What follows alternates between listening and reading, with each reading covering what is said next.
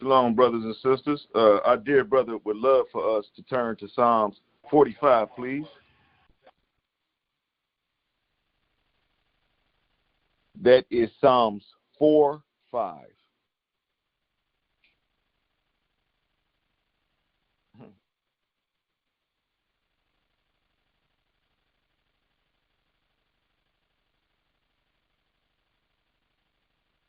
It reads, "My heart is inditing a good matter.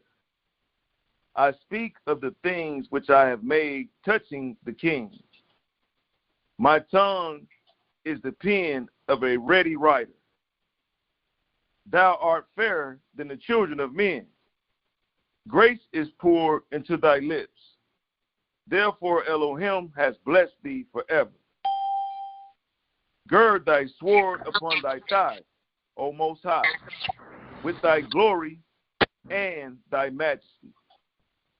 And in thy majesty ride prosperously, because of truth and meekness and righteousness. And thy right hand shall teach thee terrible things.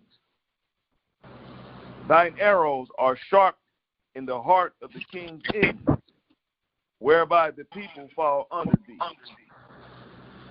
Thy throne, O Elohim, is forever and ever. Scepter, thy kingdom is a right scepter. Thou lovest righteousness and hatest wickedness. Therefore Elohim, thy Elohim, have anointed thee with the oil of gladness above thy fellows. All thy garments smell of myrrh and aloe and cassia, out of the ivory palaces, whereby they have made thee glad. Kings' daughters were among thy honorable women. Upon thy right hand did stand the queen in gold of Ophir. Hearken, O daughter, and consider, and incline thine ear. Forget also thine own people and thy father's house. So shall the king greatly desire thy beauty, for he is thy master, and worship thou him. And the daughter of Tyre shall be there with a gift. Even the rich among the people shall entreat thy favor. The king's daughter is all glorious. Within her clothing is a wrought gold.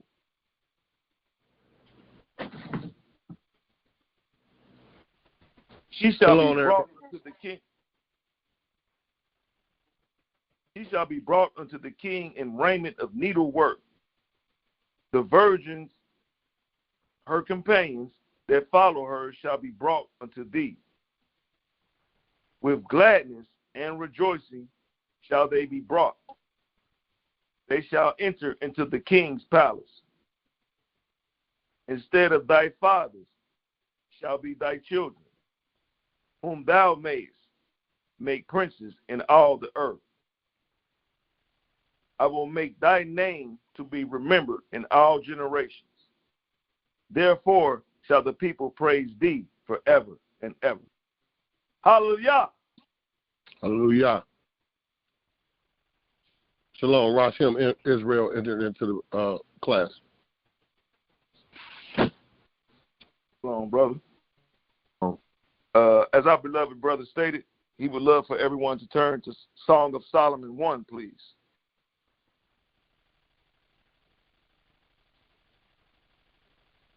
Song of Solomon, chapter 1.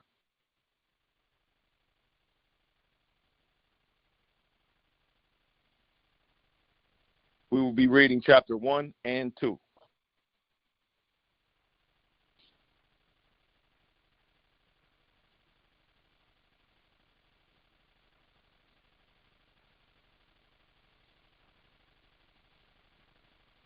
It reads, the Song of Songs, which is Solomon's. Let him kiss me with the kisses of his mouth, for thy love is better than wine. Because of the savor of thy ointments. Thy name is as ointment poured forth.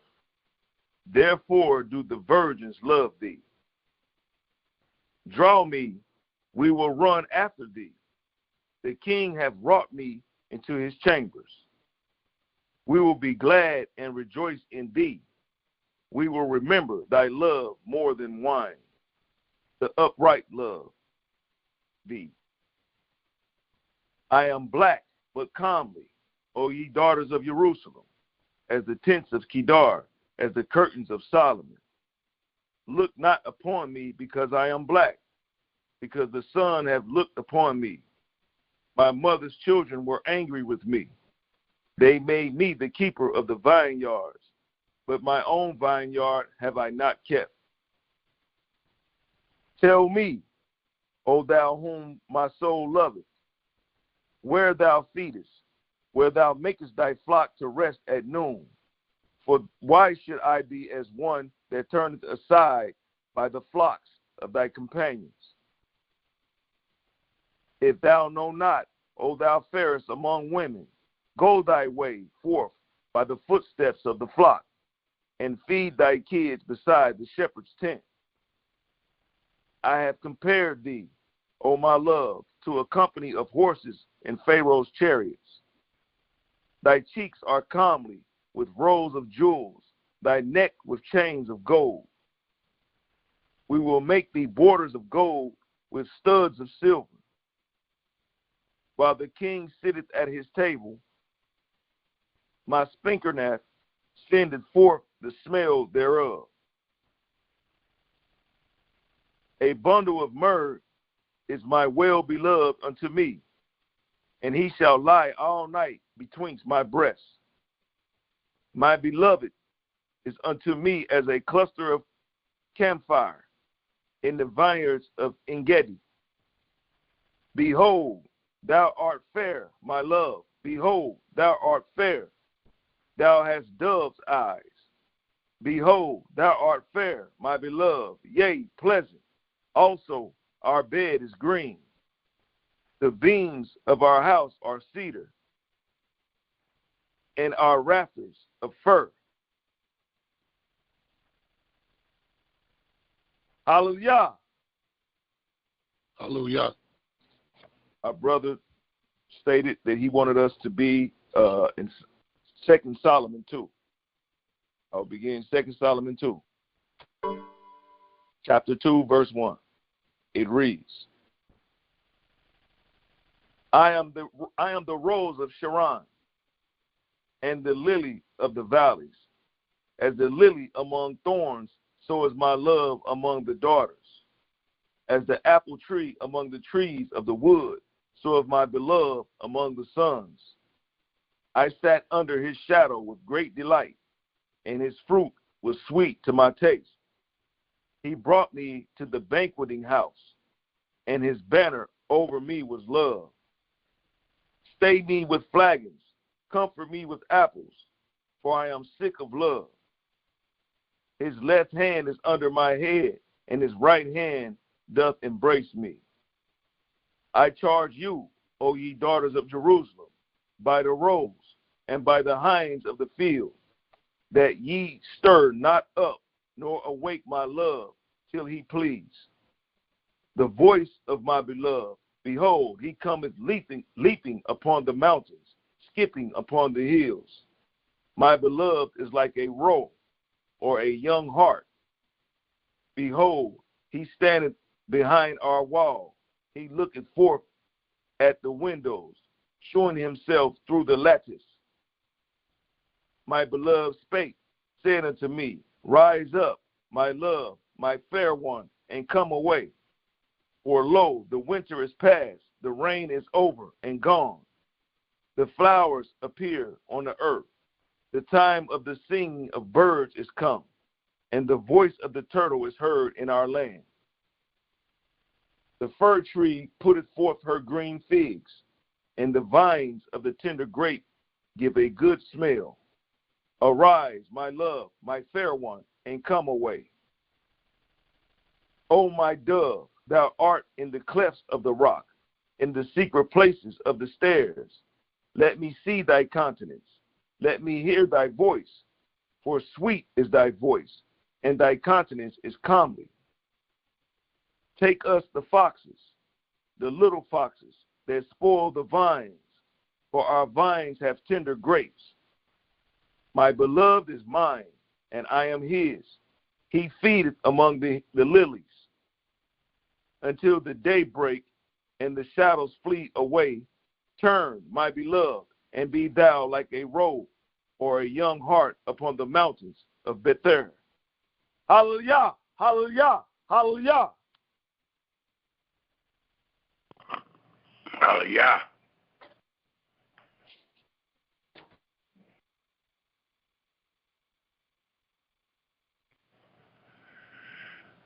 Hallelujah and Shalom, Israel. First and foremost, I would like to give thanks and praise to the Creator of the heaven and earth and everything therein is by saying Hallelujah. Also, we would like to ask Yahweh to allow the words of my mouth and the meditation of my heart to be acceptable in His sight. Yahweh, our strength and our Redeemer.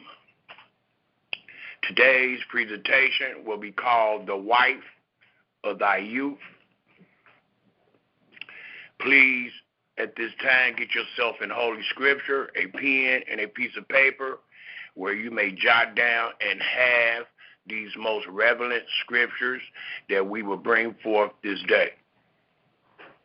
And as I stated earlier, please pay close attention to this presentation, for all of your questions will be answered this day, dealing with the union of marriage. A lot of times we worry ourselves about things that the Almighty has not said.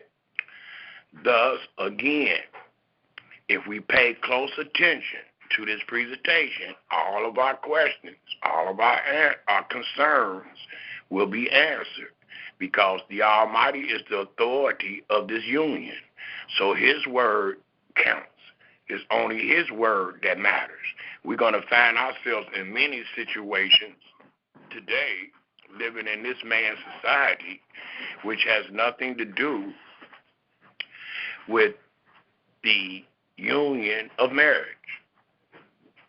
It has nothing to do as far as the behavior and things like that. The Almighty does not speak on many of the things that we endure today, because today we don't find ourselves under the statutes of life.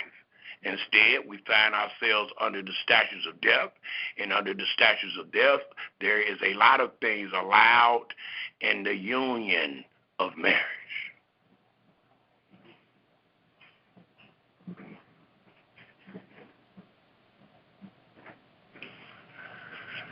So we will go ahead and open up this great presentation with a few words of warning by way of wisdom, and then we will show what the volume of the book reveals.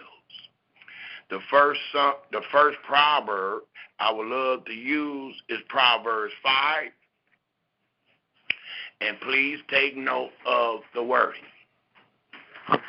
because these words is to make you fear and make you want to be on the right path.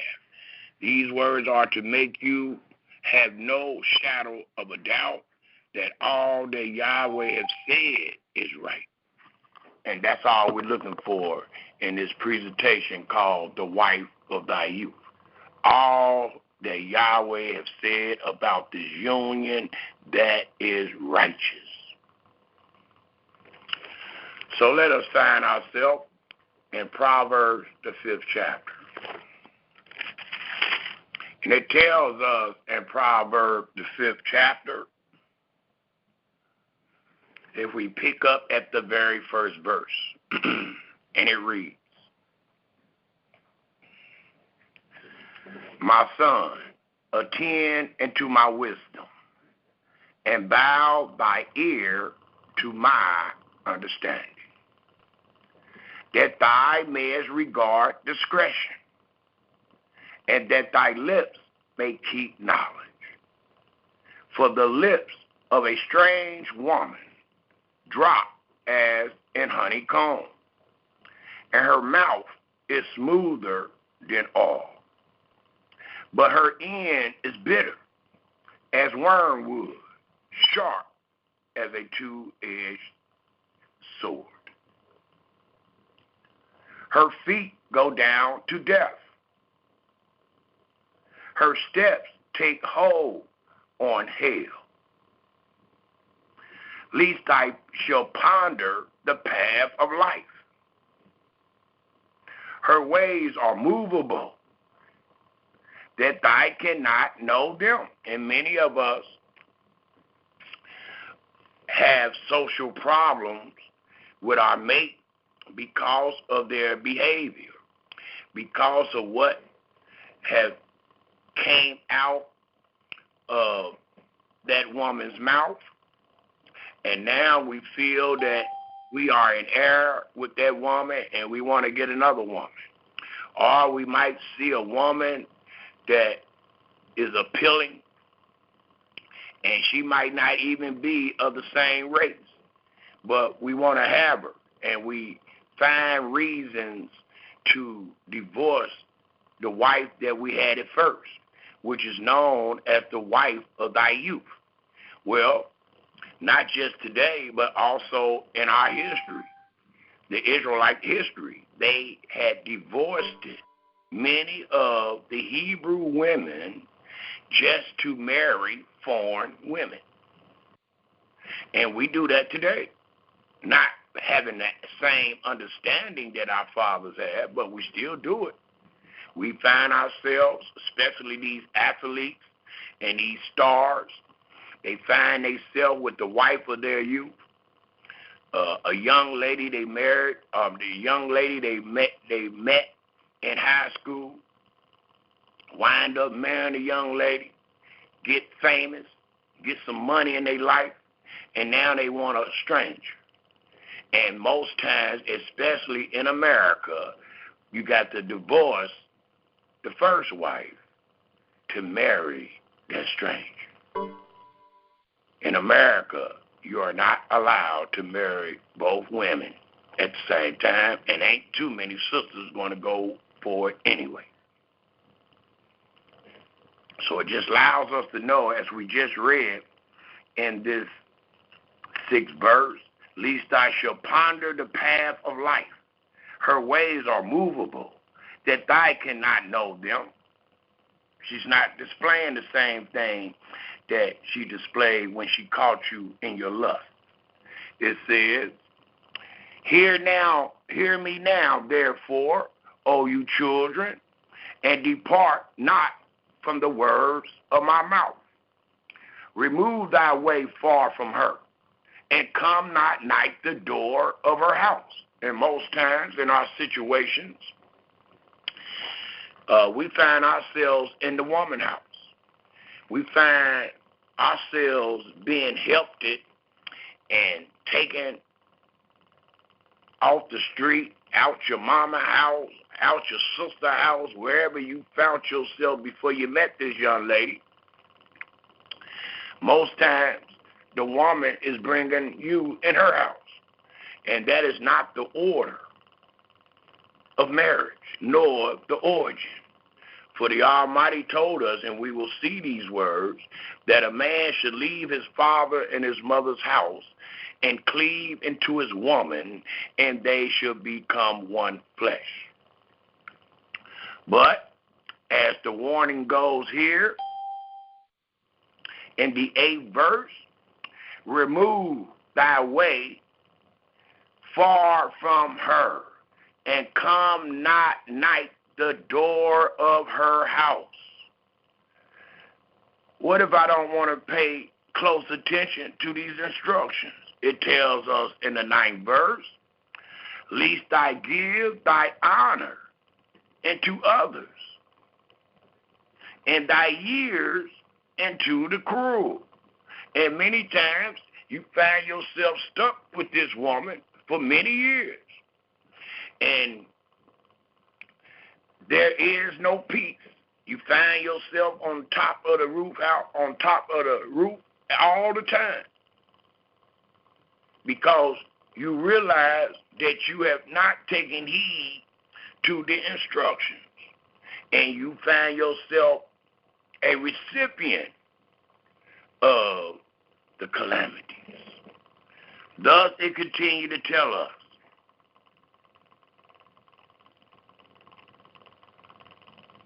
in the 10th verse, lest strangers, no, it's talking about women, be filled with thy wealth, and thy labors be in the house of a stranger. And thy mourn at the last. And I'm hearing these brothers mourn. I'm hearing these brothers mourn so much that they are making drastic moves. They are just leaving the wife of thy youth. And I always heard back in the day that it was cheaper to keep her. Well, with these people mourning in such way, they have disregarded even that wisdom to where they have divorced the wife of their youth and have taken on strange women. And thy mourn at the last, when thy flesh and thy body are consumed, and say, how have I hated instructions? If you would have took heed of the instructions dealing with the origin of marriage, you would have never found yourself in this situation. But what this also brings out is that this union, this marriage, is holy. It has many spiritual undertones attached to it. For Yahweh is the one that has established this great union. So, with it being under the authority of Yahweh, it comes with laws, statutes, and judgments. It comes with making a difference, a discretion between the holy and the unholy. So these holy matrimonies, these holy marriages are truly holy, and they were to be executed only one way. A lot of times we find ourselves making vows and promises to men and women. Well, your vow and your promise is only really looked upon based on how you act, based on what you do. Not so much of what you said, but what you do and what you are doing. Thus, we find one of our brothers in error. They are not doing well, and they have confessed it out of their own mouths, according to the 12th verse, and said, how have I hated instruction, and my heart despised correction, despised reproof. When the man told me to leave the sister alone, I despised that. I came up with all type of reasons why I need to hold on to the sister and how the sister can help me. But it tells us in the 14th verse, I was almost in all evil in the midst of the congregation, in assembly. And then wisdom instructs one, drink water out of thy own cistern, and running water out of thy own well, lest thy fountains be dispersed abroad, and rivers of water in the streets. Let them be only thy own. It tells one to stay focused on their own. And this own is dealing with your own kin, your own bloodline, your own line of women that you are allowed to marry. As I stated in one of our presentations, there are many, many beautiful and virtuous women. The only thing about that is not all of them are preferable or available for the children of Israel. And what your brother mean by that is that the Almighty created men and women. And when he created them, he allowed them to know that the woman was a helpmate for that man. Well, this man was an holy man. And the Almighty wanted this man to bring forth holy children, holy seed. And the only way, and there's no other way of doing it because this is Yahweh, this is the Creator doing. The only way that the man can bring forth the holy seed is to cohabitate with a holy woman. The holy seed will never come out of an unholy woman. That don't mean you won't have seed. That don't mean you won't have many seeds. It just means out of all the seeds that you have, none of them is ordained with the holy blessing that Yahweh placed upon a holy man and a holy woman in their seed. So it continues to tell us,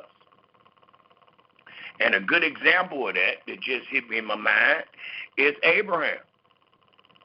And even Abraham was satisfied. If you read the scriptures, even Abraham was satisfied with Ishmael.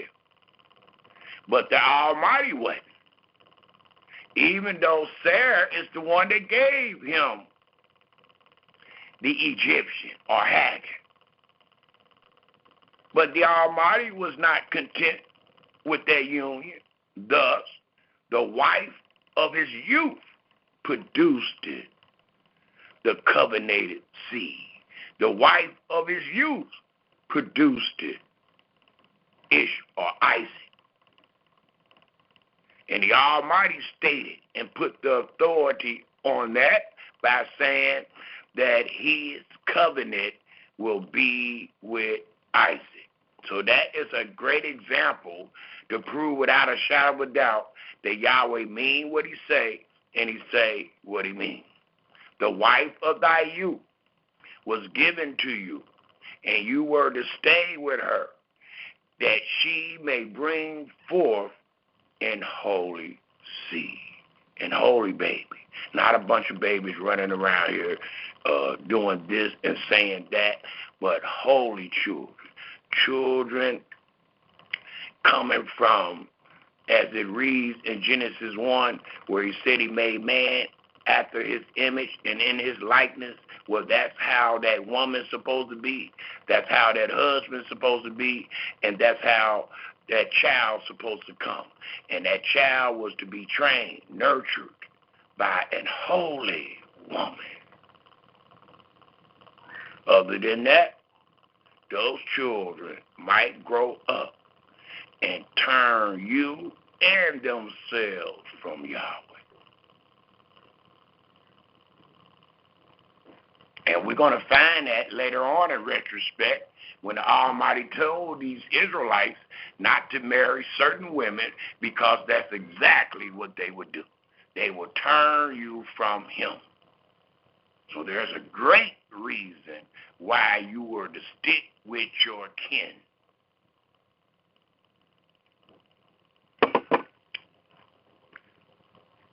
It continues to tell us in this 5th chapter of Proverbs, again in the 16th verse, let thy fountains be dispersed abroad and rivers of water in the streets. Let them be only thy own and not strangers with thee. Let thy fountains be blessed and rejoice with thy wife of thy youth.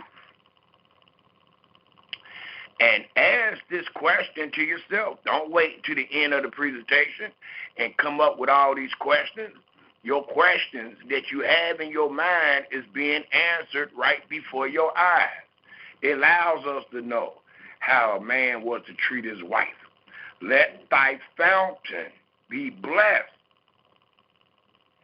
and rejoice with the wife of thy youth. These are words of wisdom to instruct and direct the young man and the young woman on the right path. The 19th verse reads, let her be as the loving hind and pleasant roe. Let her breasts satisfy.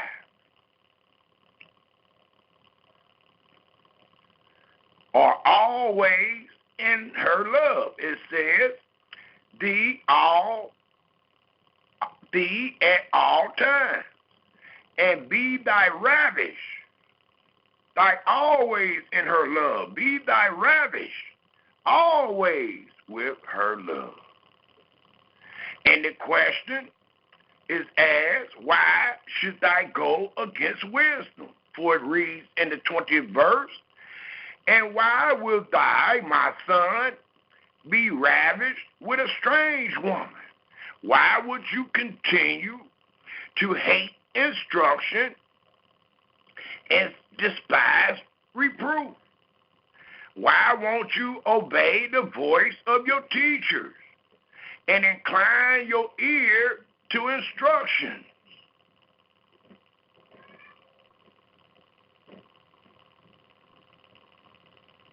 It says, for the way of man, the 21st verse, let me read the 20th verse first. And why will thy,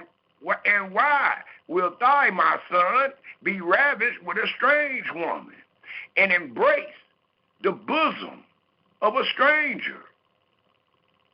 For the ways of man, this is Adam.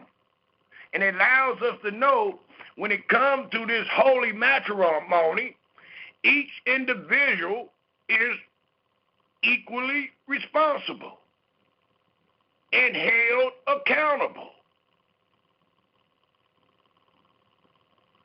It reads, the 21st verse, for the ways of man, all of you, are before the eyes of Yahweh, and he ponders all of your goings. His own iniquity that is found in man shall take the wicked himself, and he shall be holden with the cords of his own sin, or sin. He shall die without instruction. Many of us get caught up and go through many trials and tribulations. And the only reason we find ourselves in such despicable situations dealing with the woman that we say we love and she says she loves us is because we are walking and entering into these relationships without instruction. We doing the act, and now we want to be instructed. We done had 3 children. Now we want to be instructed.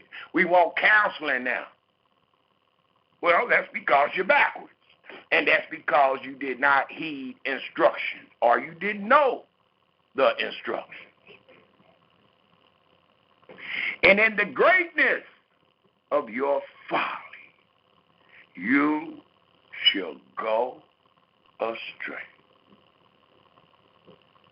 And we have many testimonies of our young men going astray because of the choices they have made. It also tells us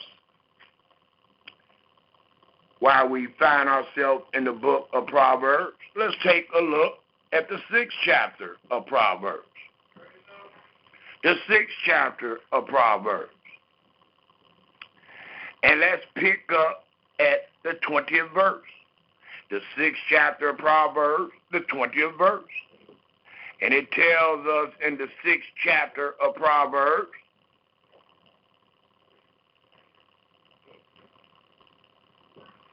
the 20th verse, my son, keep thy father's commandment, and forsake not the law of thy mother. For it truly told us in Genesis, we'll get there, in Genesis 2, that a man should leave his father and his mother house.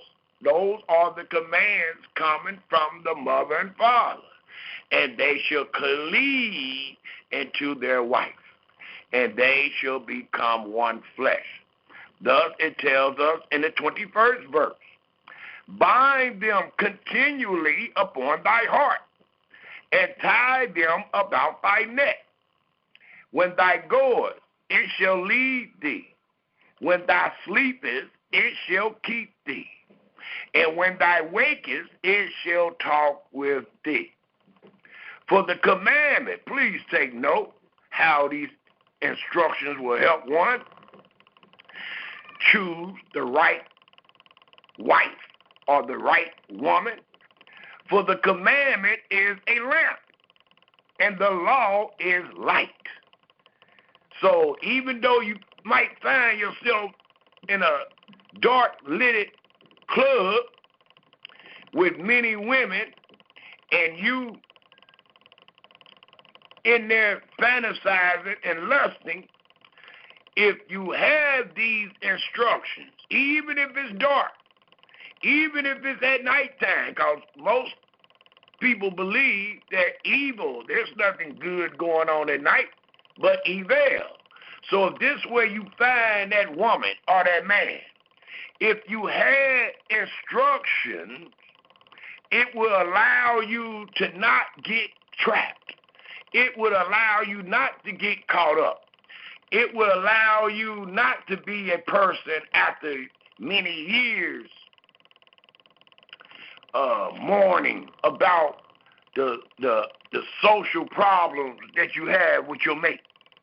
For it tells us, having these instructions, commandments, and laws, it tells us in the 23rd verse, for the commandment is a lamp, and the law is light, and reproofs, note, as we are given this day, and reproofs are of instruction, reproving the instruction, are the way of life. Well, why do we need such things?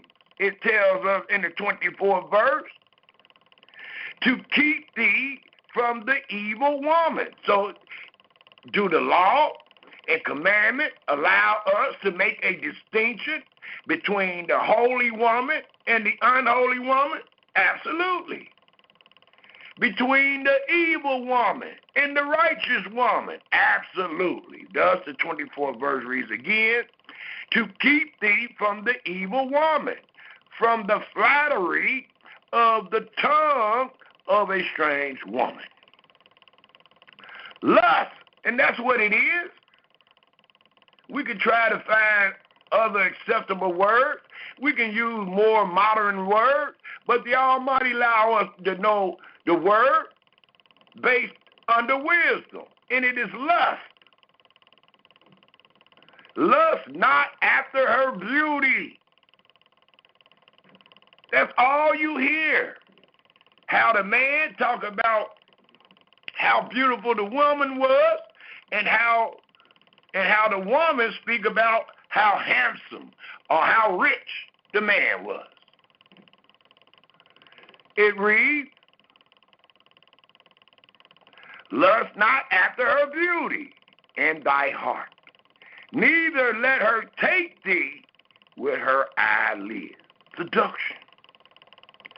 For by means of a whorish woman, a man is brought to a piece of bread, and the adulteress will hunt for the precious life. Can a man take fire in his bosom and his clothes not be burnt? Can one go upon hot coals and his feet not be burnt? So he that goes into his neighbor's wife, because that wife is the wife of his youth. That wife is who he has companionship with, who he depends upon. So spiritually, it is truly not doing well when you take and lay with another man's woman. And this woman that I'm speaking about can be found in your Strong's Concordance under 802, and it denotes wife. The word wife and the word woman has the same definition. 802 in your Strong Concordance. Thus it continues to tell us in the 29th verse, so he that goes into his neighbor's wife, whosoever touch her shall not be innocent. The opposite of innocent is guilty. Men, do not despise a thief. And we're not talking about stealing a man's wife, we're talking about stealing products. It says, men, do not despise a thief if he steal to satisfy his soul when he is hungry. But if he be found, he shall restore sevenfold. He shall give all the substance of his house. But whoso commit adultery with a man lack understanding. They don't have instructions. They do not take heed to the words of their teachers. It says, he that does it destroy his own soul. A wound and dishonor shall he get, and his reproach shall not be wiped away. For jealousy is the rage of a man, a husband. Therefore, he will not spare in the day of vengeance. And note, as your brother stated earlier, this holy matrimony is spiritual. It has many spiritual overtones or undertones. And this spiritual matrimony is so deep and so intact with our Creator that the Almighty has laid a spirit upon man. Just like the Almighty says that he is jealous, he got a spirit on man to be jealous about his wife, the wife of his youth. Now, why would the Almighty have a spirit on man to be jealous about his wife? Because the Almighty has an institution that denotes monogamy. You're supposed to get your own wife. And many times it denoted mercy if you did receive your own wife. But you're supposed to get your own wife. The Almighty gave that man that wife. And you're based on the Ten Commandments. You're not to covet anything that belongs unto thy neighbor, even his wife. Thus, it closes by telling us, again, in the 34th and 35th verse, For jealousy is the rage of a man. Therefore he will not spare in the day of vengeance, nor did Yahweh. He will not regard any ransom, nor did Yahweh. Neither will he rest content, though thou givest many gifts, nor will Yahweh. Dealing with the marriage of the children of Israel and how they played the whore, how they showed and shared their honor and was dishonored because they grabbed on to strange wives and married them, and they became induced with their gods because another man might lay with another man's wife. There is never content, though thou say thou art sorry, or it was a mistake. It will never happen again. It allows us to know Yahweh put on man the same spirit that Yahweh possesses. And it is a jealous spirit. And I'm going to show another example of this jealous spirit. It also tells us, by way of warning, if we take a look in the book of Wisdom, which is called the book of Ecclesiastes. The book of Ecclesiastes, and let's start reading at the 7th chapter. The book of Ecclesiastes, the 7th chapter.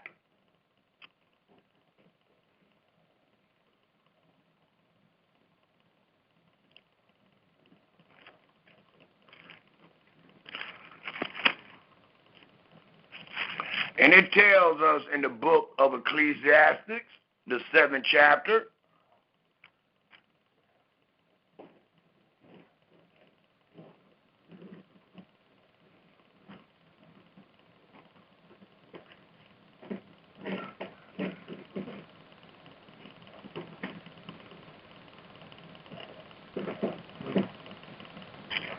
it tells us, if we start reading at the 12th verse,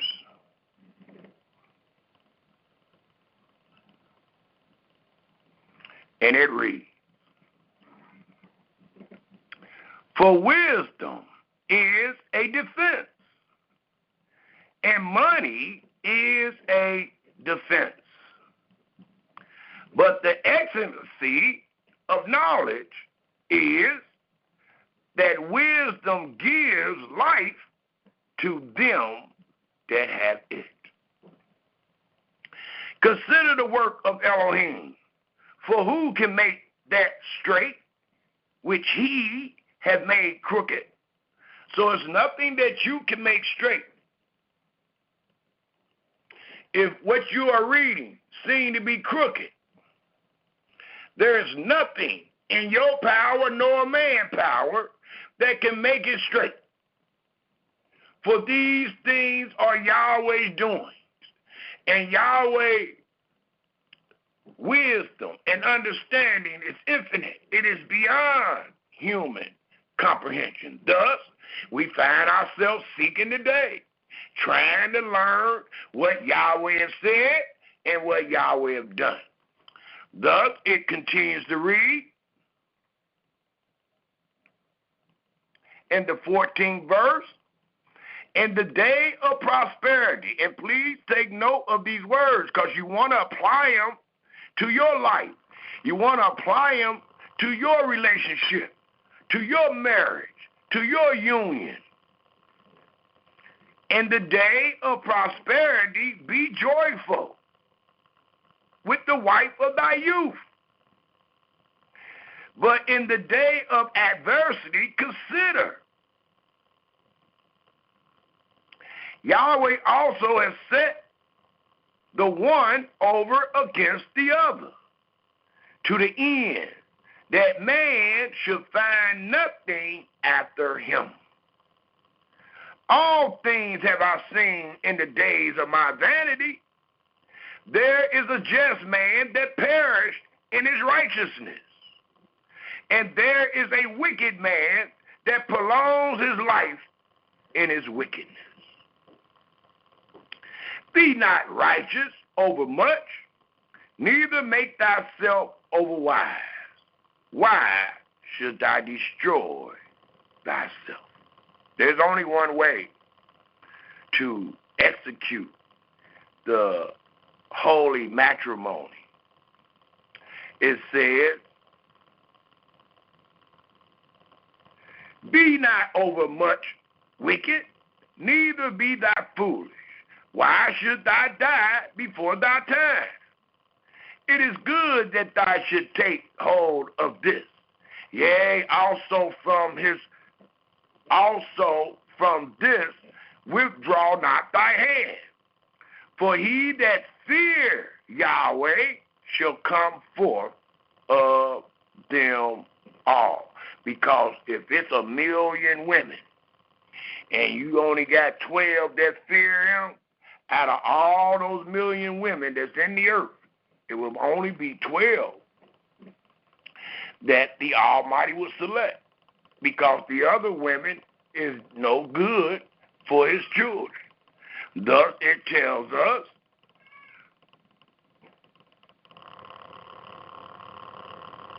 in the 17th verse again, be not overmuch wicked, neither be thou foolish. Why should thou die before thy time? It is good that thou should take hold of this. Yea, also from this withdraw not thy hand. For he that fear Yahweh shall come forth of them all. Same as it speak about that virtuous woman. Wisdom strengthens the wise more than 10 mighty men, which are in the city. For there is not a just man upon earth that does good and sin not. So sometimes we err, and sometimes we got to work it out instead of just getting a divorce, instead of just breaking up. As your brother have stated, words of the wise, it is cheaper to keep her. It continues to tell us,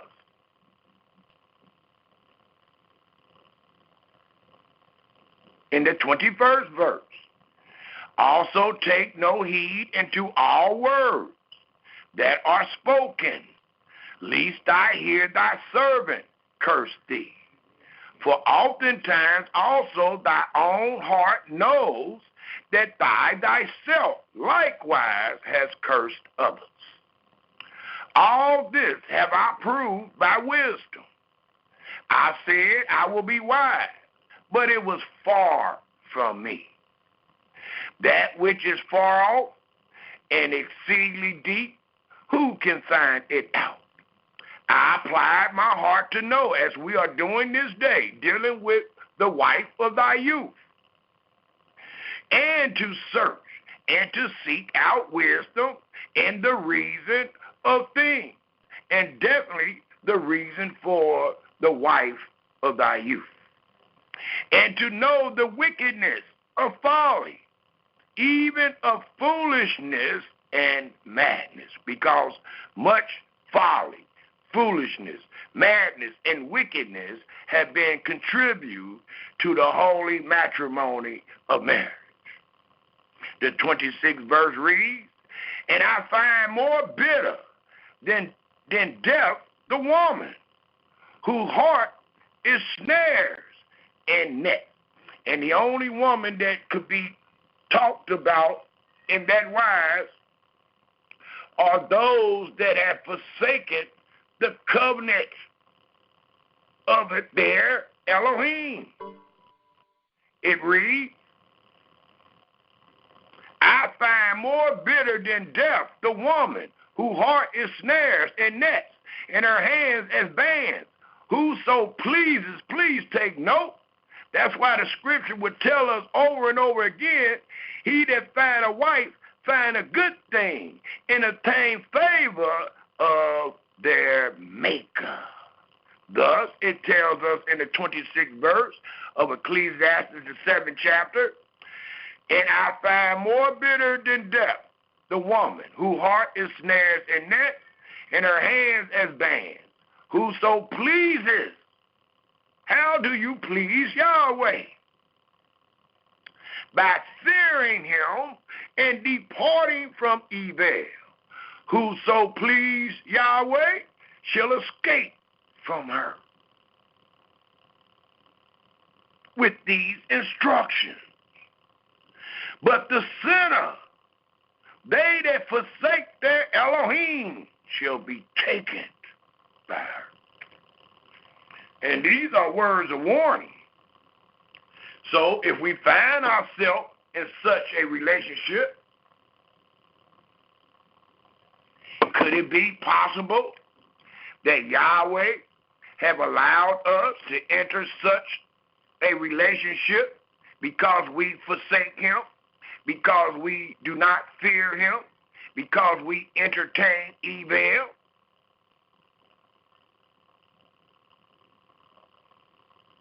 The 27th verse reads, Behold, this have I found, said the preacher.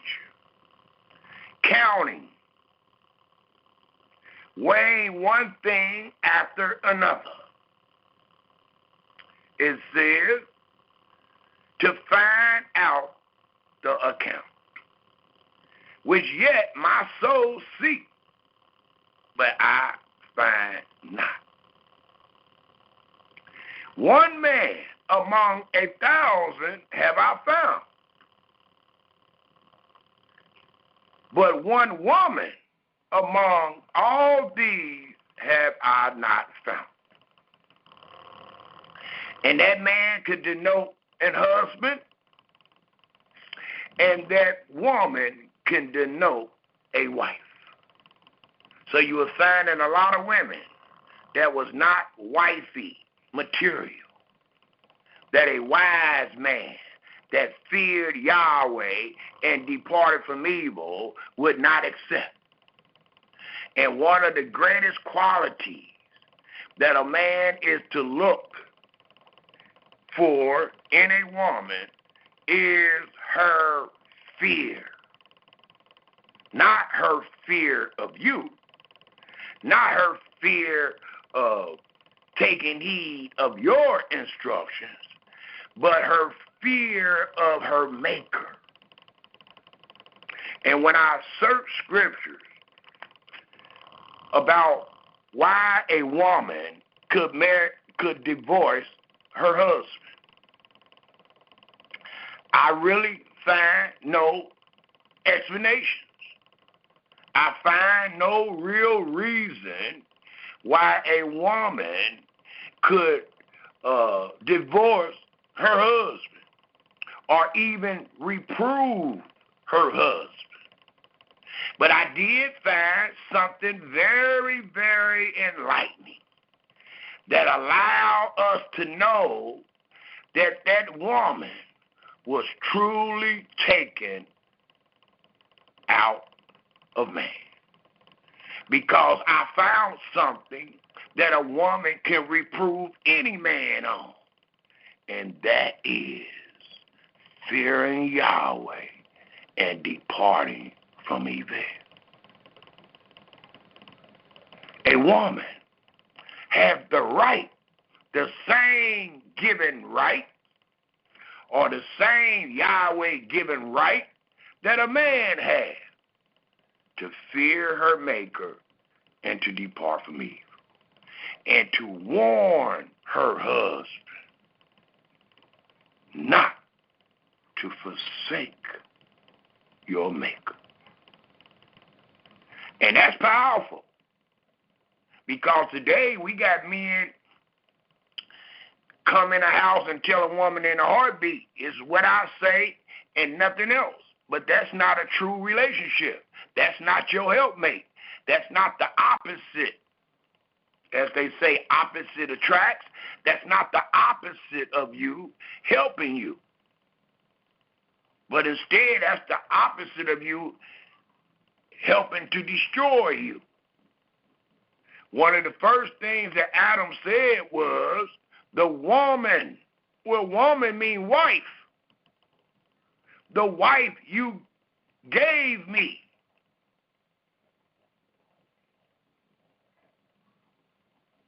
But when we read that story, we find out that both of them was punished. Because she is the flesh of thy flesh.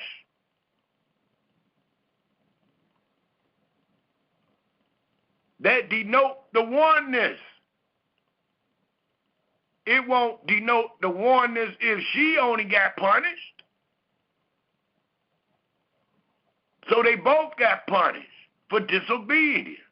And the woman had the right to warn her husband, to plead with her husband not to forsake Yahweh, to fear him, and to always depart from evil.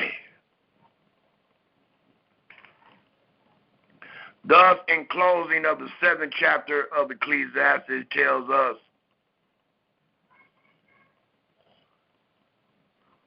again in the 28th and 29th verse, which yet my soul seek, but I find not. One man among 1,000 have I found, but a woman among all those have I not found. So you found one man among 1,000 men that could truly denote a husband. But among the same number, among women, I found not one wife. Lo, this only have I found, that Elohim have made man upright. So the only way he can find the right woman, she must be made upright. I stated earlier, the holy seed can only be nurtured by a holy woman.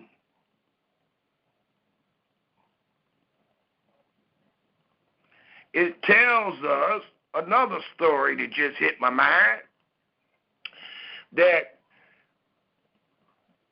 Pharaoh was killing all the men children. And there was a male child by the name of Moses. And they put him in a bushel in water, and Pharaoh's daughter found him. Well, how? And that was a holy child. Didn't nobody know it at the time, but that was a holy child. But who nurtured the child?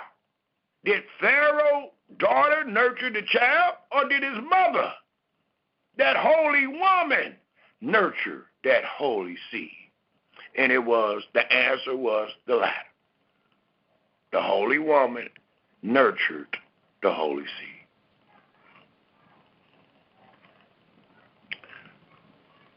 The 29th verse, lo, this only have I found, that Yahweh have made man upright, but they have sought out many inventions. And the inventions that we are bringing up this day, dealing with the wife of thy youth, is the stranger. Some other woman other than your kin. It also tells us in this great book of wisdom, if we take a look at the 4th chapter, the 4th chapter of Ecclesiastes, and it tells us in the very first verse. And I need to read these things because these are true words of wisdom. And they are words that denote reproof, that directs our lives. So we need to know what wisdom says. We need to know what Yahweh desires. I done had people say, well, yeah, I enjoyed your presentation, brother, but you need a producer. You don't need to read the Proverbs because we already know them. Well, I beg to differ. For I know many men and women that don't know these words. They don't read them, they don't quote them, nor do they walk them. So I beg to differ. Every word is what I told the brother of Yahweh is pure. He is a shield unto them that put their trust in him. Don't add, don't take away. So if I take away the Proverbs, I'm not taking heed to instructions. The Almighty said, don't add, don't take away. Where I haven't added, nor will I take away. I will continue to warn you with the words of wisdom. Thus, the 4th chapter of Ecclesiastes tells us in the very first verse.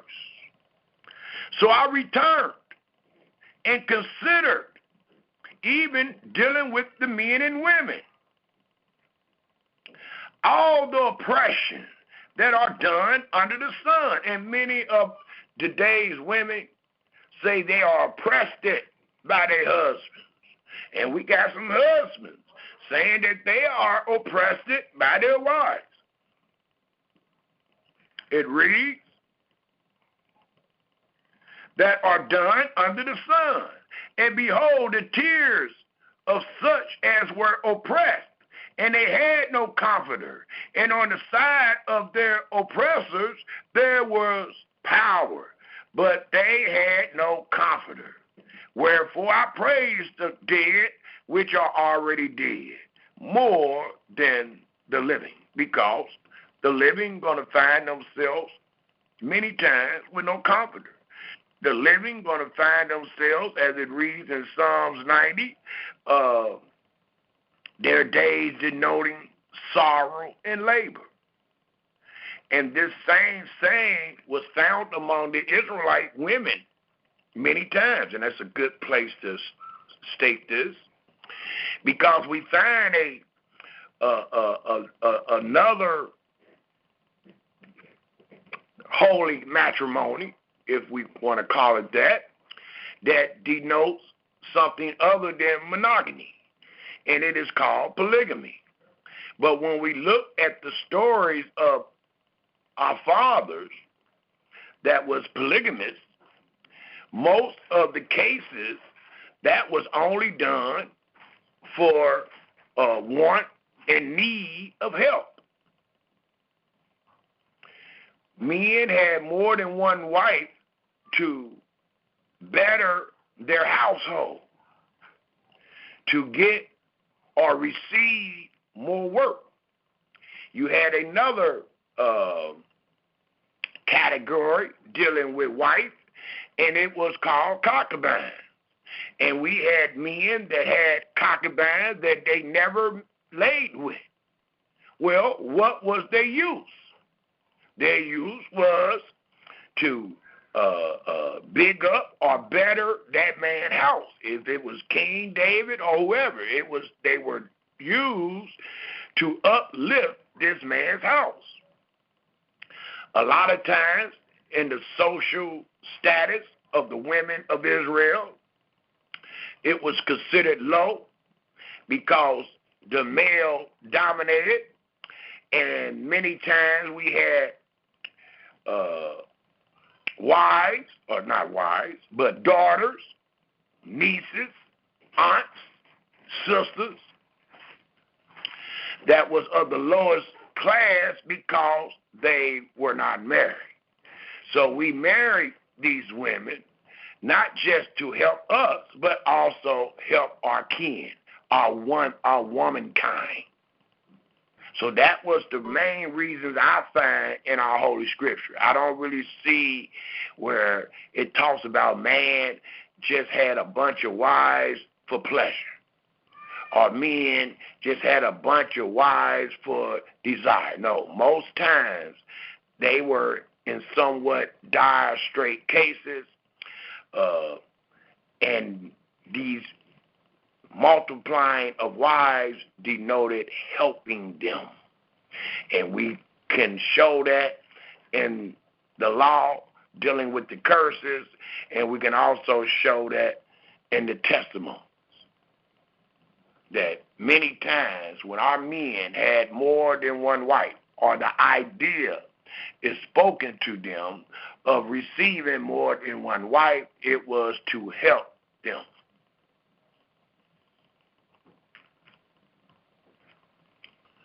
And even today, we can kind of equate that. We know that we have sisters, nieces, and most times it's the man that helps them. They uncle, they brother, they dad.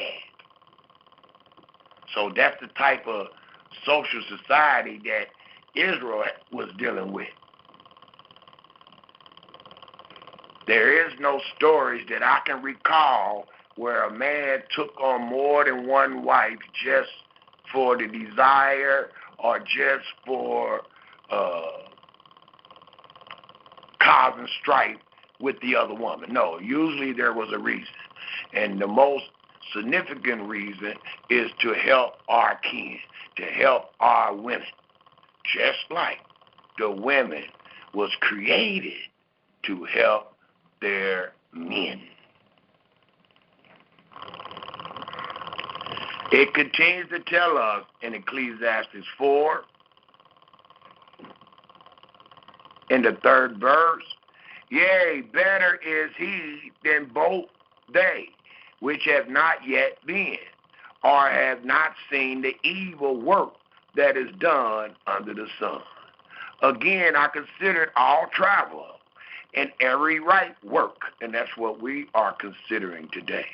What is the right work dealing with monogamy, or dealing with polygamy, or dealing with the holy matrimony of marriage? Again, I considered all travel and every right work, that for this a man is envied of his neighbor, and sometimes of his neighbor's wife. This is also vanity and vexation of spirit. The fool folds his hands together and eat his own flesh. Better is a handful with quietness than both the hands full with travail and vexation of spirit. Then I returned, and I saw the vanity under the sun. There is one alone, please take note, and there is not a second. Well, that's both sides of the coin. That could be the woman and the man. We men, we don't like to admit it because we don't like to show the vulnerability that we find ourselves under today. But a lot of us men need our women. We need all the help in the world. We don't want to say it, but we do. I don't know if it's the male chauvinist or the male attitude or what, but we don't want to say it. But we men, even if it's you just among yourself, you know you do.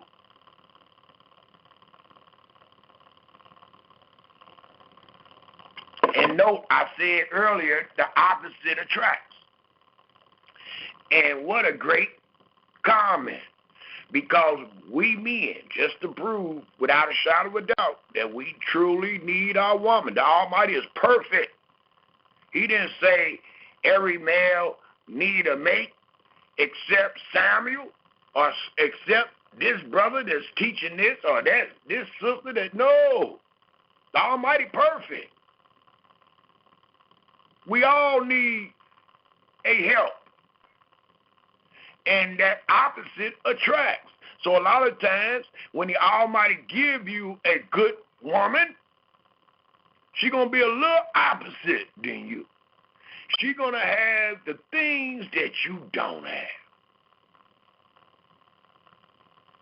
Some of us don't know how to talk to the stranger, the enemy.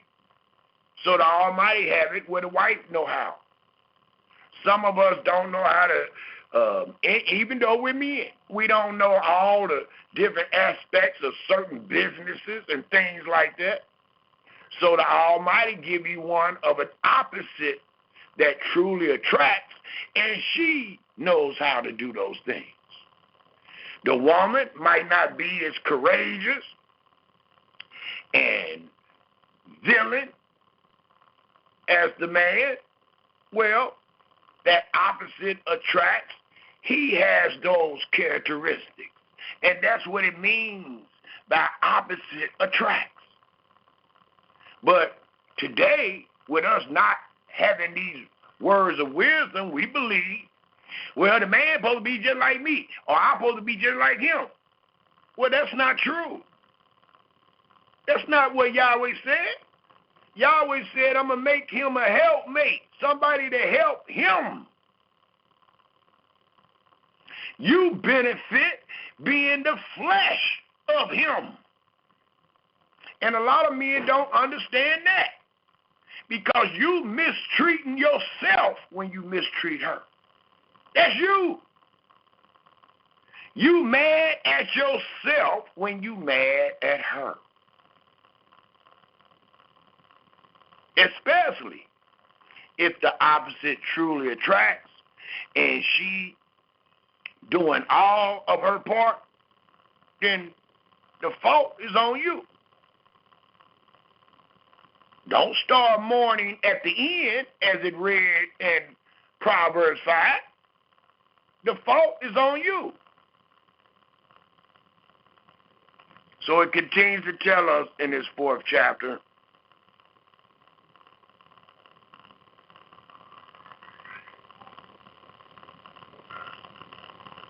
again in the 8th verse, there is one alone, and we don't want to be alone. The Almighty said man should not be alone. That should be the end of it. There is one alone, and there is not a second. Yea, he have neither child nor brother. And many people, like I said about our men, we need these women, but we won't confess it because we think it make us weak.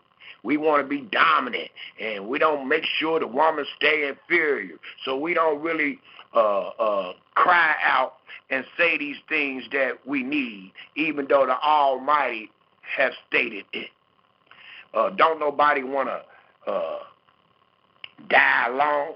We have many people that worry because they see themselves getting older and they don't have a mate, and they just have the idea that they're going to die alone. Many times our children don't visit. Many times our children don't participate, nor can they help us. But the Almighty gave you a mate to die with. And the woman might die before the man, or the man might die for the woman. But you still have somebody by your side that denotes you. So we truly need our women, just like our women truly need their man. And when I speak in this sense, I'm speaking in the sense of husband and wife, not no boyfriend and girlfriend. There's not one story about or one sentence, should I say, about a boyfriend and a girlfriend where the Almighty look well on that union and give them statutes to live therein. There is not one sentence.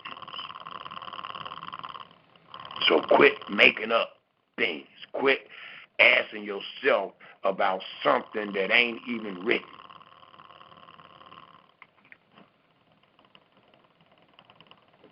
Yet is there no end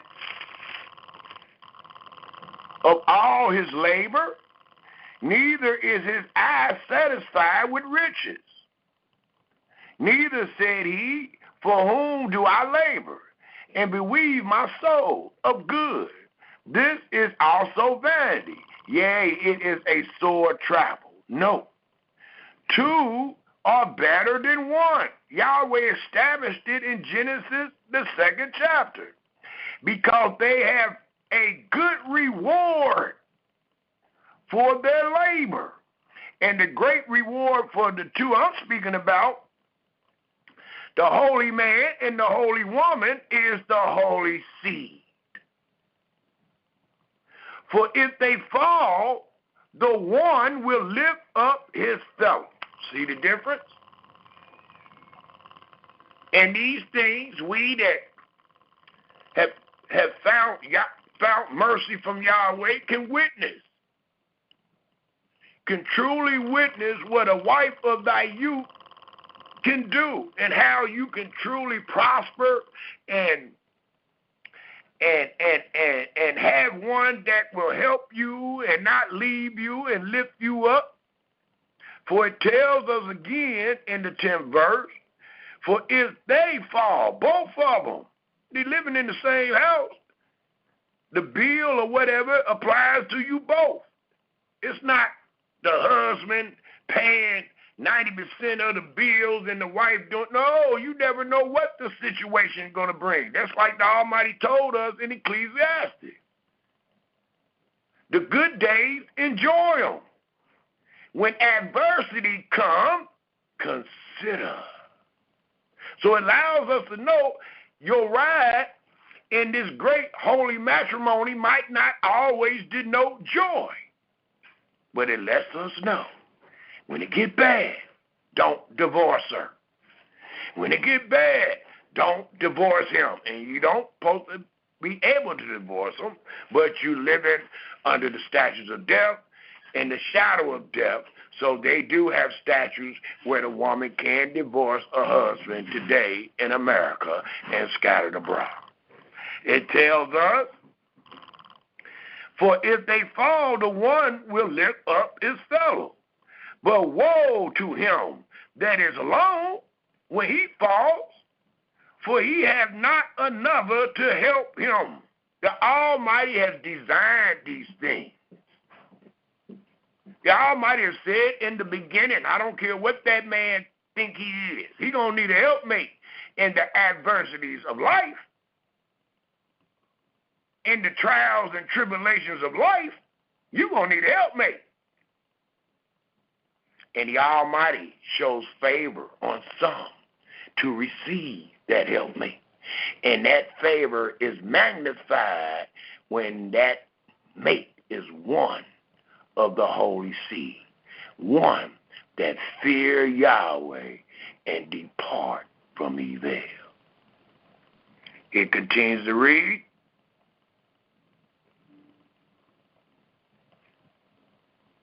in the 11th verse, again, if two lie together, then they have heat.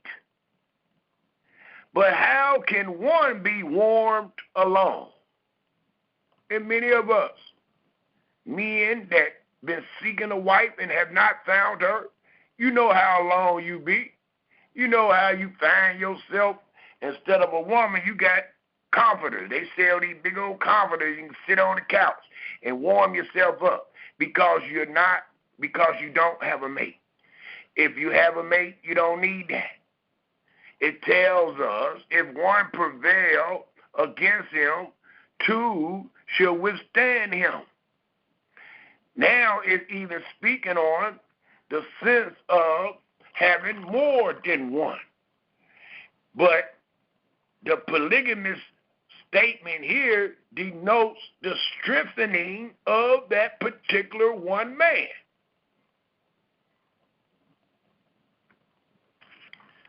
Thus it tells us,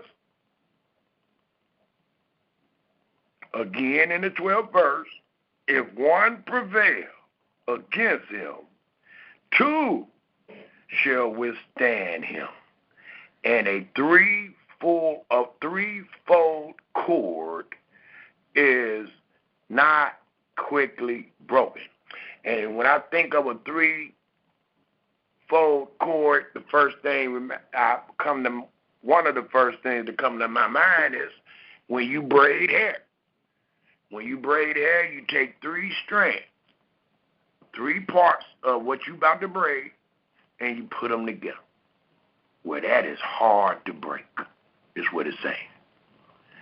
Two, you just got two, and you wind them together. Well, three is even harder to break, and that's all it's stating. And it also allows us to know the 3/4 cord is not quickly broken. It allows us to know it is clear that Solomon is pointing out the advantages of companionship. It also says,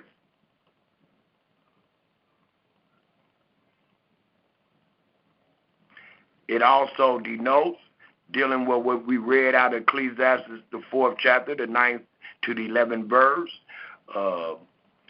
which illustrates to show how Yahweh mercy provides help to those who will depend on him, because it is the Almighty that wind up giving him the one.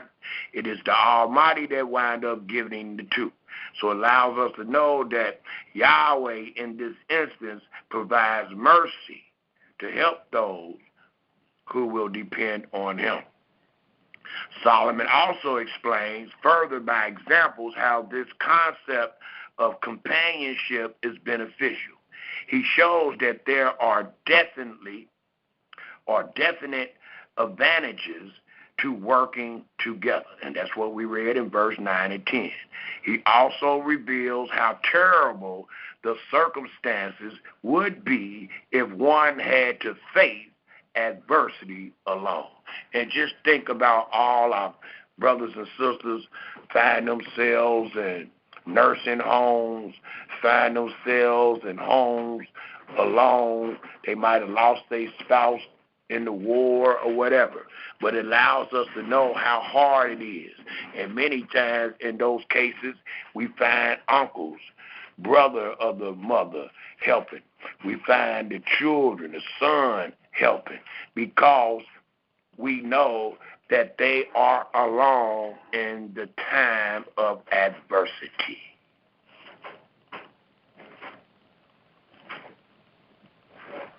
It also allows us to know that this concept of unity and working together is one that is seen throughout the volume of the book from the time of creation.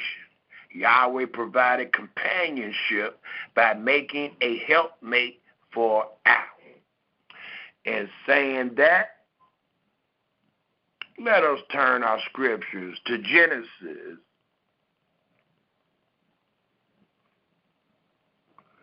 Well, before I go to Genesis, one second. Before I go to Genesis, let's read what is found in Ecclesiastes, the 9th chapter, the 9th verse.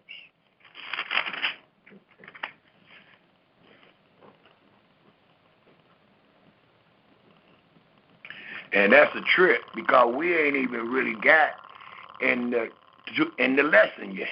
We just speaking about the words of wisdom dealing with this subject matter. And we finding out all this righteous path dealing with the wife of thy youth. And we ain't even gave the meat of the subject matter yet.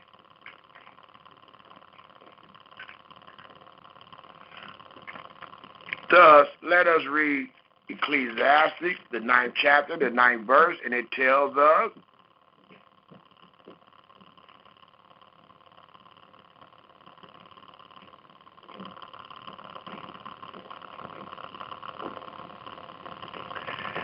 in the 9th verse, live. It's just saying enjoy life. Live joyfully with the wife whom thy lovest all the days of the life of thy vanity. You just read what it says, and it also denotes that you were to live joyfully with the wife of thy youth all the days of thy life. It denotes by the words of wisdom that Yahweh hates putting away.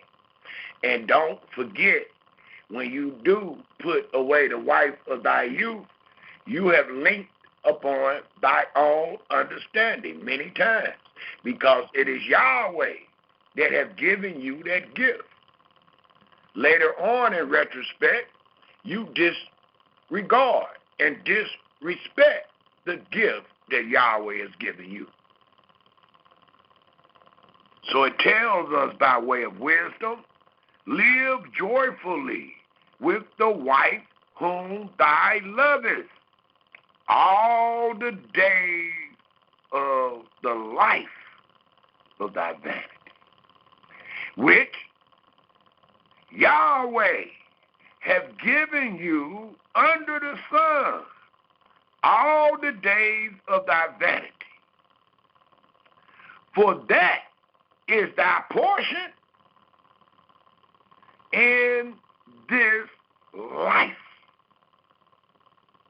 I stated, a lot of men and a lot of women do not have this portion, even though they are living in this life. And in thy labor, which thou takest under the sun.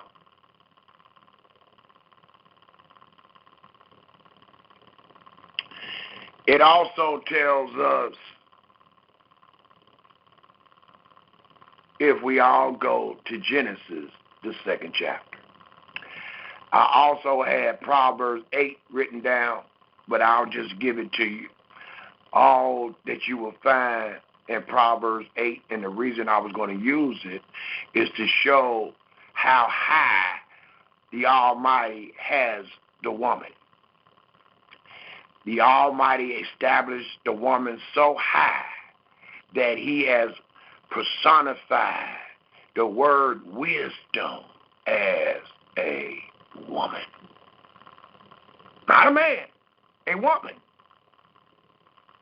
And it is a characteristic that the Almighty allowed man to see, that how special and how holy the woman is. He compared that which helped him. He compared that which he used in his creation as a woman. And then later on in retrospect, he has a man who he made after the likeness and after his image. And then he give him the same help, wisdom, that is personified as a woman. He could have used it anything under the sun that he created. Instead, it is written, a woman. The whole chapter of Proverbs 8, speaking about wisdom, is only personified as a woman, not another man, but a woman. And the word woman is wife.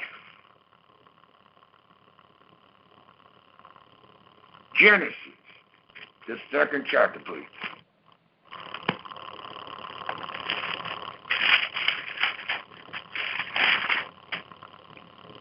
And it tells us in Genesis, the 2nd chapter, if we pick up at the 21st verse, Genesis, the 2nd chapter, the 21st verse. And let's read to the 25th verse. And it reads, and please take note of the reading.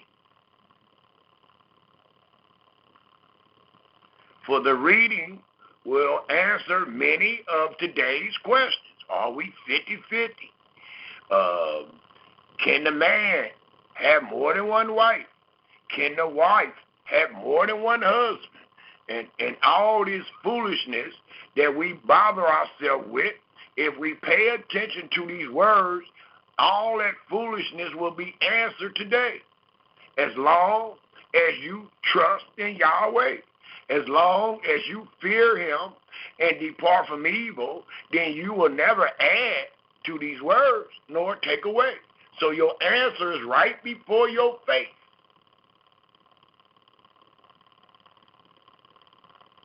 If the Almighty didn't say it or mention it, then it's none of void to us. We don't care about practices of the heathen. We're dealing with practices of the upright, the Holy One. And that's all we're concerning ourselves with, and that's all we're going to reveal and witness. Thus, it tells us in Genesis 2, if we pick up at the 21st verse. And Yahweh Elohim caused a deep sleep to fall upon Adam. And he slept, and he took one of his ribs and closed up the flesh instead thereof. A couple of weeks ago, a question was asked, well, if the wife of thy youth supposed to be the bone of thy bone and the flesh of thy flesh, how do another woman come considered as the bone of his bone and flesh of his flesh, if the first wife has already become the bone of his bone and the flesh of his flesh? Before I continue to read, I would like to interject something in this presentation where it will be recorded. That way you can visit it again instead of trying to remember what I said in this portion of the presentation. And we just read in the 21st verse where it says, and Yahweh Elohim caused a deep sleep to fall upon Adam, and he slept. And he took one of his ribs and closed up the flesh instead thereof. And the rib which Yahweh Elohim had taken from man, made he a woman, and brought her into the man. And Adam said, this is now that particular wife, the wife of thy youth, is now bone of my bone and flesh of my flesh. She shall be called wife. We find in the Hebrew Concordance, and I will take us there, that woman is found under 802 in your Hebrew Concordance. Wife is found under 802 in your Hebrew Concordance. Thus, Adam called the first woman wife. The first that was on the earth. It wasn't another one. Because the reason why she was taken out of man. Man.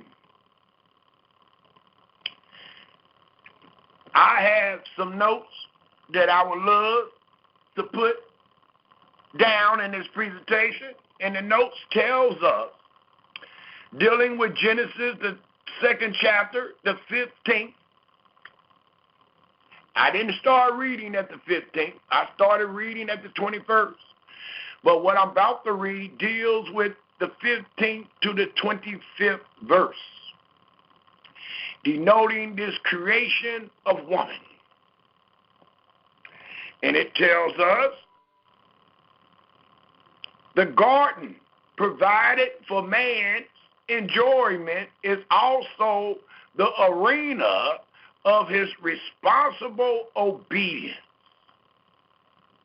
He got a lot of responsibility when it comes with a wife. When it comes with a man leaving his father and his mother's house and cleaving to his wife, and they become one, well, those things come with responsible obedience. It is suggested here the problem of human freedom as the proper relationship between obligation and unrestrained and unrestricted enjoyment, and conceives man's dynasty solely in terms of his pleasure and creation. His work in the garden and his obedience to Yahweh. He sees the question about obedience to Yahweh as the larger context within which the problem of human knowledge must be considered. And he concludes that knowledge without obedience is perverse. And such perversion means death, not morality, and implies, teases this bliss of ignorance. There is and it is no mention of the tree of life. It also tells us, having created man physically, or having created man's physical world and established the limits of his dynasty, or destiny, should I have said, Elohim decrees an end to man's solitude and thus provides opportunity for the widest range of human fulfillment. Yahweh determines to provide man with a helper fit for him. No, fit. So you wasn't just, any woman ain't fit. Any woman is not Elohimly. Any woman does not belong to the bloodline and the kinship of the Hebrews. So in this perfect act, we are allowing the world to know that which Yahweh provided for man is perfect. Thus, a helper fit for him, corresponding to him as his opposite. As your brother stated, opposite attracts. It also allows us to know, I'll state this, it says, none of the animals, though obviously akin, because the Almighty created it. And just like the animal go back into the ground, so do man. But it tells us, fulfill this function. So it's allowing us to know none of the animals fulfilled the same function that was fulfilled when Yahweh gave Adam Eve. For man cannot find fellowship with them, with animals.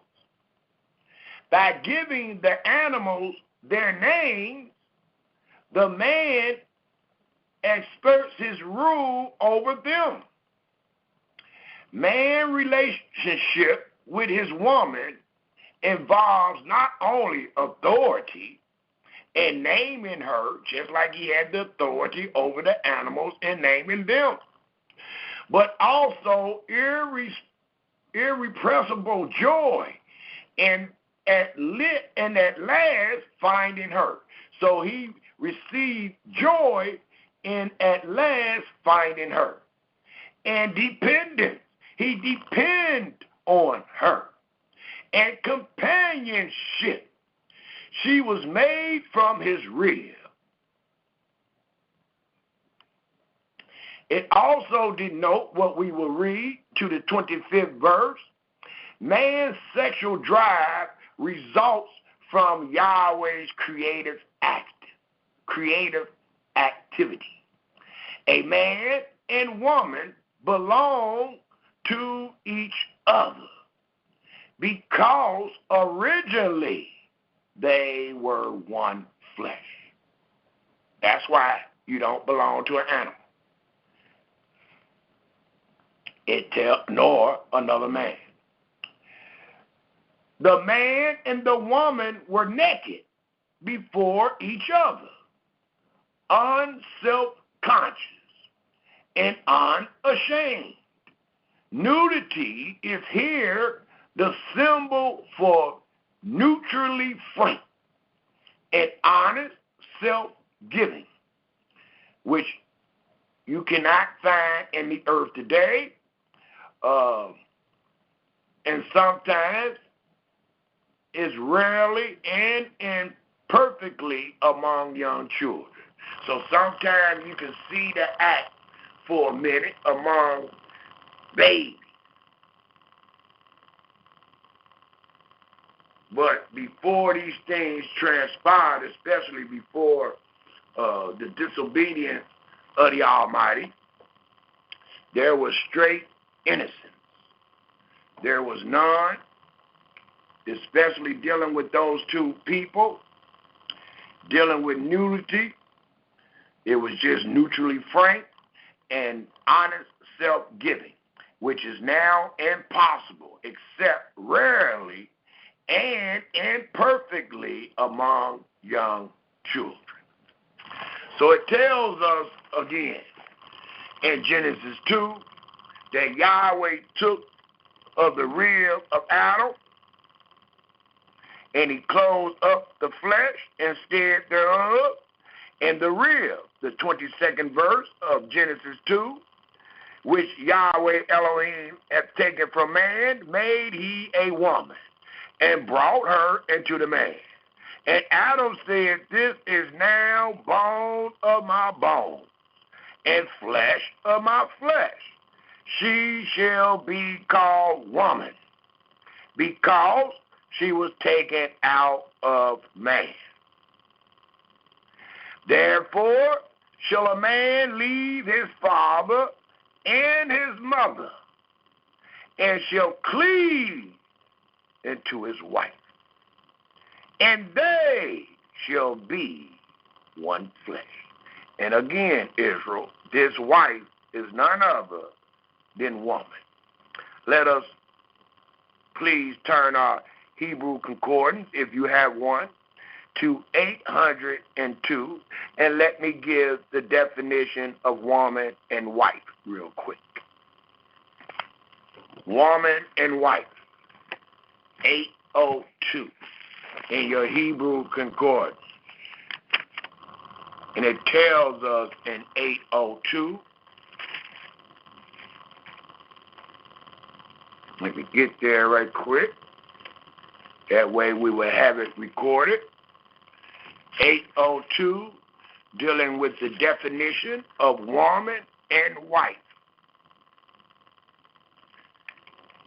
And many of you will be shocked to find that they have the same definition.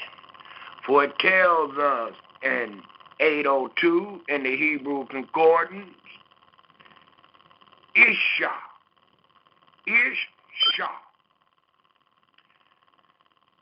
It allows us to know Isha, a woman, in a wide sense. Female, a feminine noun meaning woman, wife, or female. The origin of this word has been recorded in Genesis, the 2nd chapter, the 23rd verse, where Adam said, she shall be called woman, Isha, because she was taken out of man, Ish.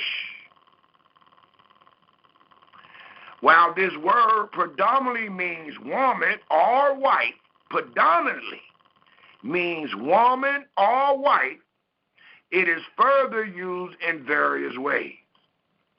Those able to bear children, a widow, an adulteress, female children.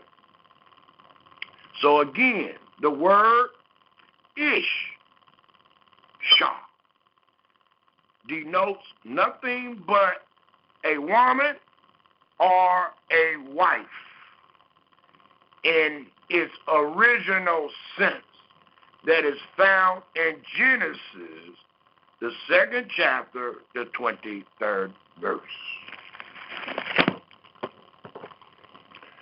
Thus, let us go to Proverbs, the 12th chapter. Let's continue this presentation.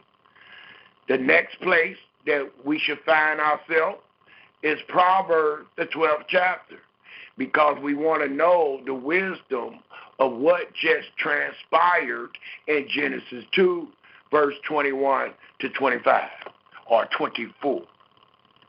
But before we go there, let me read that last verse, because I didn't read it, which was the 25th verse, and it says, and they were both naked, the man and his woman, or it reads, his wife, and were not ashamed. They were not ashamed before they disobeyed the Almighty. They were unself-conscious and unashamed. Well, in Proverbs, the 12th chapter, it tells us, dealing with what the man said out of his mouth, for he said, now she shall be bone of my bone, flesh of my flesh. And he called her woman. Well, it tells us in Proverbs 12, the 14th verse, a man shall be satisfied with good by the fruit of his mouth. So the engagement, the covenant. And I also wanted to note, based on what we just read in the 2nd chapter of Genesis, that marriage is a Sodom, SOLEMN, agreement. It denotes a covenant between man and Yahweh. So that what we read in Genesis 2 is a marriage. It's a Sodom agreement to help you in all your endeavors, to help you to become a full man.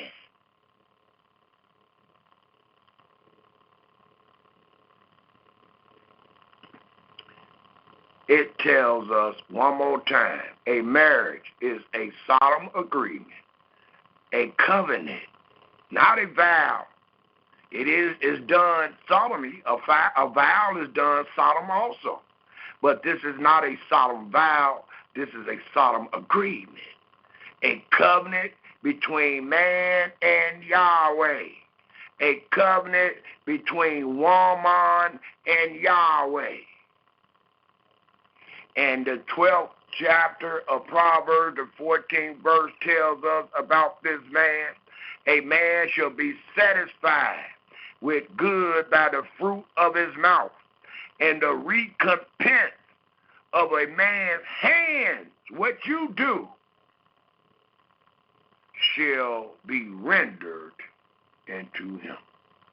So if the man take heed of these words, fear Yahweh, depart from evil, apply these words to his holy matrimony, will he be a recipient of good? Absolutely. Will he be visited with evil by receiving an evil woman? Absolutely not. Because he has instructions.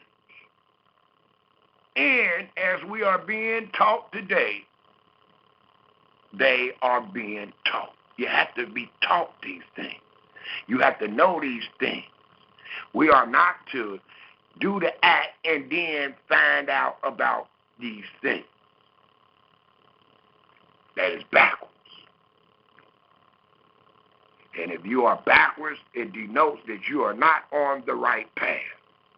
Thus, let's go back to Genesis, the 3rd chapter, and let's see the accountability of this union's behavior.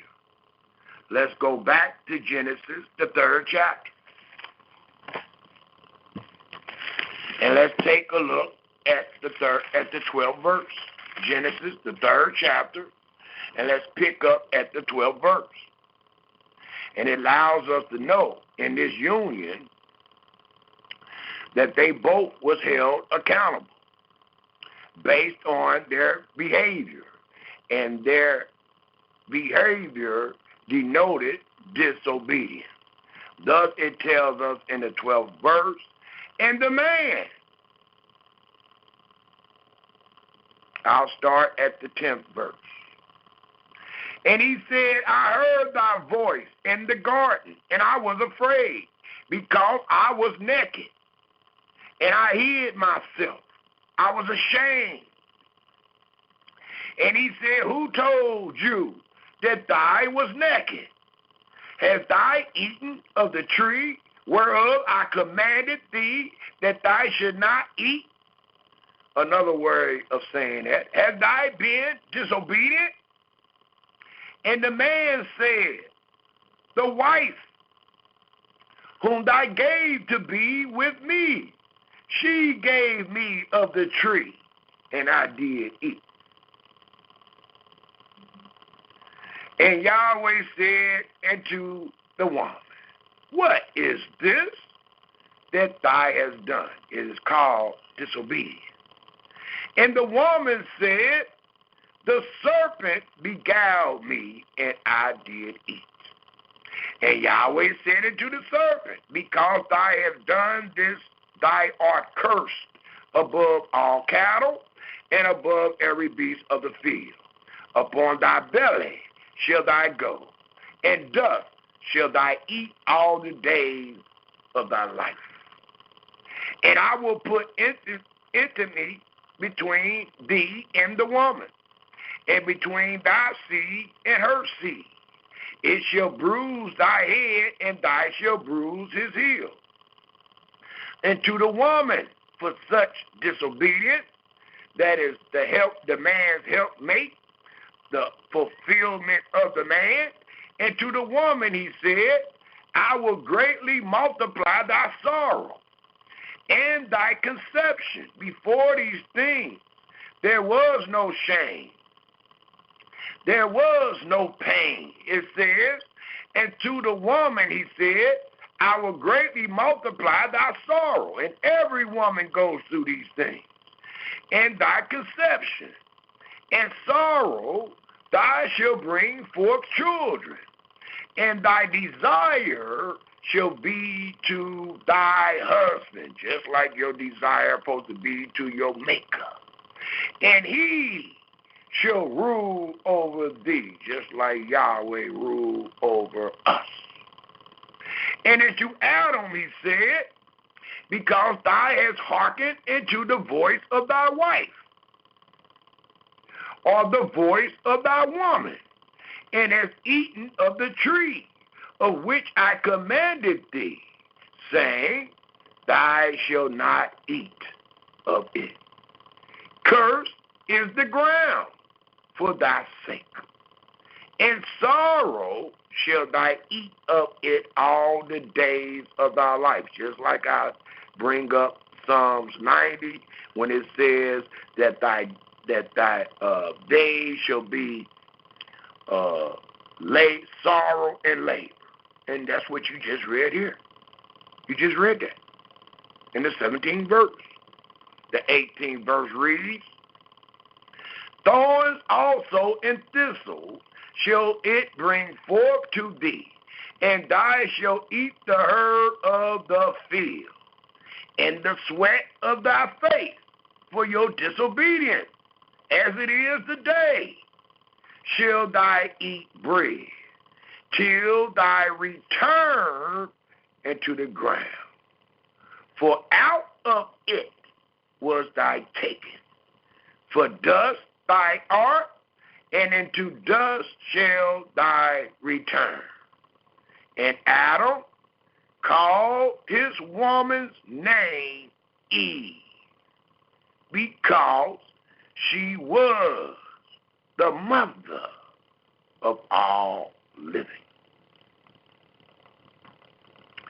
And to Adam also and to his wife did Yahweh Elohim make a coat of skin and clothe them, because now they are ashamed, because they were disobedient and their eyes were open.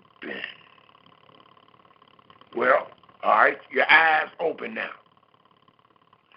It tells us, if we go to Proverbs, the 18th chapter. Proverbs, the 18th chapter. I started this presentation off with wisdom. I will continue to use wisdom throughout this presentation. Right now, we should find ourselves in Proverbs, the 18th chapter. For it tells us, all of us, in the 18th chapter of Proverbs these great words of faith. And it reads in the 18th chapter, the 22nd verse, whoso finds a wife. And the Almighty told us by the words of wisdom that we are to seek wisdom as a hidden treasure. It's like trying to find a needle in a haystack.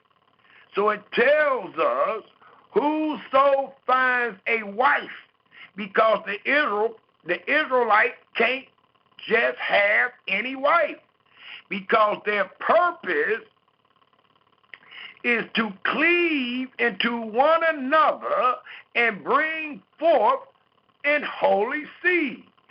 Thus it reads again, whoso find a wife, find a good thing. And I'm about to show you what a good thing is. Because a lot of women believe just because they're a woman, just because they built, just because there's flattery that comes out of their mouth makes them the ideal woman. Not so, according to the one that made all the women. Thus it reads one more time in Proverbs, the 18th chapter, the 22nd verse, whoso finds a wife, find a good thing, and obtain favor of Yahweh. Well, we read in Proverbs 5, many people would not attain his favor. Instead, because they are disobedient, or because they don't fear Yahweh, because they continue to do evil, they will be visited by an evil man or by an evil woman. It also tells us why we find ourselves in Proverbs, and it continues to let us know that a good thing is given by Yahweh. Let's look at the 19th chapter, and let's take a look at the 14th verse. And it reads, house and riches. As Brother Yamin was reading in Songs of Solomon, the 1st and 2nd chapter, it allows us to know these great rewards and these things that one can attain when they fall in love and marry the wife of thy youth. Well, here it says, house and riches are the inheritance of fathers, and a prudent wife is from Yahweh, and that wife will not visit you with evil. She won't have the same characteristics that the wife or the woman had in Proverbs 5. And again, as we read in Ecclesiastes 4, it allows us to know that Yahweh is showing us mercy by allowing us to be a recipient of a good woman.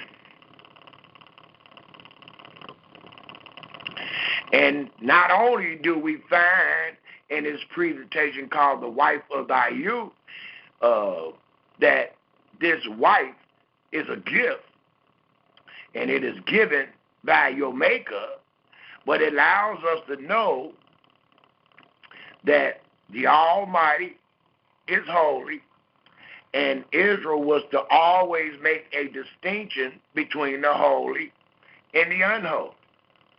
So let us take a quick look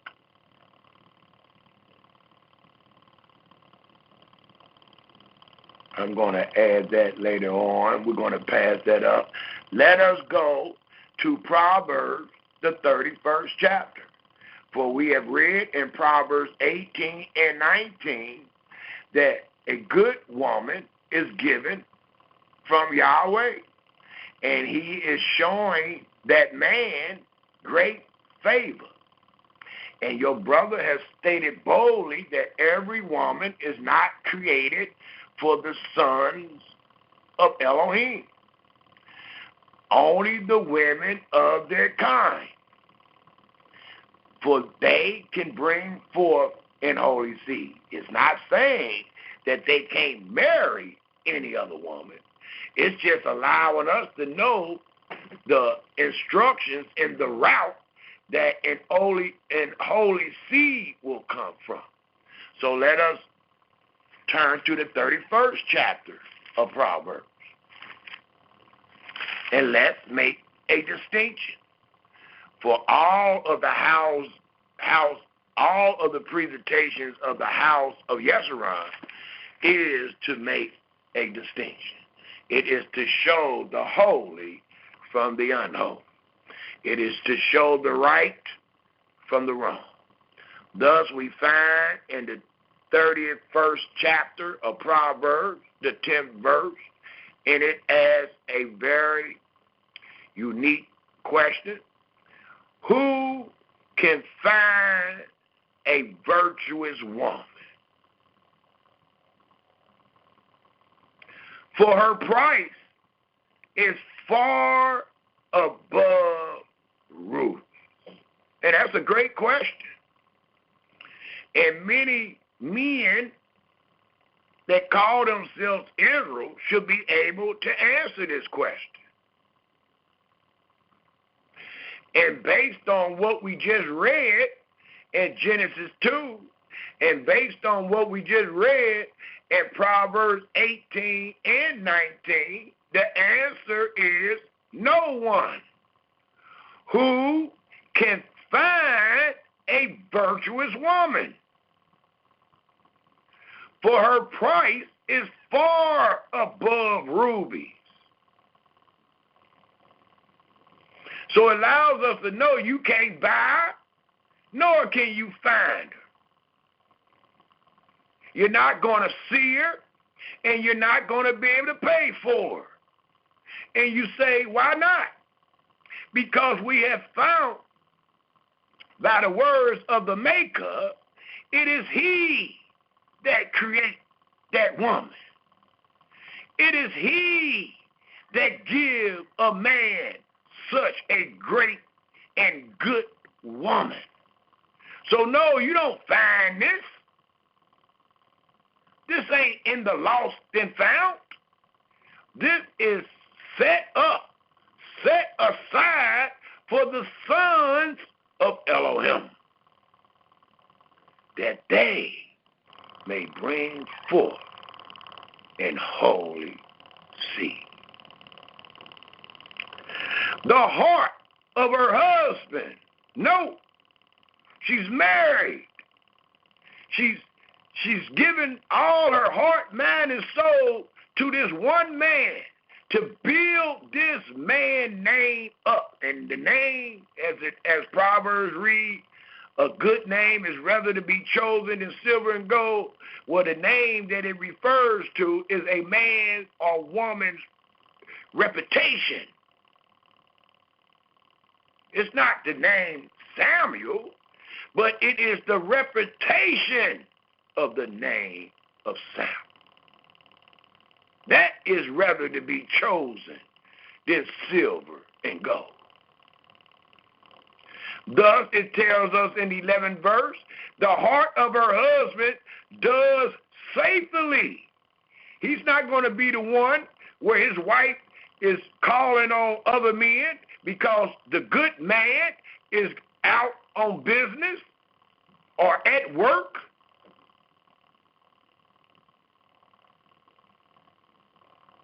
But instead, dealing with a good woman and finding a virtuous woman by Yahweh, the heart of her husband does safely trust in her, so that he has no need of spoil, or it denotes lack of gain.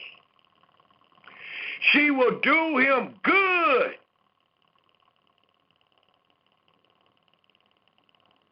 How else can you be labeled a good woman?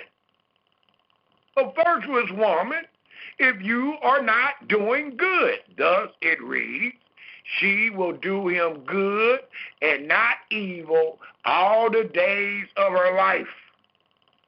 All the days of her life. Because they have become one flesh.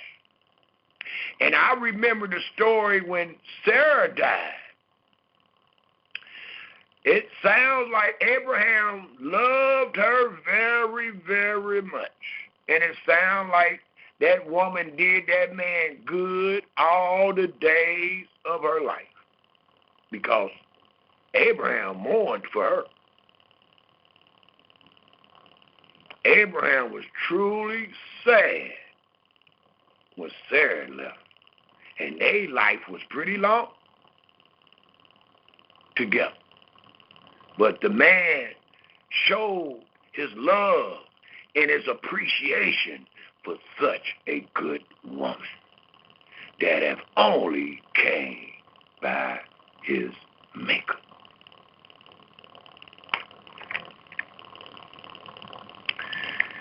Note what a good woman is.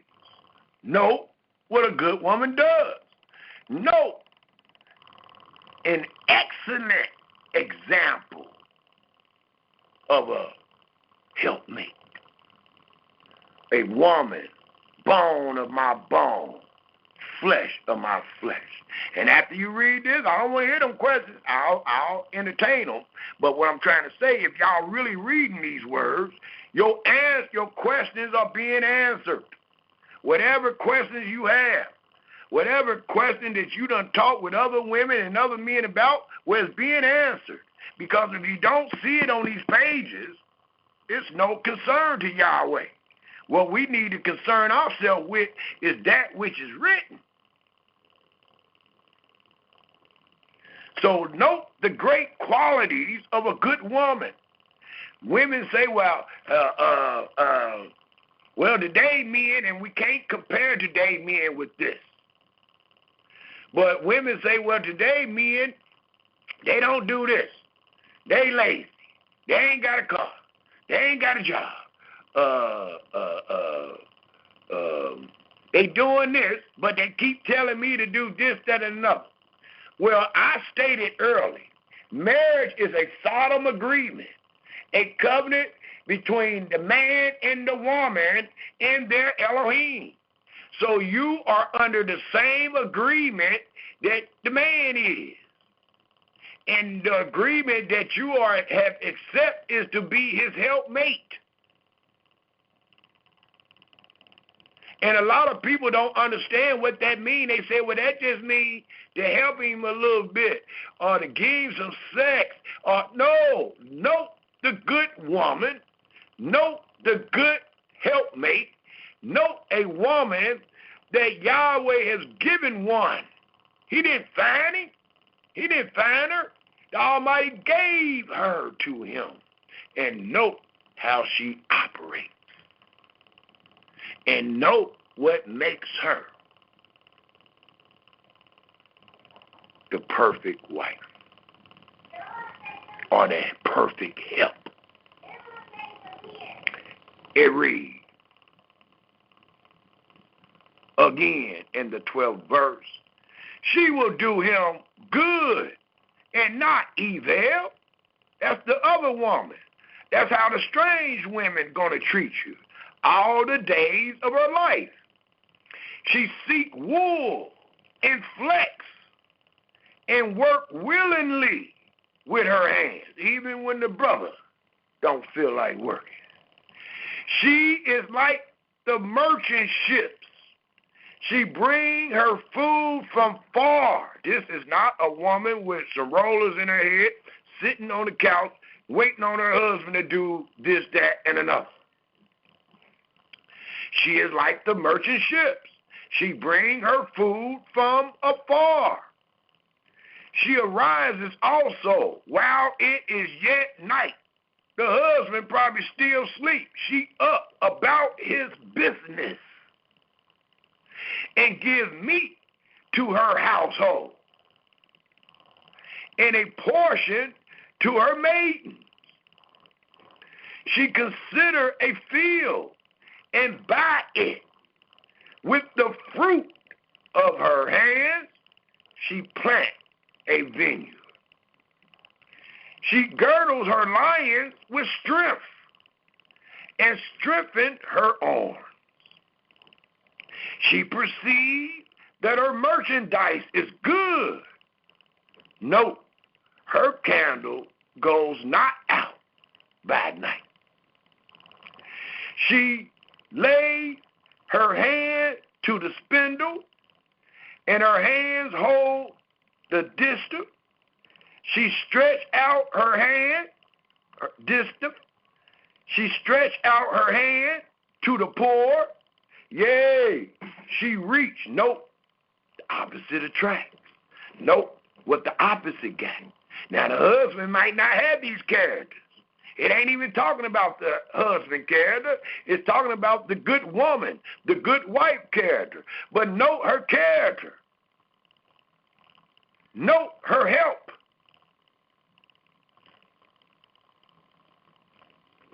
Note what he depend on, his dependency.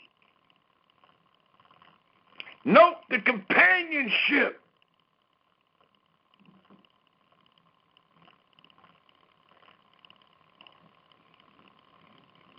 It continues to tell us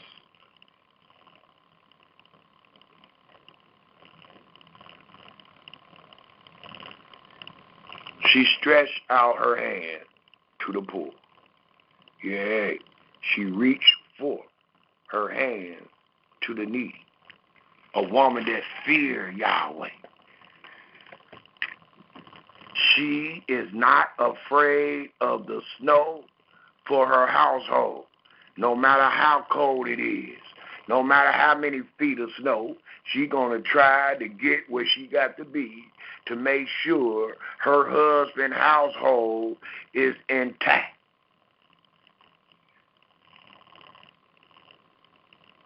This don't sound like a lazy woman. This sounds like a zealous woman that want to stand firm to the covenant that she has made between her husband and her maker. And she don't have to if she don't fear him. She don't have to if she ain't departing from evil.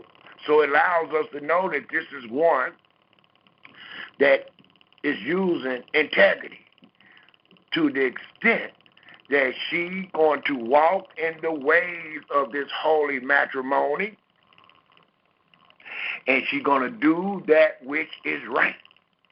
Thus, the 21st verse reads, she is not afraid of the snow for her household, for all her household are clothed with scarlet.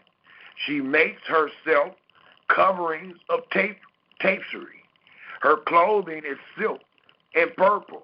Note, her husband, the reputation that her husband has based on her virtuality, based on her integrity.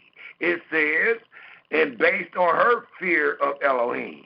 The 23rd verse reads, her husband is known in the gates when he sits among the elders of the land. No, he's sitting and she working. He's sitting and she is about her father's business. If the man don't meet up to the contract, Yahweh gonna deal with him. Just like he gonna continue to deal with you being a good woman or a good wife. Well, if the man don't meet, he got a contract too. He agreed too. So if the man don't meet up, it's not the woman to bash him. The maker, the same one that's taking care of you, going to take care of him. He ain't going to get away. We just read Proverbs 12 and 14, dealing with the good of man and what he will recompense, or what will come back to him based on his mouth and based on his doing. So we don't have to fuss with our husbands.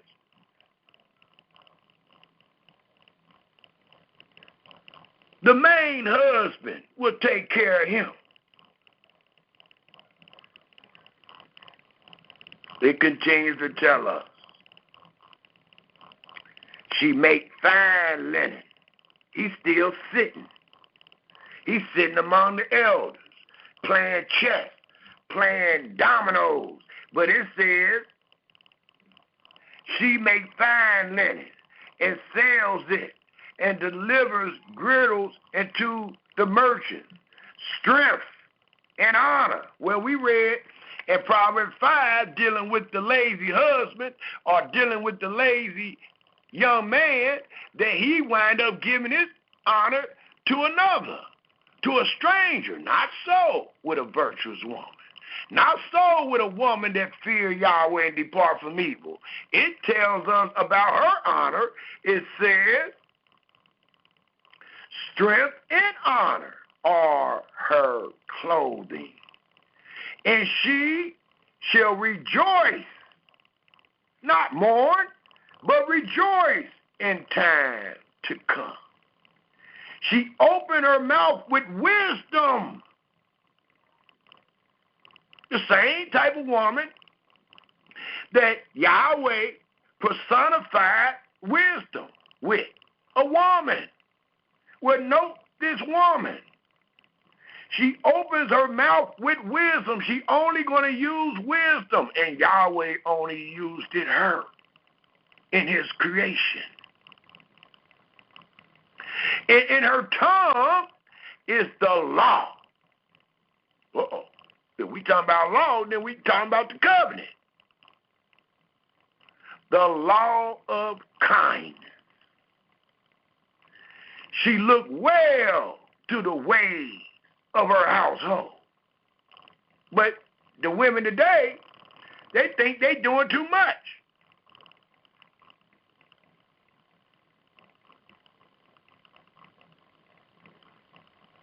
And eat not the bread of idleness. The women of today, they are on idle. They ain't cooking nothing. We going out to eat.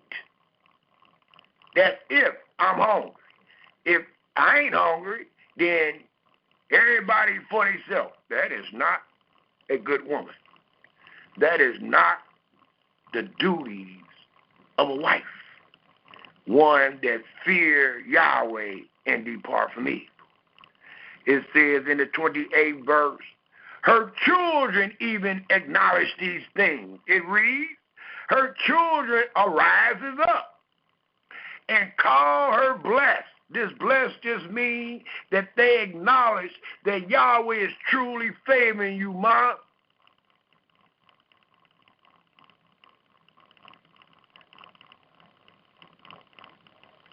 Her husband also.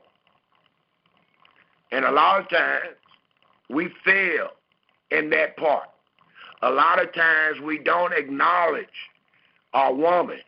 And the woman I'm speaking about, I don't want you to get it confused, is a wife. A lot of times we do not allow our wife to know how much we need them and how much we appreciate them and what a great job and uplifting of my name and my house that you have done. Why not? Because of this male chauvinist stuff. Because of this women live stuff. Because we don't find ourselves living under the statutes of life, but instead the statutes of death. So we find ourselves walking in the paths of death to where we can't even acknowledge to our best friend, job well done. We feel like that's a letdown on the man because she make more money, because her life seems to be a little better than ours. But that's the opposite attraction that you're supposed to use for your betterment. That denotes the helpmate. You don't supposed to be mad. You don't supposed to be envious of the qualities, the good qualities that your wife has. You're supposed to use them for your benefit. So it tells us in closing, dealing with a real good woman, a real wife. It tells us, again in the 28th verse, because we need to continue to allow her to know that we truly appreciate her and we can't do nothing without her. What's so scary? Why are you so scary to say that to the woman you love? Her children arise up and call her blessed. Her husband also. Almighty truly favoring you, baby. And he praises her.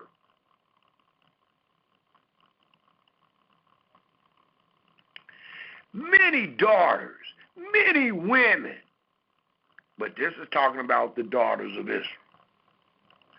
Many daughters have done virtuously. There are many virtuous acts that a good woman can display that denotes a great helpmate, that denotes that they honor the holy matrimony that they find themselves under.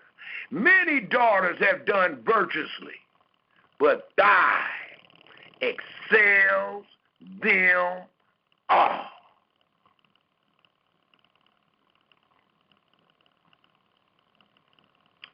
Favor is deceitful, and that's what is told to us in the dark, at the nightclub, or wherever we met the woman. And beauty is vain. That's what we seen when we laid our eyes upon her. But a woman, a virtuous woman, a good woman, a helpmate that fear Yahweh, she shall be praised. There is no other words that you can use to get around this. So if you are a woman that fits this criteria that we just read about a good woman, then that man that has you have truly been favored, because it is Yahweh that made you for him. And he made you for him all the days of thy life. And why the man has that great favor, that gift that has been given by Yahweh, he is to treat her with the utmost respect. Because when he treats her with the utmost respect, he is treating himself with the utmost respect, and he is respecting utmost to the covenant that he had made before Yahweh. See, a lot of times we do the things and say the things we do and say to our woman, but we forget that Yahweh is going to reward every man according to his doings. Yahweh see all. He know if we being deceptive. He know if we lying. He know if we cheating. Because a lot of times people say, well, the Israelite man, he don't cheat. He can do whatever he wanted, as long as he a man and he marrying. Well, when we get to the last part of our presentation, we're going to find the twofold sin that Yahweh have laid upon the Israelite men. And that sin was not only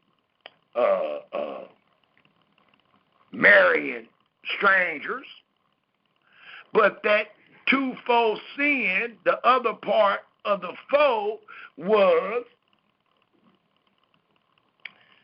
Yahweh hating divorce. And the Israelites divorced their kin. The Israelite divorced the bone of their bones and the flesh of their flesh to marry or remarry strangers.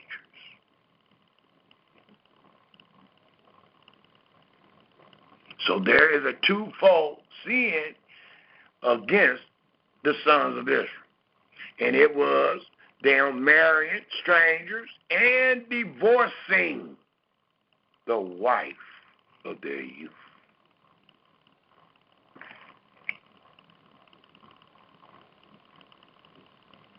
In closing, dealing with this great woman, dealing with this true helper, I'll read the 30th and 31st verse together in closing. Favor is deceitful.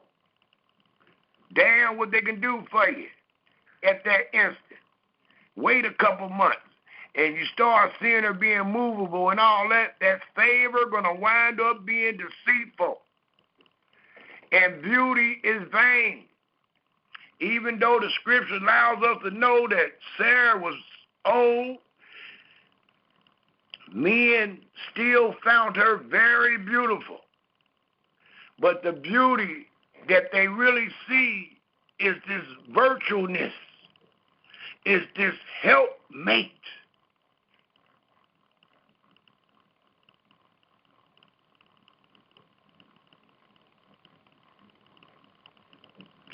But a woman, any woman that fear Yahweh, she shall be praised. And if you truly confirm, acknowledge, and witness these words and do them, you shall be praised. And it ain't just going to come by the men that see you or the women that know you. It's going to come by way of your children and your husband. Give her. Don't hold that back. The Almighty says it's not fair. If somebody do the job and you to pay them, when they done, give it. Pay them. Pay that respect. The Almighty said you better not let the sun go down without paying them. So here we see, give her of the fruit of her hands, and let her own works praise her in the gate. So here is a perfect helpmate. In many of your scriptures, the heading under this part of Proverbs 31, it denotes a good woman, which backed up everything we done taught thus far, which only denotes a good wife. Not somebody that been together for 20 years, been engaged for 20 years. No. That's this. This woman is doing these things because of the holy matrimony, because of the solemn agreement and covenant that was made between her and her husband and her maker. And that is truly holy matrimony.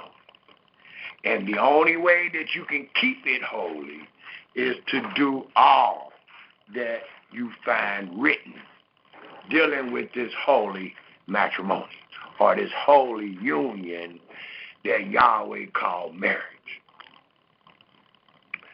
Also, it allows us to know about this good woman and wife. It allows us to know that man has a part that he must play, and this woman continues to play her part as a helpmate, one that is taken from the rib or made from the rib of man to be his helpmate, to uphold his name in his house, and to uphold the great favor that Yahweh is showing that man. Don't forget, you are the favor. You the gift. So it can't be a gift by Yahweh and you only treating evil. You do all the things that a virtuous woman does not do. That's evil. So you got to uphold the favor and the gift that Yahweh have given your husband, which is you.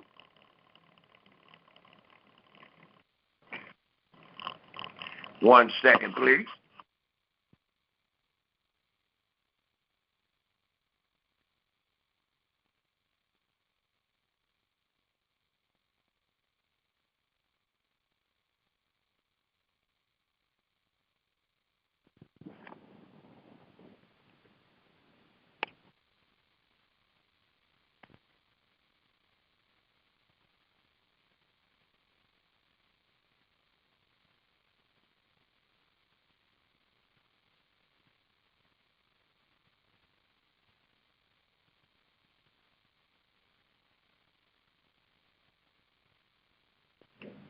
Sorry about that. Coming to a close. Right now, we should find ourselves in the book of Numbers, allowing one to know, dealing with the wife of thy youth. It allows us to know the responsibilities. It allows us to know the closeness. It allows us to know the authority of such a union. And it allows us to know the part that the woman plays. It allows us to know that they are not equal. It allows us to know that the Almighty gave the husband a little more authority over the woman and what she does and what she says. Especially after what we just seen happened with the first woman on the earth disobeying the Creator, and then the husband accuses the woman or the wife that you gave me had me to eat. So after that, we read what the punishment was, and the husband was to rule over the wife. Well, here it allows us to know what those things mean in its holiest sense, because in Numbers 30, we find out even dealing with vows. And as I stated, a solemn vow is similar to the solemn agreement that man make with Yahweh and a woman in a great, or when they unite in this great holy matrimony. So let's go to Numbers 30 right quick. We have a few more, and then we're going to open up for all you comments and questions. Because, again, we have several presentations under the House of Israel dealing with the origin of marriage, monogamy and polygamy. So please, in your spare time, check those recordings that you have not heard. Right now, we should find ourselves in the book of the law, Numbers, the 30th chapter.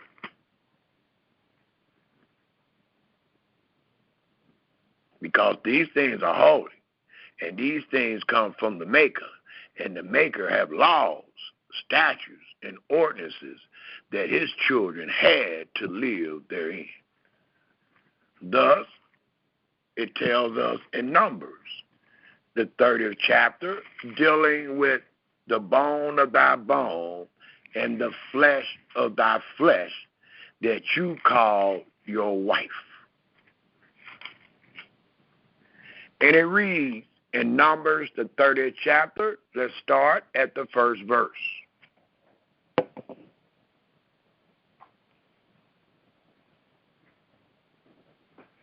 And Moses spake into the heads of the tribes concerning the children of Israel,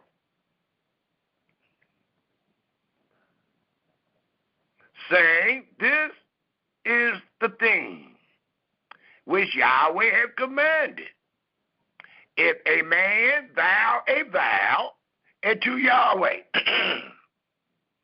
or swear an oath to bind his soul with a bond, he shall not break his word. He shall do according to all that proceeds out of his mouth, as we read in Proverbs 12:14. If a woman also vow a vow unto Yahweh, and bind herself by a bond, being in her father's house, in her youth, and her father hear the vow, and her bond wherewith she had bound her soul, and her father shall hold his peace at her, then all her vows shall stand, and every bond wherewith she had bound her soul shall stand. Better not to vow than vow and don't pay. But if her father disallow her in the day that he hear not any of her vows or of her bonds wherewith she had bound her soul shall stand, and Yahweh shall forgive her because her father disallowed her. And if she had at all an husband, when she vowed it, or uttered out of her lips, wherewith she bound her soul, and her husband heard it, and held his peace,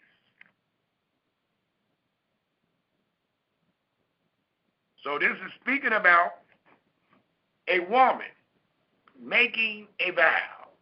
And it allows us to know the authority that Yahweh has given the husband over his helpmate.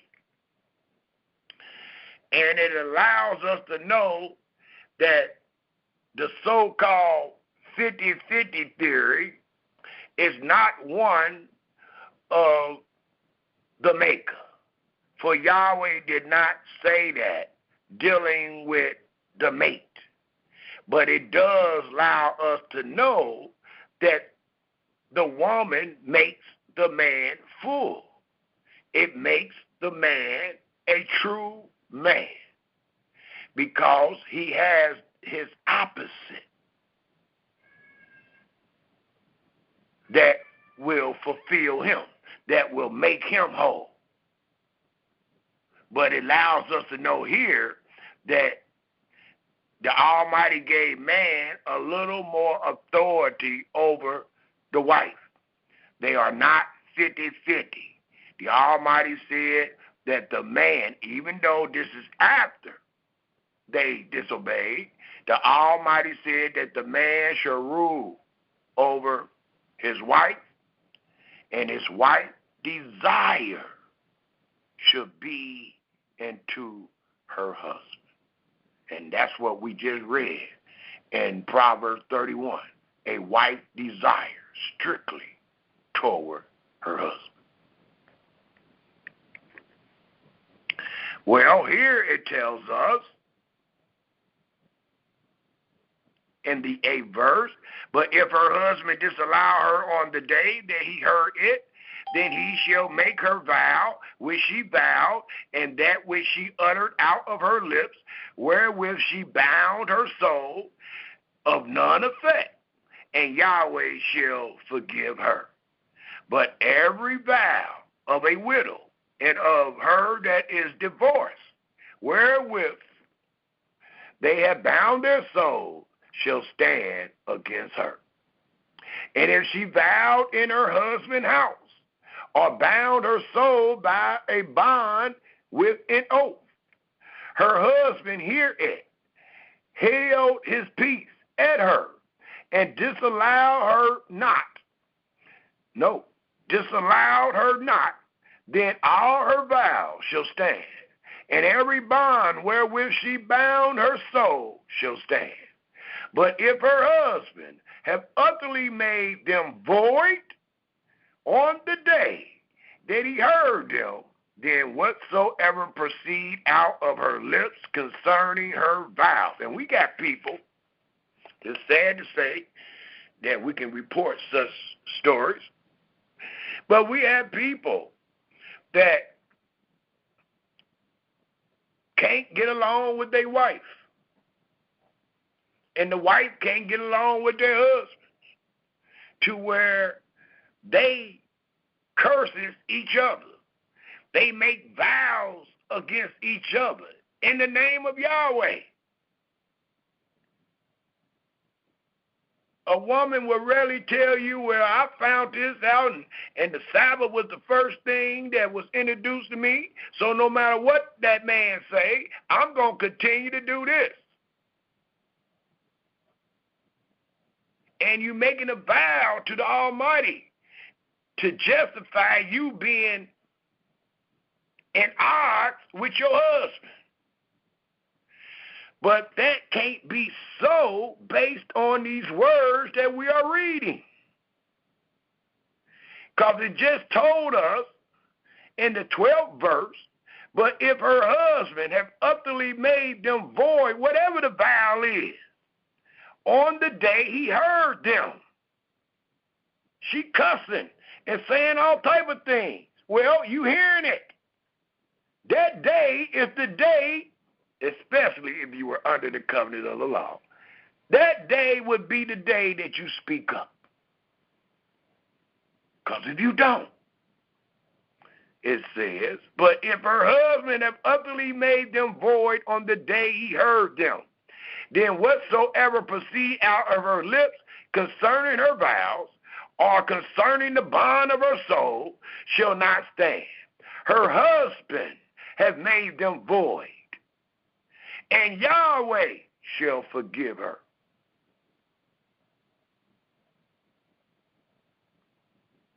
Every vow and every binding oath to afflict the soul, her husband may establish it, or her husband may make it void. But if her husband altogether hold his peace at her from day to day, then he established all her vows or all her bonds which are upon her. He confirms them if you don't speak up, because he held his peace at her in the day that he heard them. But again, Israel, if he shall any way make them void after that he have heard them, then he shall bear her iniquity. These are the statutes of life, which Yahweh commanded Moses, between a man and his wife, between the father and his daughter, being yet in her youth, the wife of thy youth, being yet in her youth, in her father's house. We also find more statutes, and the next statute that we will bring out, coming up out of the book of the law, is found in Deuteronomy, the 21st chapter. Let us turn there, please. Dealing with the wife of thy youth, because we have many men and women that misunderstand the role of a wife and of a husband, that misunderstand the holy matrimony that the Almighty has in the Holy Scriptures, dealing with his children and dealing with monogamy and polygamy. And I teach that anything that Yahweh has established is perfect. It is righteous. It is truth. So I don't bash my brothers about polygamy. When we are speaking about polygamy, dealing with the Holy Scriptures. I'm not talking about polygamy in this society and this day and time. I'm talking about the polygamy that we find from antiquity all the way up to this day. And the polygamy we find in antiquity and in the times of the Israelites. So if we all turn to Deuteronomy, the 21st chapter, we will see without a shadow of a doubt that even if monogamy was the original plan, polygamy was not excluded. Polygamy was not outcast. Polygamy was an act that Yahweh allowed the children of Israel to perpetrate. And as I stated earlier, many times it was done to uphold, uplift, to exalt a man's house.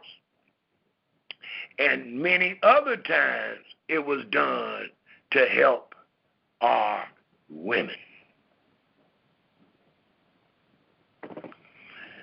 It tells us in Deuteronomy, the 21st chapter, if we pick up at the 10th verse. And this is the first proof that Yahweh was with and allowed polygamy, because if he would have not, if this was not the traditions and cultures of the Israelites, we would not find one law concerning it. But instead, we do. Thus, let's start reading at Deuteronomy, the 21st chapter, and let's pick up at the 10th verse. And it reads,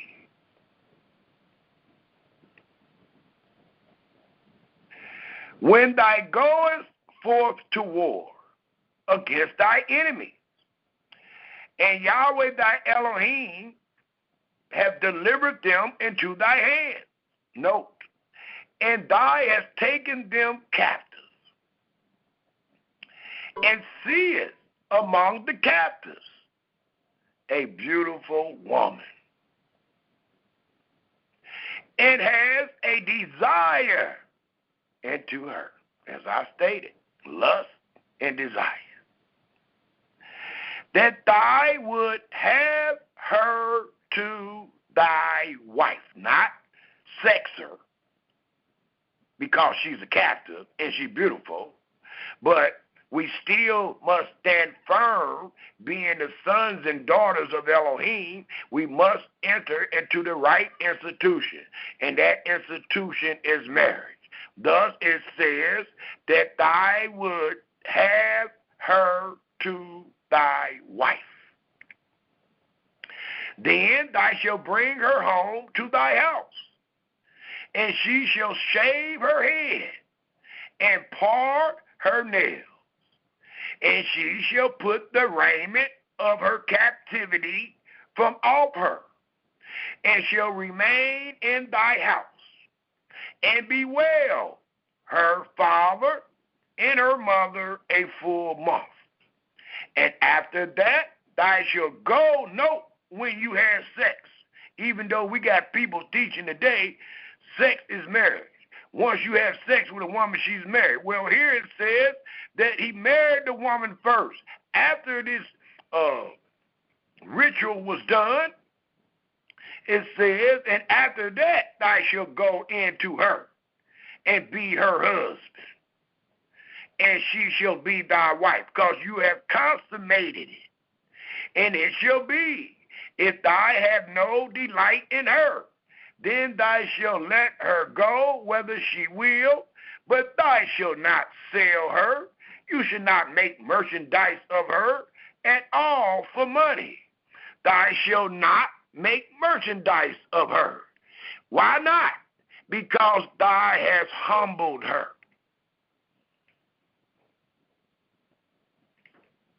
You laid with her. Then it tells us dealing with multiple wives.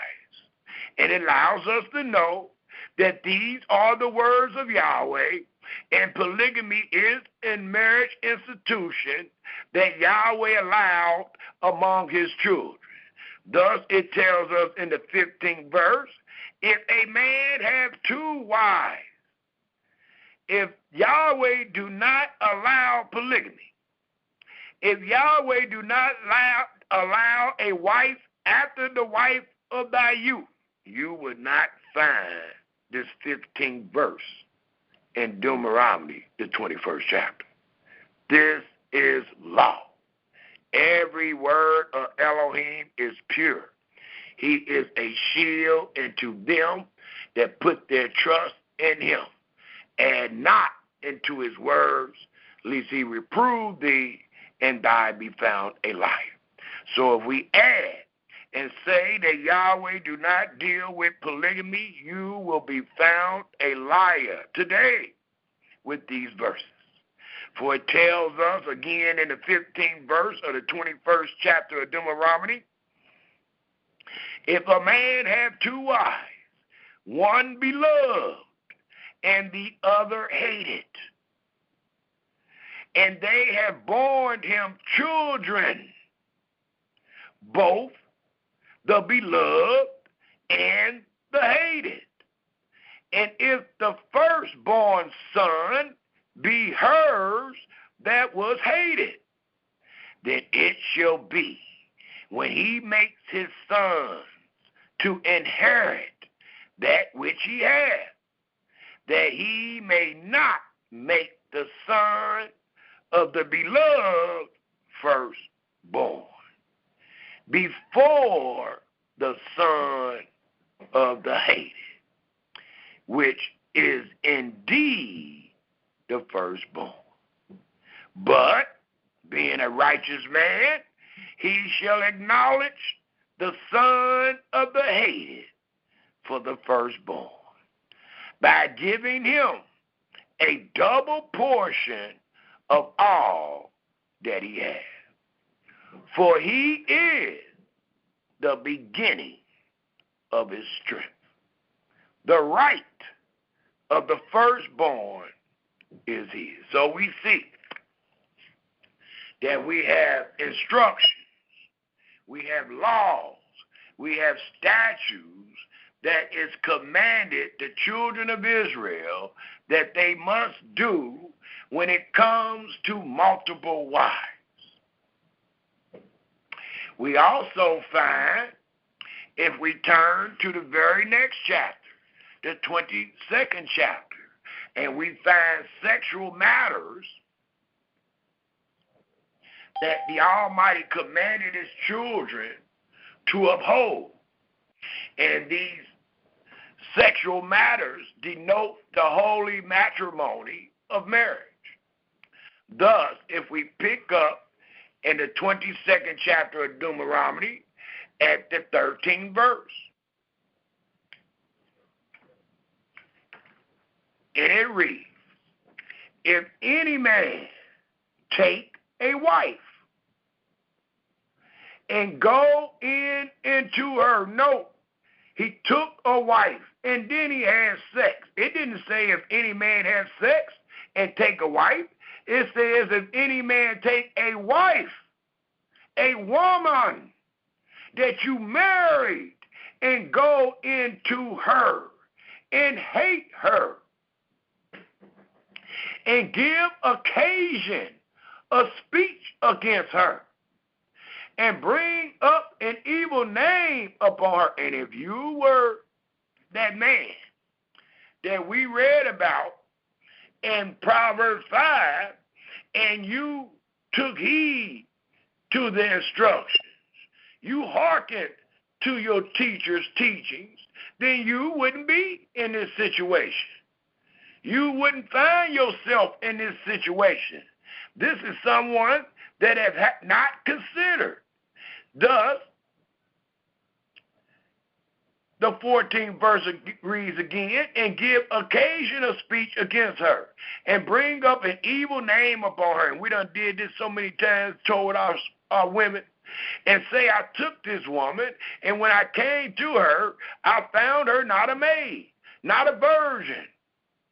Then shall the father of the damsel and her mother take and bring forth the tokens of the damsel virginity, and to the elders of the city in the gate. And the damsel father shall say unto the elders, I gave my daughter into this man to wife, and he hate her. I didn't give my daughter into this man to sex. I gave my daughter to this man to marry her.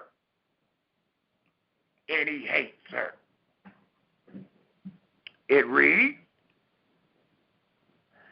the 17th verse of the 22nd chapter of Deuteronomy, and lo, he hath given occasion of speech against her, saying, I found not thy daughter a maid, and yet these are the tokens of my daughter's virginity. And they shall spread the cloth before the elders of the city. And the elders of the city shall take that man and chastise him. Like I said, under the covenant of the law, under the statutes of life, man will be corrected by his maker and by these laws.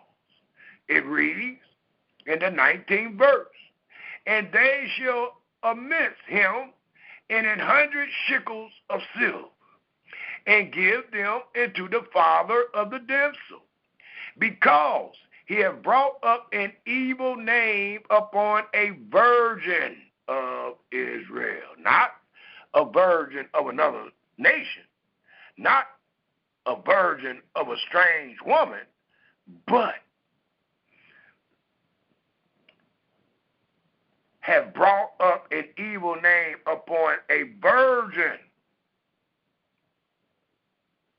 of the covenant, a virgin of the holy matrimony and the agreement. Thus it reads, and she shall be his wife. He may not put her away all his days.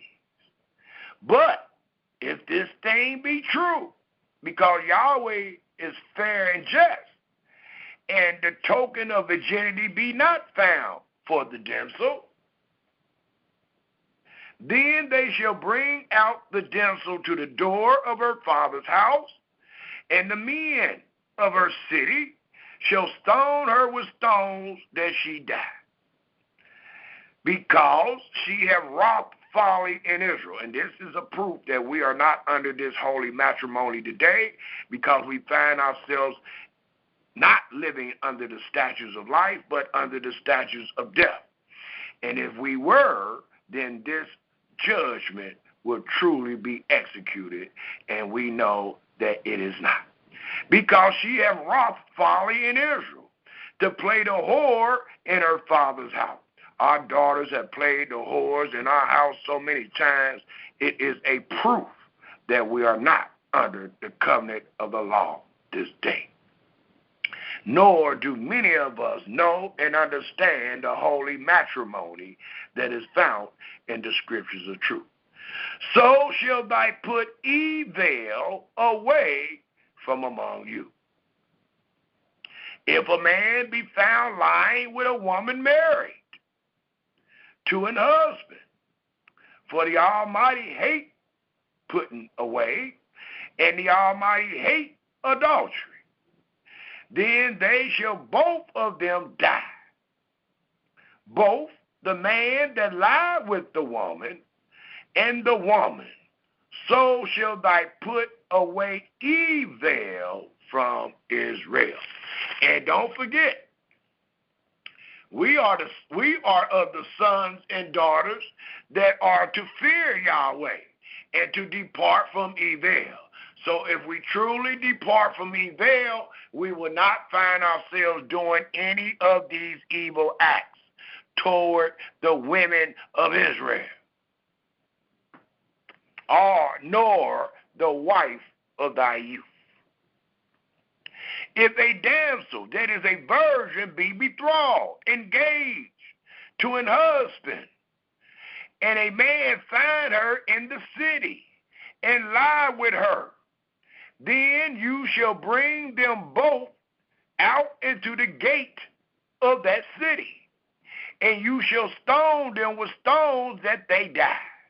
The damsel, the young virgin, because she cried not, being in the city where she could have been heard. And the man, because he have humbled his neighbor's wife.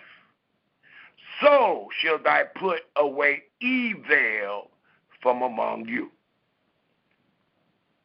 But if a man find a betrothed damsel, a woman that's a virgin, and she is engaged in the field, and the man rape her, and lie with her, then the man only that lie with her shall die.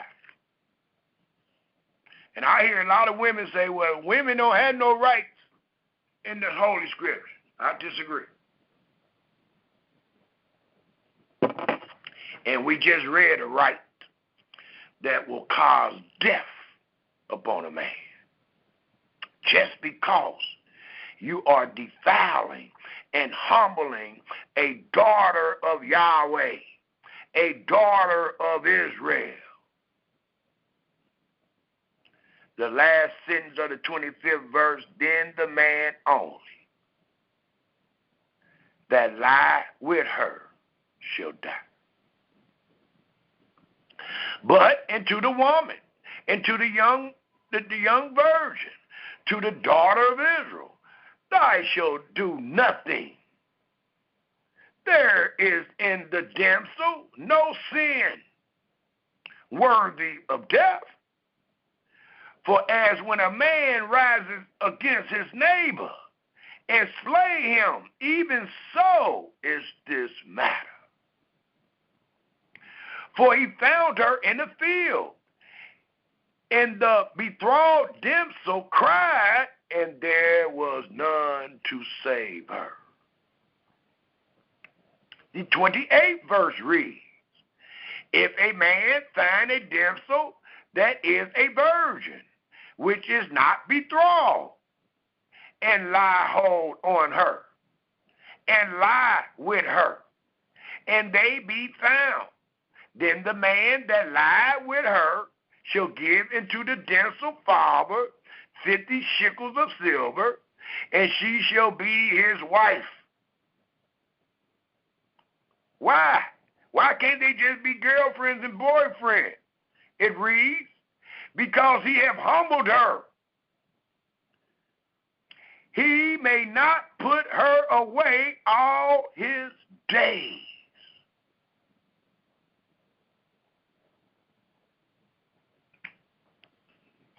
And those are just a few of the laws that we find dealing with the wife of thy youth. It also tells us, if we take a look at the 24th chapter, and let's read the first 5 verses. Here's another sexual matter and laws dealing with the wife of thy youth, dealing with the Israelite man and the Israelite woman making such an holy matrimony, having the Almighty as the witness. Thus, we are quoting the words that the Almighty had for his children to witness for them and against them dealing with such an holy matrimony or a holy union. Thus, Deuteronomy 24, verse 1 to 5 reads, when a man hath taken a wife and married her, taken a wife and married her, and it come to pass later on in retrospect that she finds no favor in his eyes. The wife acknowledges that the husband is not showing her any favor because he have found some uncleanness in her. Matters of nakedness. It reads, then let him write her a bill of divorcement. It don't say where the woman find the husband not showing her no love and time to where I'm about to divorce him. He ain't showing me no love. He ain't showing me no time. He ain't doing this. He ain't doing that. I got to get rid of this guy. Well, that is not the ways of our Creator, nor is that the ways of a good woman. For it tells us,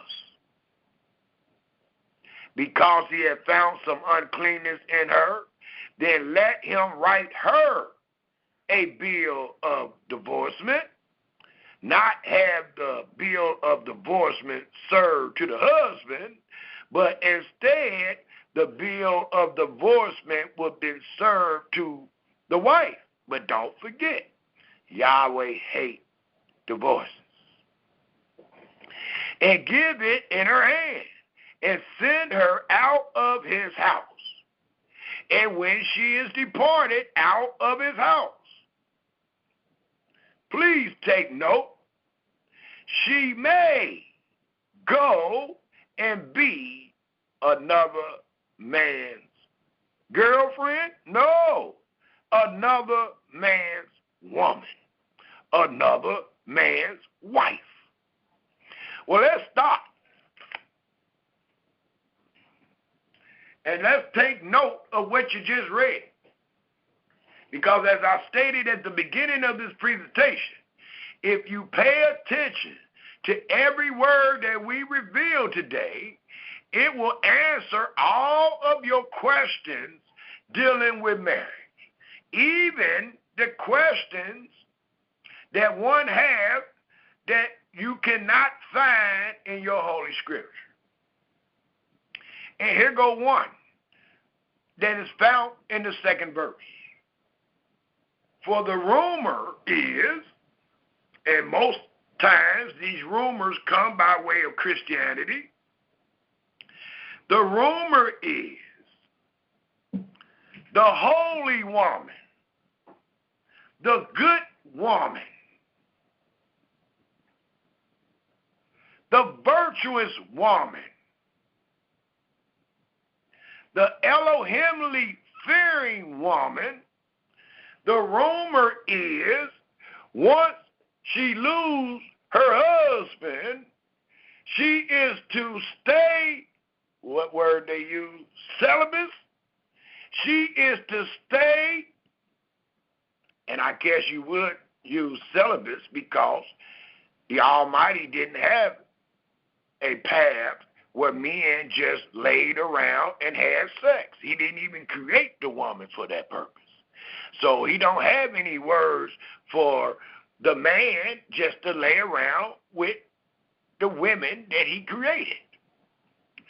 But the rumor is, if you lose your husband, you are to stay unmarried. And if you can't, and you marry another man, it is adultery. And I just seen something like that broadcast today on social media. People putting up posters. I guess they representing their religion, and they letting you know according to their religion, not according to thus said Yahweh, not according to the Creator, not according to the Maker, but according to their character in their religion and the doctrine thereof, the women was not to remarry. And I know women that had that ideology. I know women that died with that ideology. But those are not the words of Yahweh. I don't care how sincere you might want to be. You can never be more sincere than Yahweh. Most times we teach and tell our brother, we know that you are sincere. But unfortunately, you are sincerely wrong. For it tells us in the second verse of the 24th chapter of Deuteronomy about the daughters of Zion losing their husbands, being divorced, and when she is departed out of his house, she had the right, she had the authority to go and be another man's wife.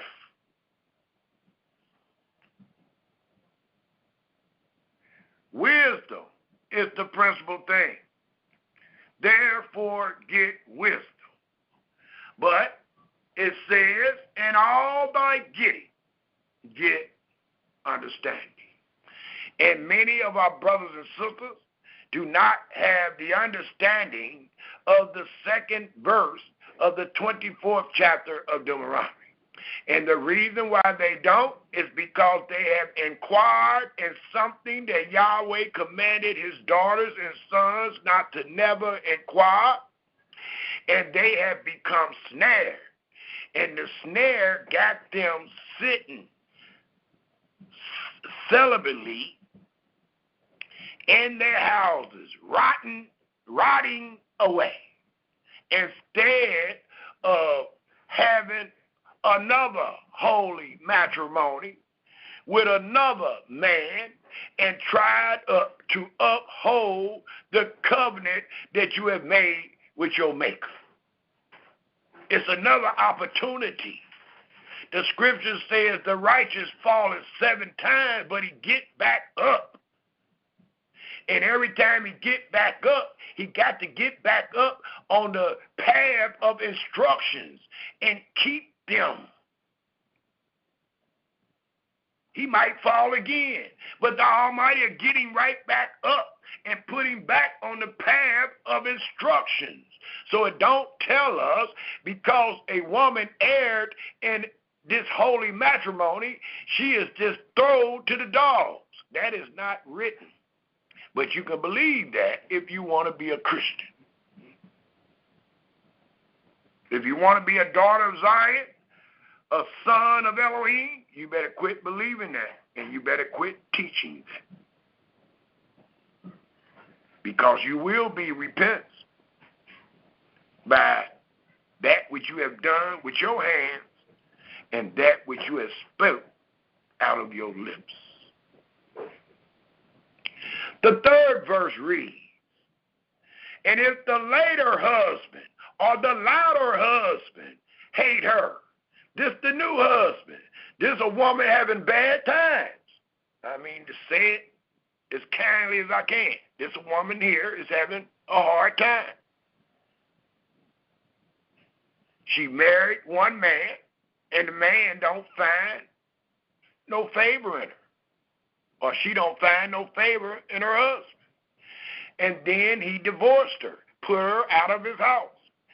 She met another man, was betrothed, got married. Now the latter husband dies, which took her to be his wife. The rule, the sin, the unholiness. You want some what is the word? I can't think of the word right now. But if you want to be praised, if you want to be acknowledged, it says, the former husband which sent her away may not take her again. So that first husband that sent her out of his house, that hand her the bill of divorcement, the woman marries another man and he dies. Now the first husband, he might have a spirit of jealousy. He might have a spirit of making up. He might have a spirit of still wanting her. A lot of times we have situations where the man is laying with their ex, or the woman is laying with their ex. So that means ain't no telling how much time was in between y'all breakup, but for some reason you got that lust again, and you got that desire again, and you want to lay with that woman. The Almighty saying, you cannot do that in my land. You cannot do that living under the statutes of life. For it tells us again in the 4th verse, her former husband which sent her away may not take her again to be his wife. After that, she is defiled because she done laid with another man. She done married another man. For that is an abomination before Yahweh. Not a woman marrying another man after she got divorced, or a woman marrying another man after the husband died. It even is so holy, it tells us in the book of Leviticus, dealing with the priest. I think it's the 21st chapter of Leviticus. And it's dealing with the purity of the priest. Well, note, a priest can't even marry a divorced woman. It's only one exception to that. And that is if she's not the ex-wife of another priest. So if she's the ex-wife of another priest, I don't care if he sent her away. I doubt if he would have sent her away, but let's use the instance of him dying and she become a widow. Well, the priest can marry her, even though she had already had a husband. But note the husband that she had. That's why the Almighty allows it. And it is also allowed among the common Israelites, as we read in the 24th chapter of Deuteronomy. That which I brought out dealing with Leviticus was just showing an example by way of testimony that a woman was able to marry again after she lost her first husband, even marry a priest. So that should be the end of the rumor of the New Testament, that once a woman loses her first husband, she is to lay celibate. She is not to marry again. That is man-made. That is man and woman leaning upon their own understanding. Thus,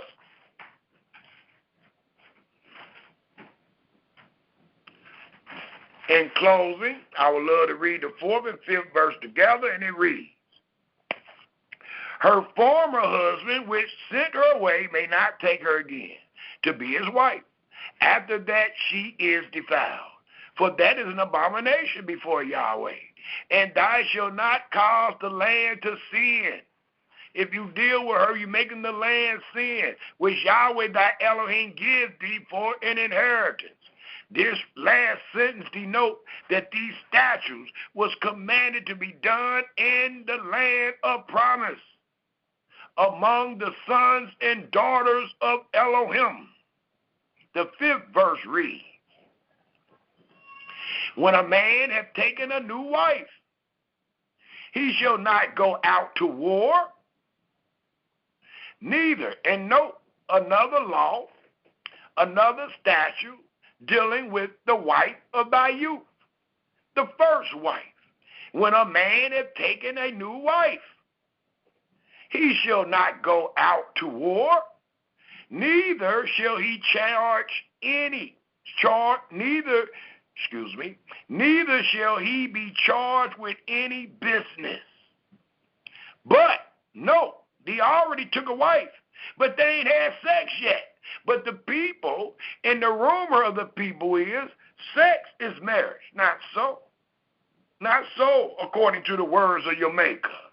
Because here the man is married. He took a new wife. He haven't even laid with her yet. Thus, the statute is, he shall not go out to war, neither shall he be charged with any business, but he shall be free at home 1 whole year, and shall cheer up his wife which he hath taken. It denotes making a consummation to the marriage. The Almighty don't want you to go to battle and die, and you ain't even consummated the marriage. That's how important the consummation, and that's how spiritual the sex is. Again, it denotes the helpmate. We wasn't just out here sexing as it is today, not under the statutes of life, but we are just out here sexing, not bringing forth holy seed or nothing under these statutes of death. Also, we find in the 25th chapter of Deuteronomy another statute dealing with the wife of thy youth, dealing with the husband that has taken on or has been given a good wife. It tells us in Deuteronomy, the 25th chapter, and this subject here is called Leviticus, if I'm saying it right. And let's pick up at the 5th verse. And let's read to the 11th verse. Another statute that we find dealing with the wife of thy youth and the husband, and how the wife of thy youth is designed to be a helpmate for that man and for his house. Thus we find in the 5th verse, if brethren dwell together, and one of them die, and have no children, or have no child, the wife, the woman of the dead, shall not marry without and to a stranger. No. Her husband, brother, shall go in into her. And y'all ain't got to worry about this today because you ain't under the statutes of life. But we must show you the statutes of life. It says, and take her to him to wife. Note, and perform the duty of an husband, brother, unto her. And it shall be that the firstborn, and note, the only way he's going to get these holy seeds, it got to come through these holy women. And here's a man that have died. He haven't even been able to give his seed to where he can produce a child. He had died. But look at the instructions. Look how the Almighty still make forth an holy seed in this man's house by going into the original holy woman that was chosen for the purpose. Thus it reads, and perform the duty of a husband, brother, unto her. And it shall be that the firstborn which she bears shall succeed in the name of his brother. And the name denotes what? The reputation of his brother and her husband. It reads,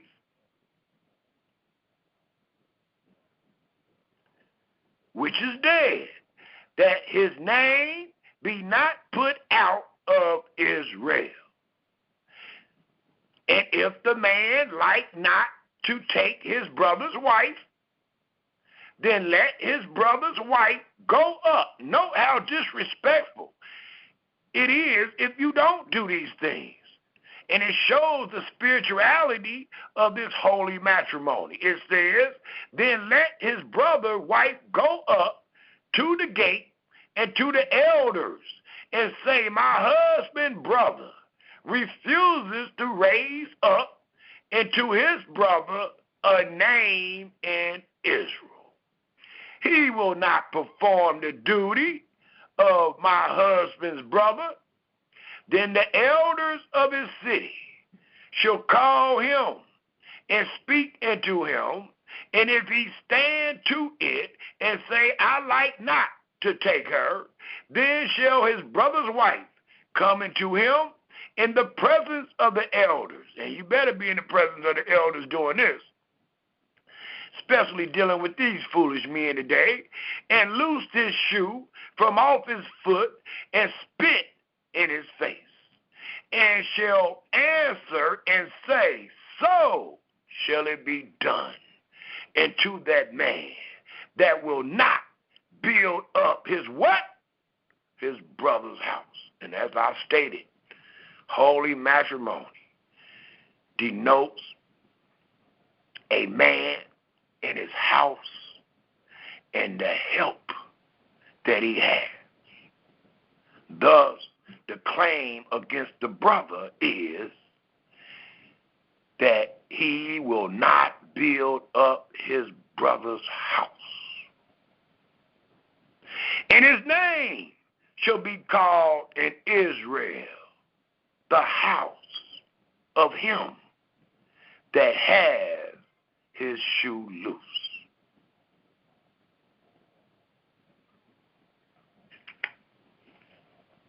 So another law, statute, dealing with the wife of thy youth and allowing us to know the origin of marriage and how important the woman is in building a man's house.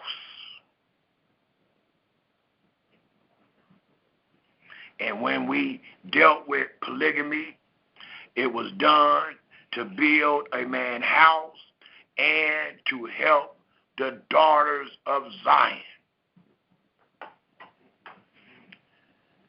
There's nothing new under the sun. There was more women in the days of the kings than of men as it is today. They report today in this society that there are more women than men. Well, we married more than one wife to take care of our women. And you can find that in the sayings that is found in Isaiah 4:1 and also found in the book of Leviticus, the 26th chapter. It slept my mind where it talks about the 10 women, where 10 women will bake their own bread. Let me give it since I said it. That way it's recorded. Yes, Leviticus, the 26th chapter, and it's the 26th verse that I am referring to. And it denotes 10 women. The other rendering that is found in the volume of the book is found in Isaiah, the 4th chapter, and it mentions 7 women. And both accounts is to help the women of Zion. It was not for a sexual purpose. It was not for a lusting purpose or a desired purpose. Matter of fact, we've seen that sometimes the men wouldn't even desire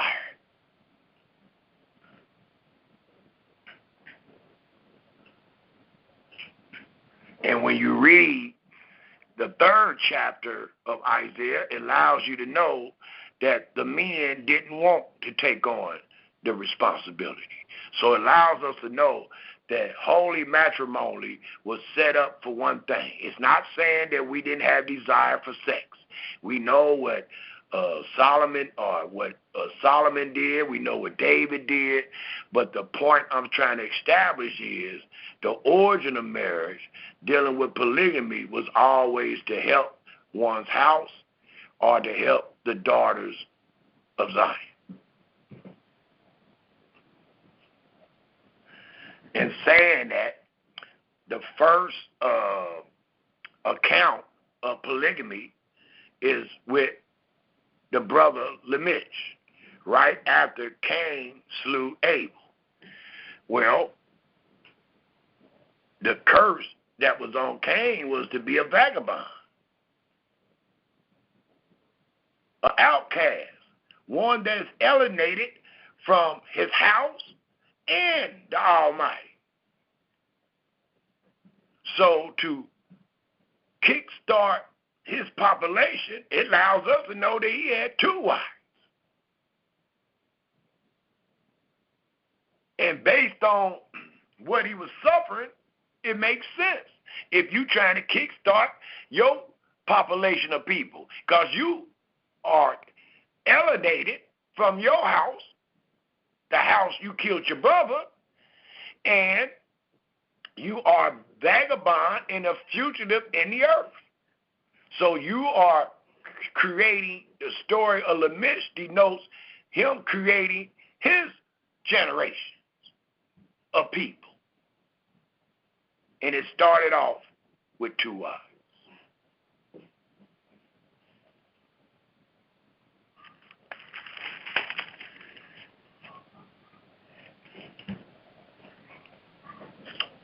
We would also like to go to Proverbs, the 7th chapter.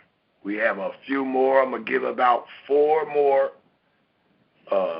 chapter and verses, and then we're going to go ahead and open up for comments, and maybe some of your comments or questions might allow me to entertain the other chapter and verses that I have in my notes.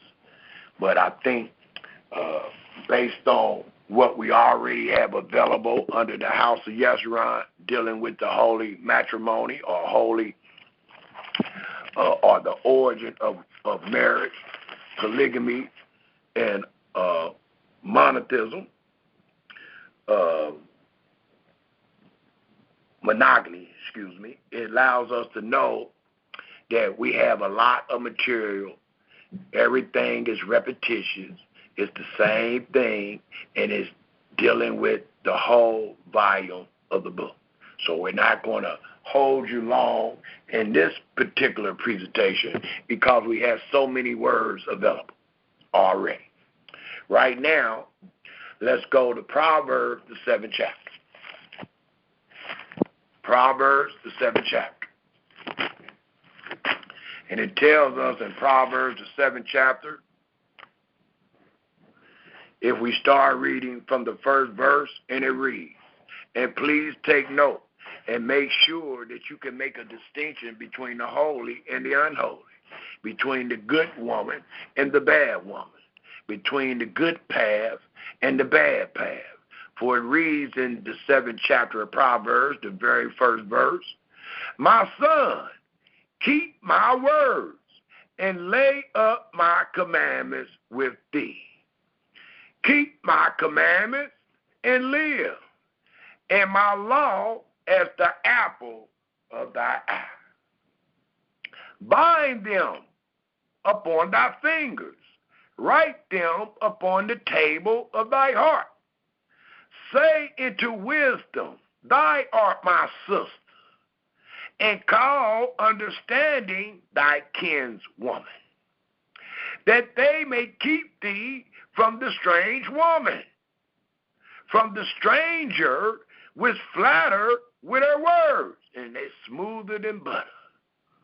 For at the window of my house I looked through my casement, and beheld among the simple ones, you young brothers that don't know nothing about the origin of marriage, you young men that don't know nothing about the statutes of life, you young brothers that have never read these words, it says, and beheld among the simple ones.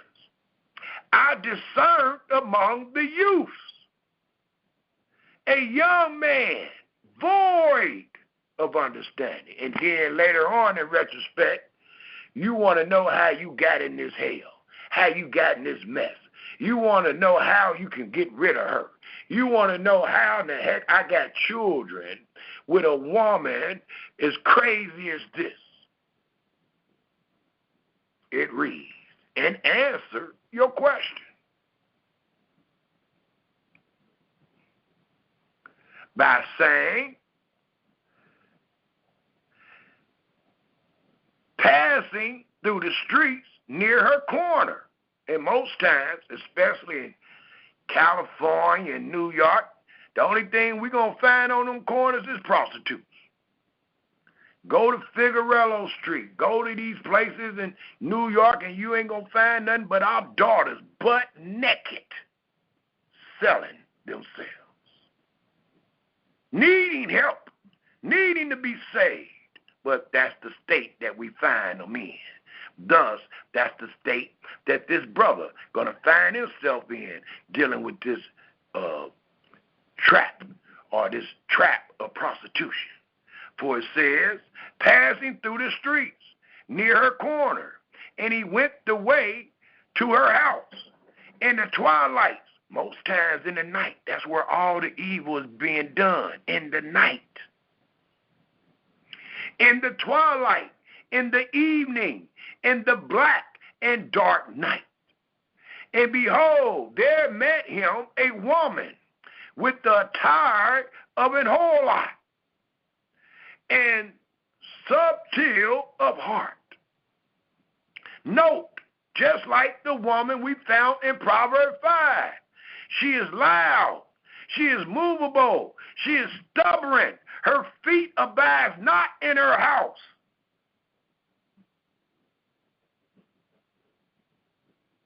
She's a whore. She's not one that's under the covenant of her Elohim. She is not one that's trying to live up to her helpmate or her position as an helpmate. She is loud and stubborn. Her feet abides not in her house, always gone. Now is she without. Now in the streets.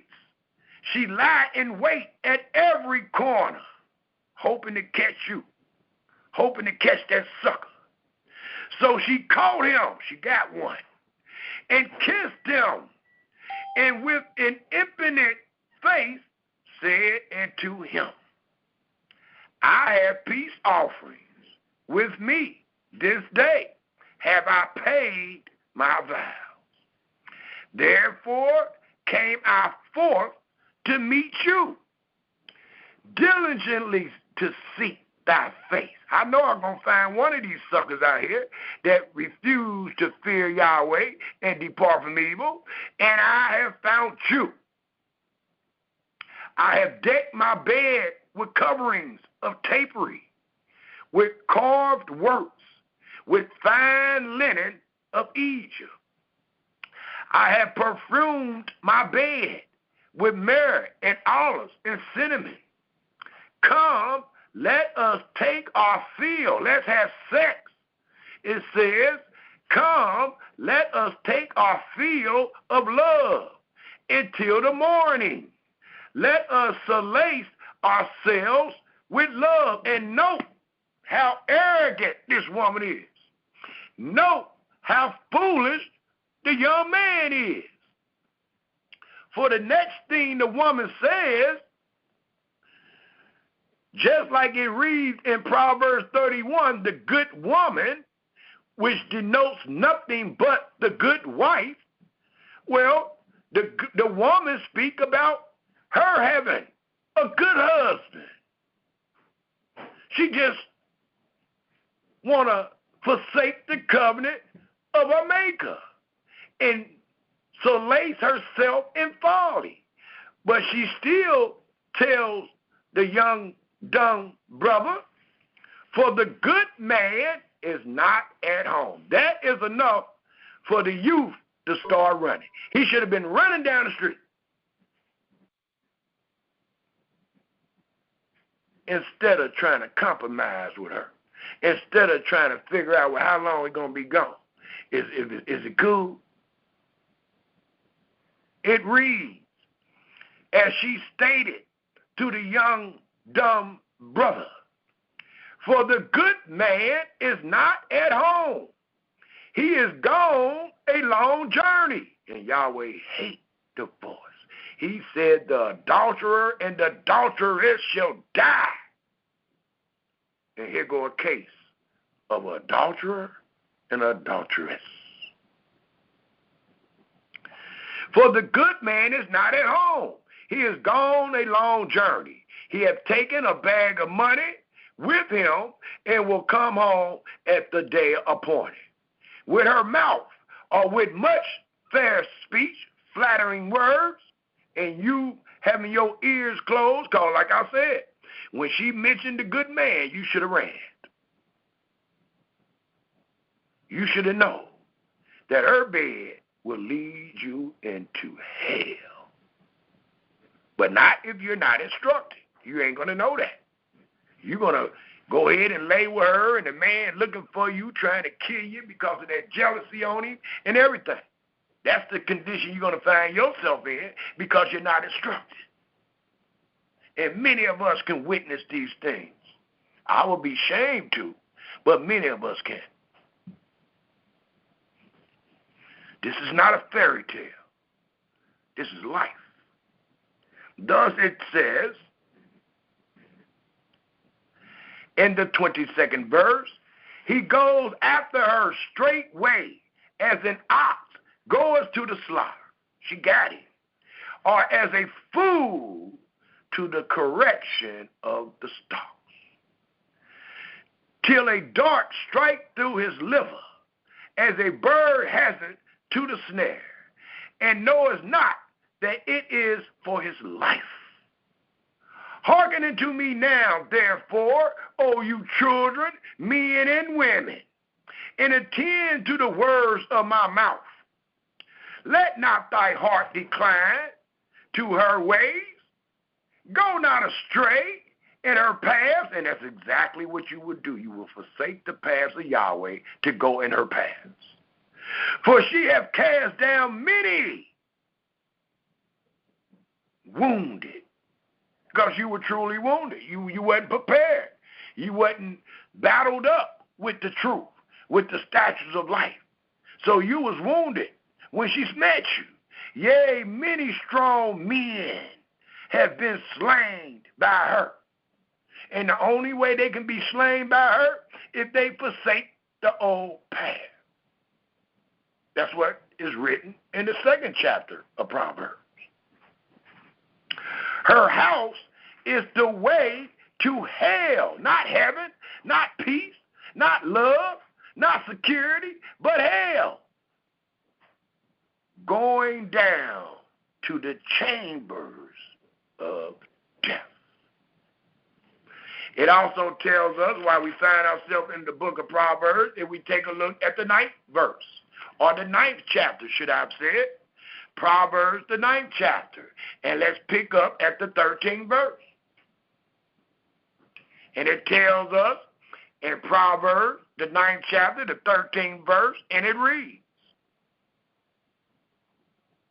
I'll love to include the 12th verse, for it reads, if thou be wise, thou shalt be wise for thyself. And I'm talking about with everything, especially with the holy matrimony of marriage. But if thou scornest, thou alone shall bear it. A foolish woman is clamorous. She is simple and knows nothing.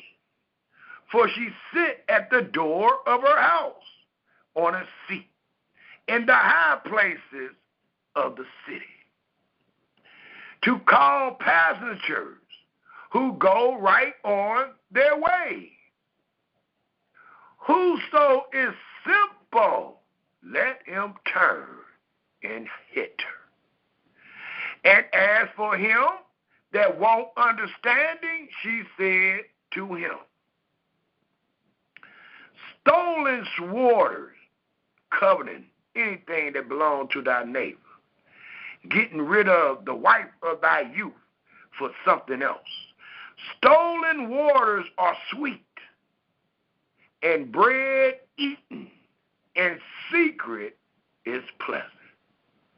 But you know not that the dead are there, and that her guests, all the other jokers she got before you, are in the depths of hell. So it allows us to know, and it warns us to be careful when it comes to the women of the earth. It allows us to know that the Almighty, when he chose this people, it allowed us to know that he separated them. He sanctified them. He set them apart. And he told them, when you are old, or that it told them that a man should leave his father and his mother's house and cleave into his wife, the wife of thy youth, and thou shalt become one. And when these things happen and you follow these instructions, they protect you from the evil man and the evil woman when it comes to this holy matrimony, when it comes to the perfect words of our Maker. Every woman is not made for the sons of Israel.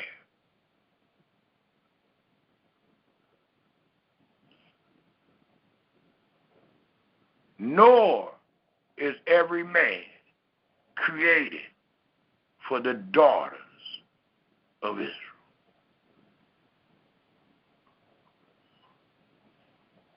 Even though we might can find a case here and there where it was allowed, it's not the origin, it's not the way, nor is it the path to bring forth an Elohimly seed. A non-Israelite man cannot bring forth an Elohimly seed, nor a non-Israelite woman can bring forth an Elohimly seed. Period.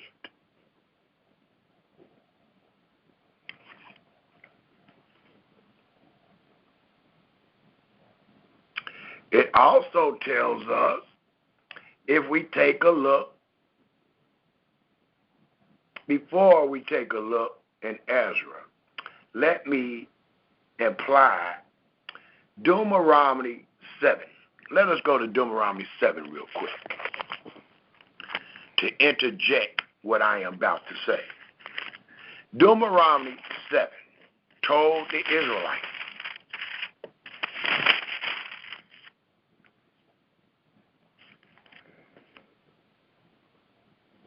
if we pick up at the very first verse, and let's read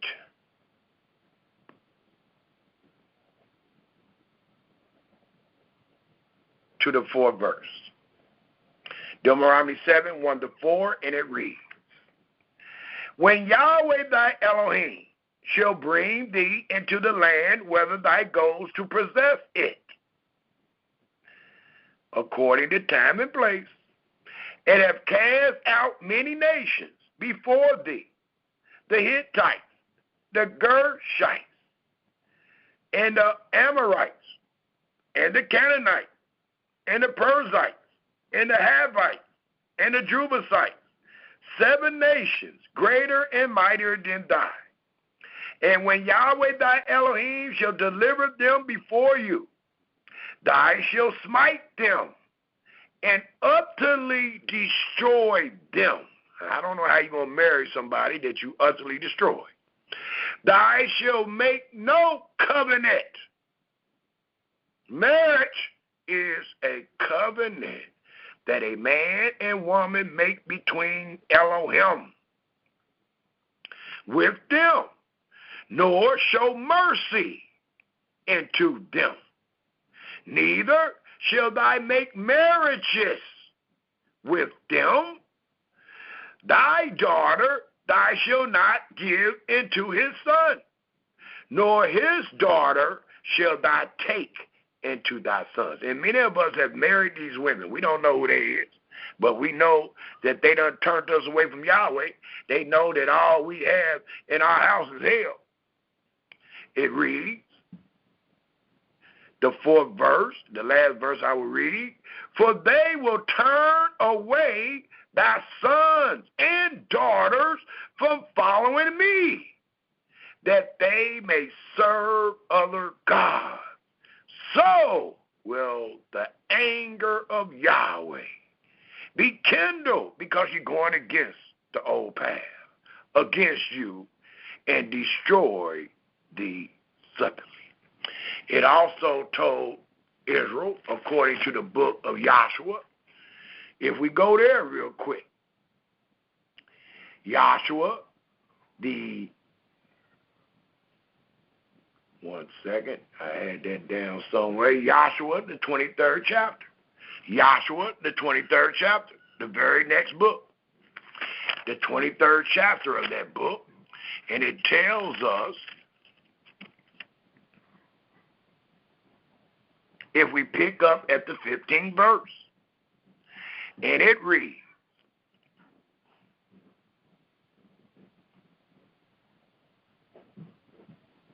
now let's start way before the 15th verse. Let's pick up at the 11th verse. Joshua 23, verse 11. Take good heed, therefore, unto yourselves, that you love Yahweh your Elohim. Else, if you do in any wise, go back and cleave into the remnant of these nations that we just read about in the 7th chapter of Deuteronomy, even these that remain among you, and shall make marriages with them, and go in into them, and they into you. No, they made marriages, then they had sex, even with the strange women.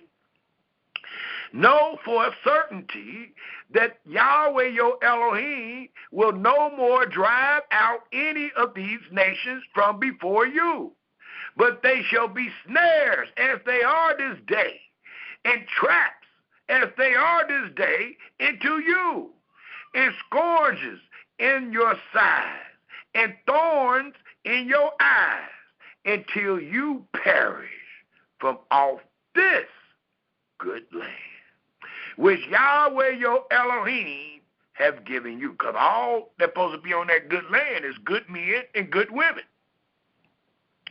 And behold, this day I am going the way of all the earth.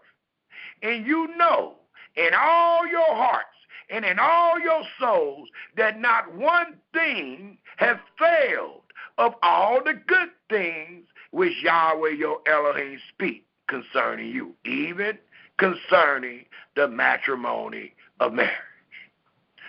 All are come to pass into you, and not one thing has failed thereof. Therefore, the reason why it shall come to pass that as all good things are come upon you, which Yahweh your Elohim promised you, so shall Yahweh bring upon you all evil things. That's probably why many of us have these evil men and evil women as our companions, until he hath destroyed you from off this good land, which Yahweh your Elohim hath given you. When you have transgressed the covenant of Yahweh your Elohim, for you truly transgress it if you accept a stranger, and if you divorce the wife of thy youth, which he commanded you, and have gone and served other gods, and bow yourself to them, then shall the anger of Yahweh be kindled against you, and you shall perish quickly from off the good land which he have given unto you, as we are this day, quickly, and have perished quickly off the good land. We're not on the good land, nor do we live by these great statutes of life. Also, let us turn our book to the book of Ezra. The book of Ezra. And let's take a look at the 9th chapter of Ezra. And I would like to read the whole 9th chapter of Ezra and read a few words found in the 10th chapter of Ezra. Ezra 9, verse 1 tells us all. And please take note, because I'm using this to establish what we find in Malachi 2. It reads, Now, when these things were done, the princes came to me, saying, the people of Israel and the priests and the Levites have not separated themselves from the people of the land, doing according to their abominations. And that's what Yahweh said will happen, because they will be snared and trapped. It says, even of the Canaanites, the Hittites, the Perizzites, the Jebusites, the Ammonites, the Moabites, the Egyptians, and the Moabites, or the Ammonites. For they have taken of their daughters for themselves and for their sons, so that the holy seed, please take note of these words, because we're going to find these same words in the very next place that we will go in the book of Malachi. So that the holy seed have mingled themselves with the people of those lands. Yea, the hand of the princes and rulers have been chief in this trespass. And when I heard this thing, I rended my garment and my mantle, and plucked off the hair of my head and of my beard, and sat down astonished. Then were assembled unto me everyone that trembled at the words of Elohim of Israel. And those are the only people that will really concern themselves with the holy matrimony of Yahweh. Them are the only ones that will really want to make sure if they living right, if they doing their part as a helpmate or as a husband. It reads, because of the transgression of those that had been carried away. And I sat astonished until the evening sacrifice. And at the evening sacrifice, I arose up from my heaviness. And having rent my garment and my mantle, I fell upon my knees and spread it out my hands unto Yahweh, our Elohim, and said, O my master, or O my Elohim, I am ashamed and blush to lift up my face to thee, my Elohim, for our iniquities are increased over our head, and our trespass is grown up into the heavens. Since the days of our fathers have we been in great trespass, and to this day. And for our iniquities have we, our kings and our priests, been delivered to the sword, to captivity, and to a spoil, and to confusion, as it is this day, confusion of face, as it is this day. And now, for a little space, grace, mercy have been shown from Yahweh our Elohim, to leave us a remnant to escape, and to give us a nail in his holy place, that our Elohim may lighten our eyes and give us a little reviving in our bondage. Note, for we are bondsmen, yet our Elohim have not forsaken us in our bondage, but have extended mercy unto us in the sight of the king of Persia, to give us a reviving, to set up the house of our Elohim, and to repair the desolations thereof, and to give us a wall in Yehuda and in Jerusalem. And now, O our Elohim, what shall we say after this?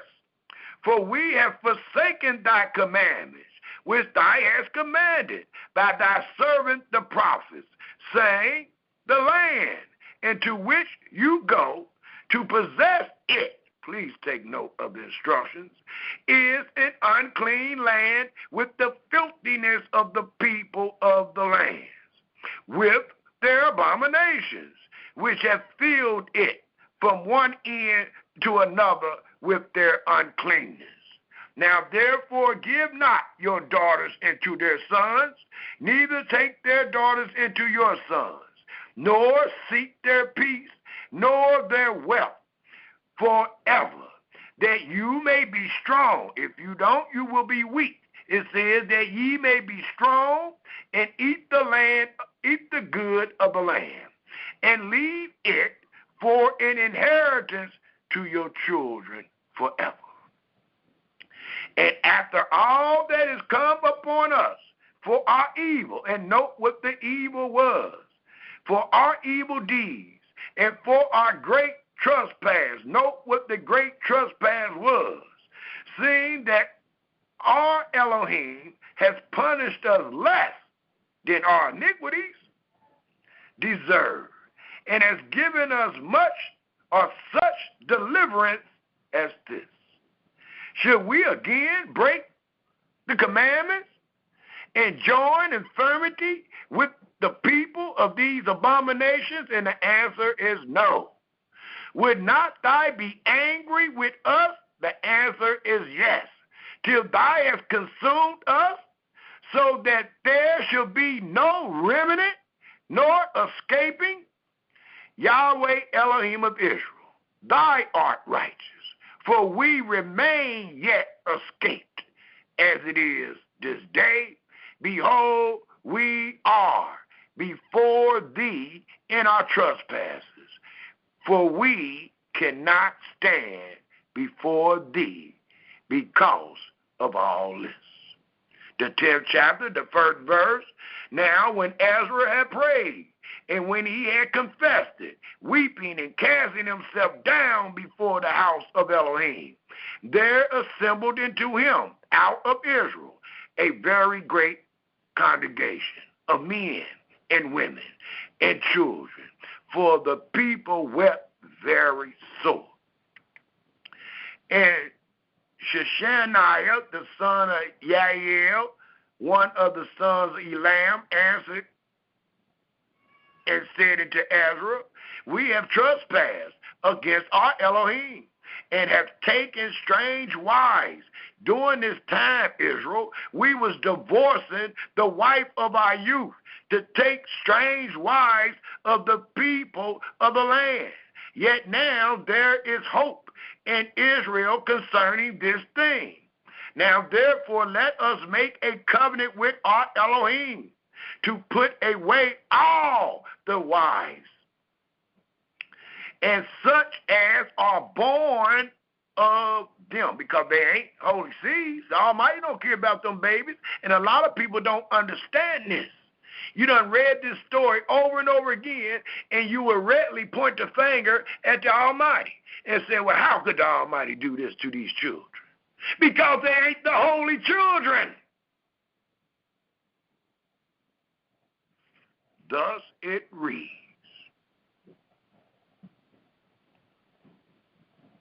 again, in the 3rd verse, now therefore let us make a covenant with our Elohim to put away all the wives, and such as are born of them, according to the counsel of my master, and of those that tremble.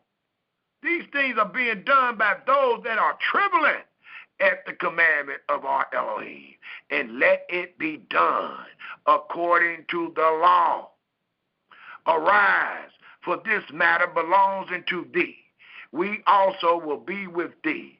Be of good courage, and do it. Then arose Ezra and made the chief priests, the Levites, and all Israel to swear that they should do according to this word, and they swore. And Ezra rose up from before the house of Elohim, and went into the chambers of Jonathan, the son of Elishma. And when he came tighter, he did eat no bread, nor drink water, for he mourned because of the transgression of them that had been carried away. And they made proclamation throughout Yehuda and Jerusalem, and to all the children of the captivity, that they should gather themselves together into Jerusalem, and that whosoever, please take note, would not come within 3 days according to the counsel of the princes and the elders, all his substance should be forfeited, and himself separated, just because you will not show up to make sure we get evil out of the land. It says,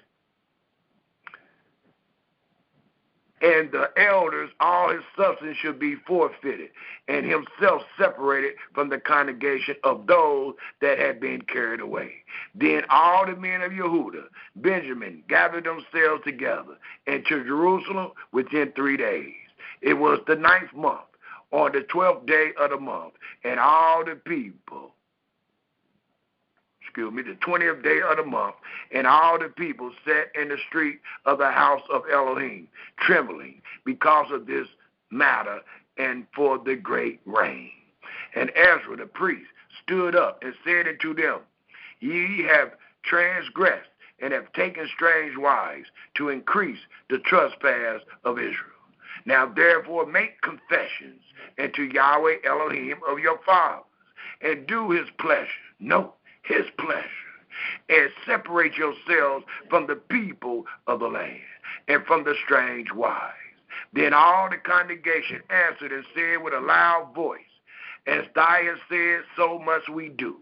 But the people are many, and it is a time. No, but the people are many. There were many that did this act. And it is a time of much rain, and we are not able to stand without. Neither is this a work of 1 day or 2, for we are many that have transgressed it in this thing. Now, let now our rulers of all the congregation stand, and let all them which have taken strange wives in our cities come at appointed times, and with them the elders of every city and the judges thereof, until the fierce wrath of our Elohim for this matter be turned from us.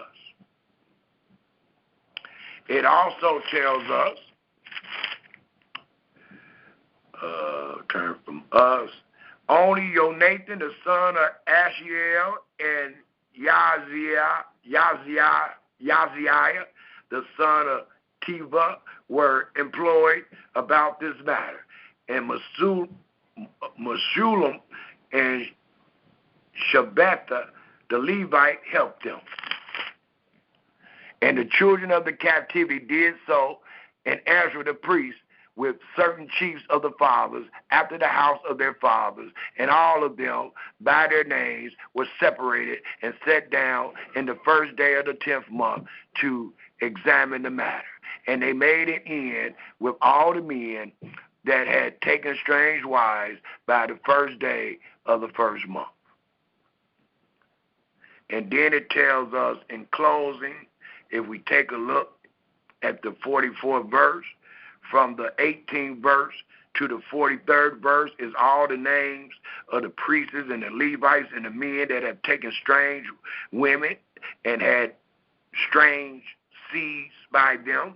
It tells us in the 44th verse in closing of Ezra 10, all these had taken strange wives, and some of them had wives by whom they had children.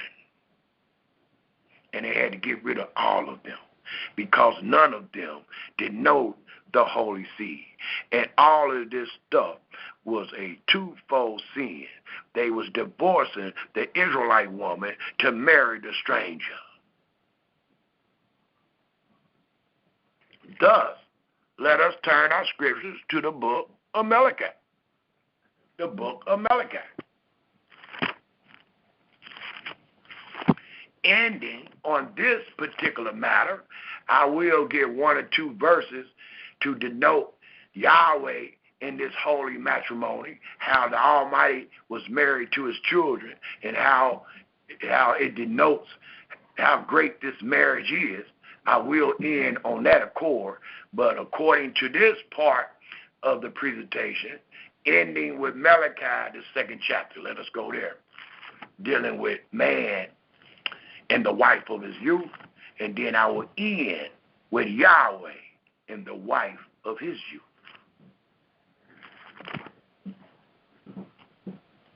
Malachi, the 2nd chapter, please. And it tells us in Malachi, the 2nd chapter, we pick up at the 11th verse. Malachi, the 2nd chapter.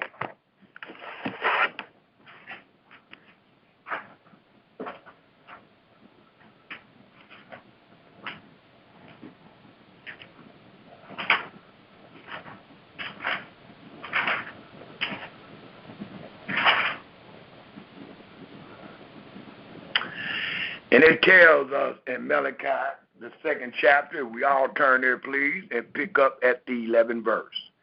And it reads, Yehuda have dealt treacherously, and an abomination is committed in Israel and in Jerusalem.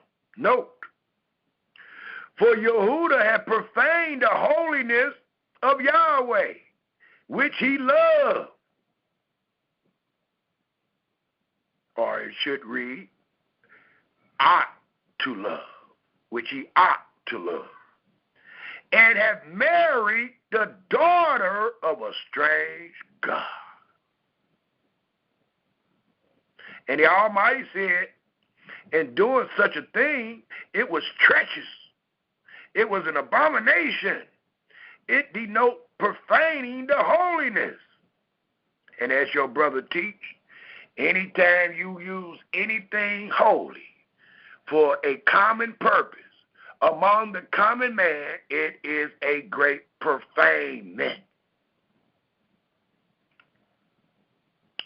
It tells us in the 12th verse, Yahweh will cut off the man that does this. Note the punishment for divorcing the wife of thy youth and marrying a stranger. It says, Yahweh will cut off the man that does this, the master and the scholar, out of the tabernacle of Jacob. And him that offer an offering unto Yahweh of hosts. And this have you done again, covering the altar, speaking against the wife of thy youth, but in the same breath marrying a strange.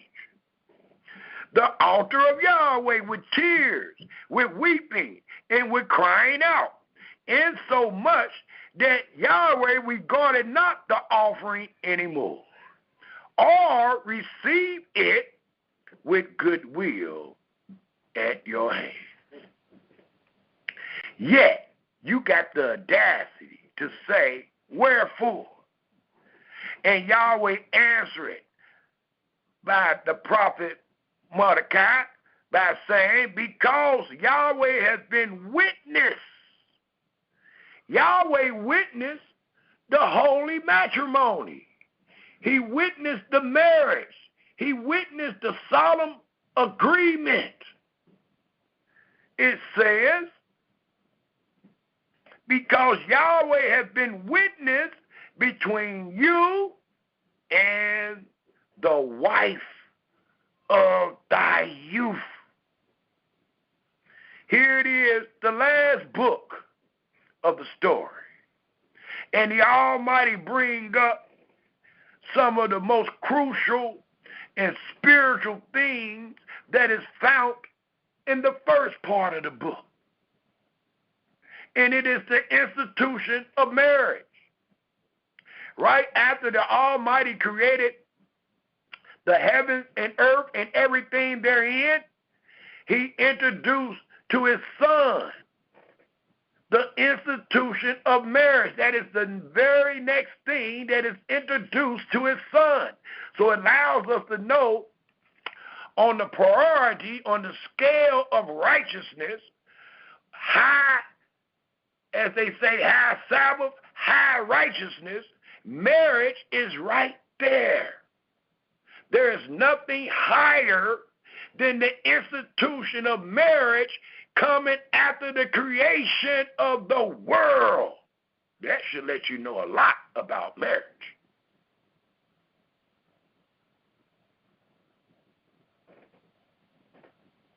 Marriage, the marriage institution, was the very next thing introduced to man.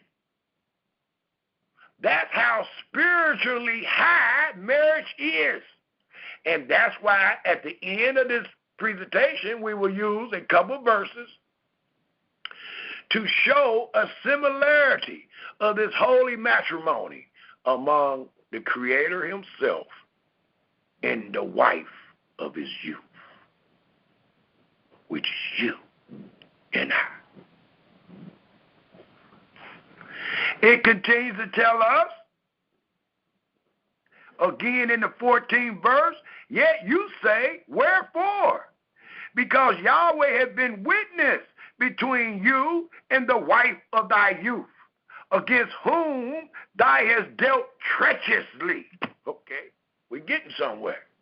So it allows us to know that even though man was to rule over his wife, even though the woman was to conceive with pain, it still allows us to know that a woman or a man can mistreat the wife of his youth. And mistreat means to treat her not the way that Yahweh has designed for you to treat her. For it reads again in the 14th verse, yet ye say, wherefore? Because Yahweh has been witness between you and the wife of thy youth, against whom thou hast dealt treacherously. Yet is she thy wife. Yes, she is. And you about to deal treacherously with her to divorce her where you can take on a stranger. And the wife of thy covenant. You are so treacherously being a man that you will forsake the covenant, the word of thy mouth, just to divorce the wife of thy youth, to take on lust, to take on a desire. The 15th verse reads, and did not he make one? Absolutely. And I hope I explained that in this entire presentation. The Almighty, the Maker, made one seed that will denote the chosen. Yet had he the residue of the Spirit. And wherefore one? Why can't we keep those little babies that Ezra and them had to get rid of? It reads, that he might seek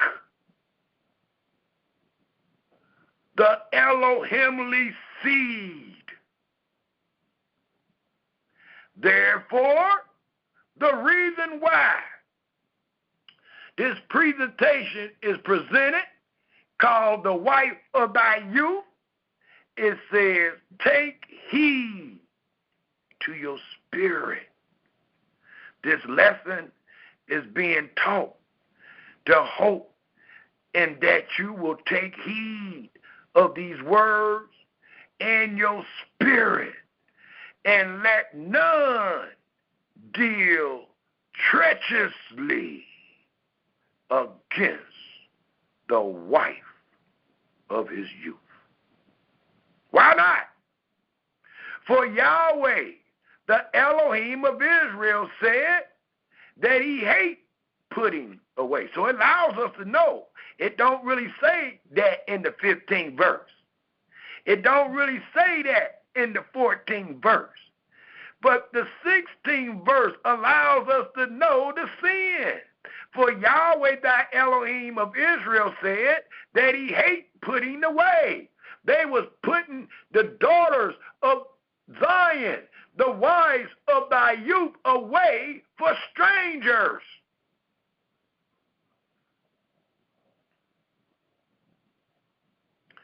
For one covers violence with his garment, said Yahweh of hosts. Therefore, the reason why, and I will say it one more time in closing, take heed to your spirit, that you deal not treacherously against the wife of thy youth, against your husband, nor against the covenant of thy Elohim.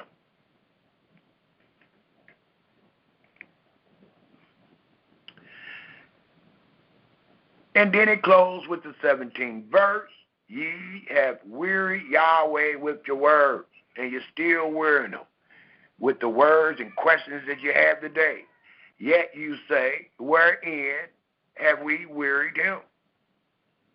The same answer that I would give, it says, when you say everyone that does evil is good, we accept the evil woman, and you say she good.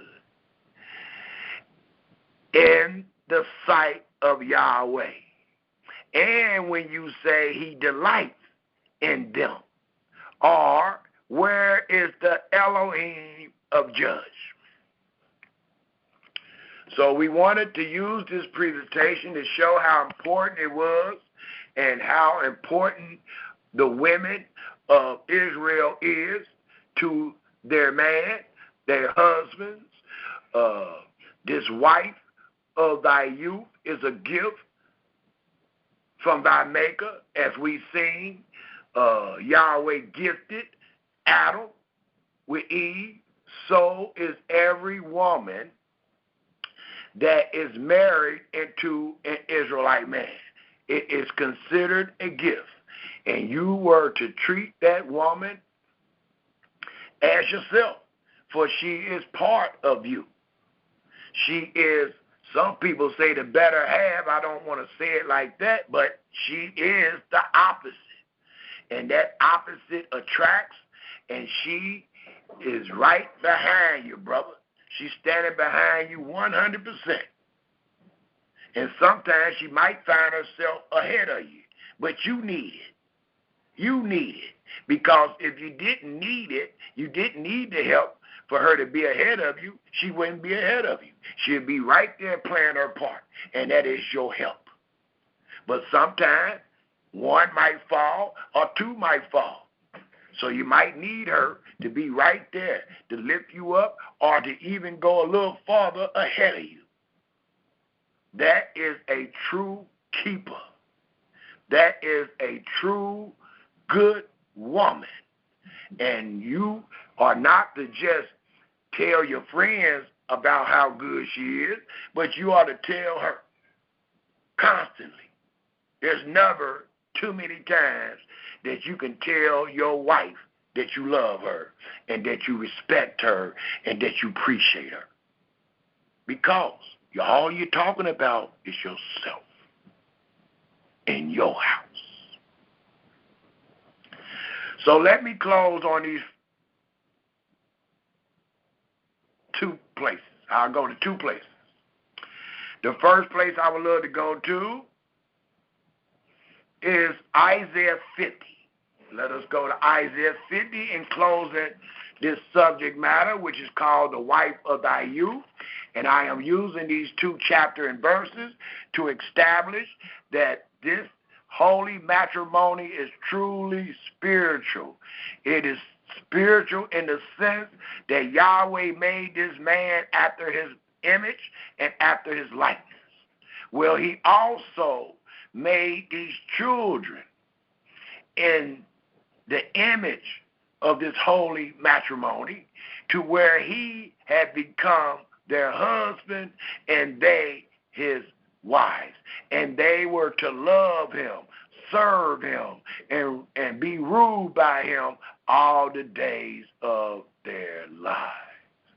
So was the duty of the wife of thy youth. Isaiah, the 50th chapter, please. Isaiah 50, and the last chapter we will go to is Jeremiah 3. We will close with Jeremiah 3. Right now, Isaiah 50. And it tells us in Isaiah 50, I'll just read the first 4 verses.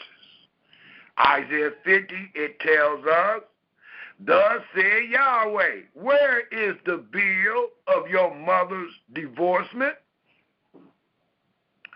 whom I have put away? Or which of my creditors is it to whom I have sold you? Behold, for your iniquities have ye sold yourselves, and for your transgressions is your mother put away. Same with the Israelite dealing with their wives. Wherefore, when I came, was there no man? When I called, was there none to answer? Is my hand shortened at all, that it cannot redeem? Or have I no power to deliver? Behold, at my rebuke, I dry up the sea. I make the rivers a wilderness. Their fish stink because there is no water, and dieth for thirst. I clothe the heavens with blackness, and I make sackcloth their covering. The last verse. Yahweh Elohim has given me the tongue of the learned, that I should know how to speak a word in season, as we have brought forth this great presentation called The Wife of Thy Youth. To him that is weary, and many of us are weary dealing with the subject matter of marriage, the social illnesses that we have among one another each and every day. He wakens morning by morning. He wakens my ear to hear as to learn, and I have brought forth what I have learned. In closing, Jeremiah 3:1. In closing, let us all turn to Jeremiah 3, verse 1.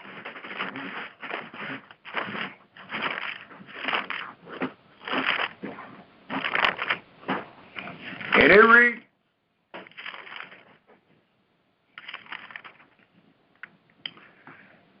they say, and as I stated earlier, the rumor is among many of our brothers that call themselves Messianic, that call themselves Christians, the rumor is once you lose your husband, it is unholy to marry another man.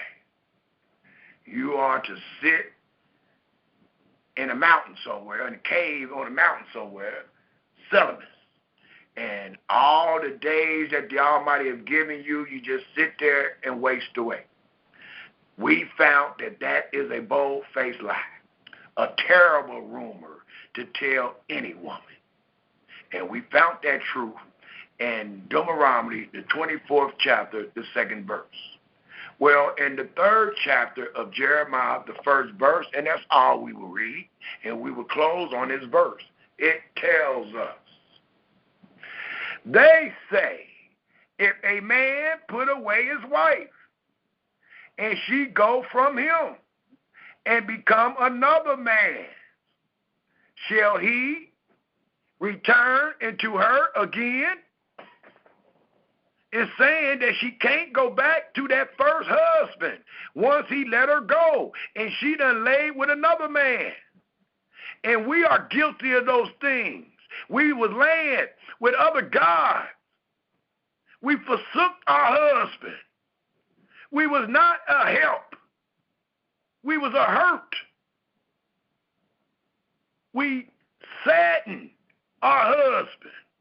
We was not ready to serve him on time.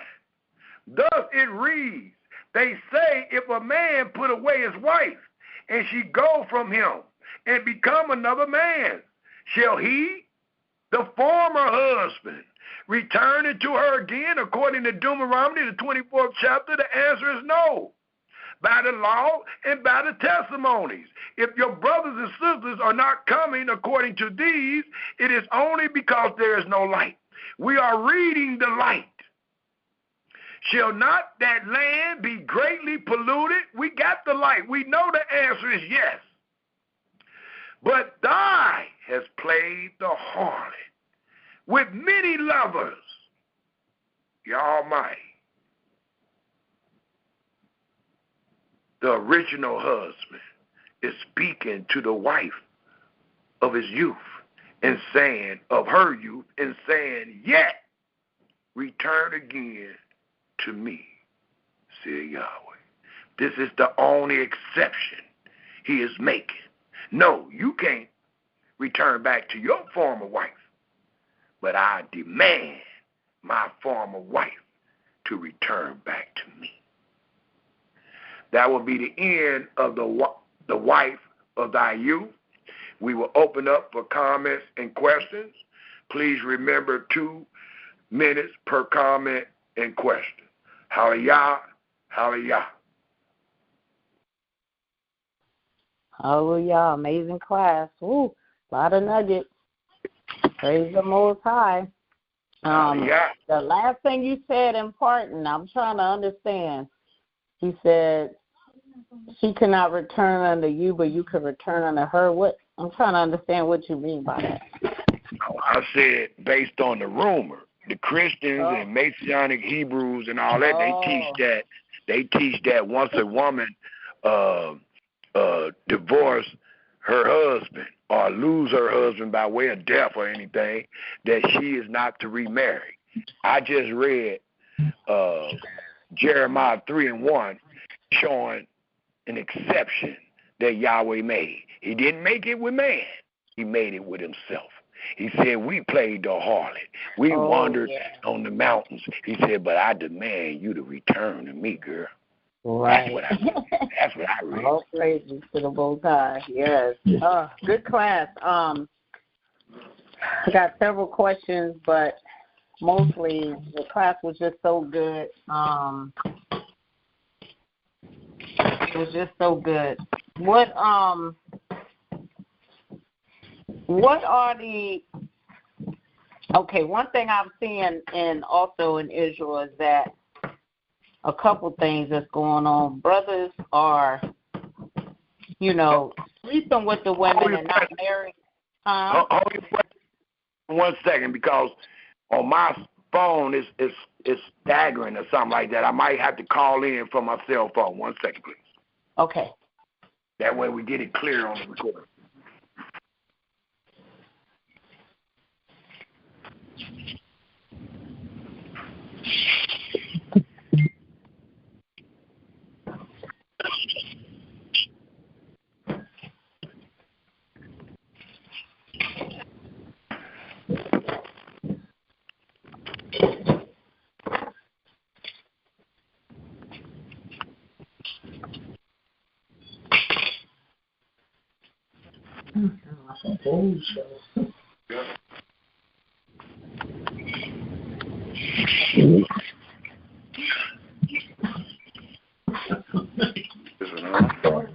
Clown for them people. Because they were all taking their son out. They said, well, you take yours. She was like,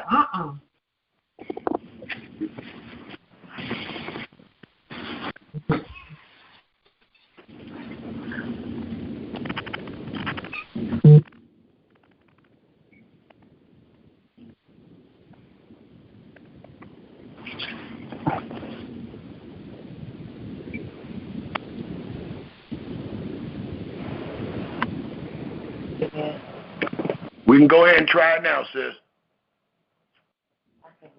You hear me? Okay. Yes, all praises to the Most High. So if a man finds some uncleanness or something in his woman, then he can give her a bill of divorcement. But what you're seeing now is people are just leaving things raggedy, like they're done with a relationship. They don't do that bill of divorcement. They just go and get the next person and the next. And if a man is married to a woman, is it his responsibility to provide for her? I think you read a scripture that said something about if he don't provide, he can go free.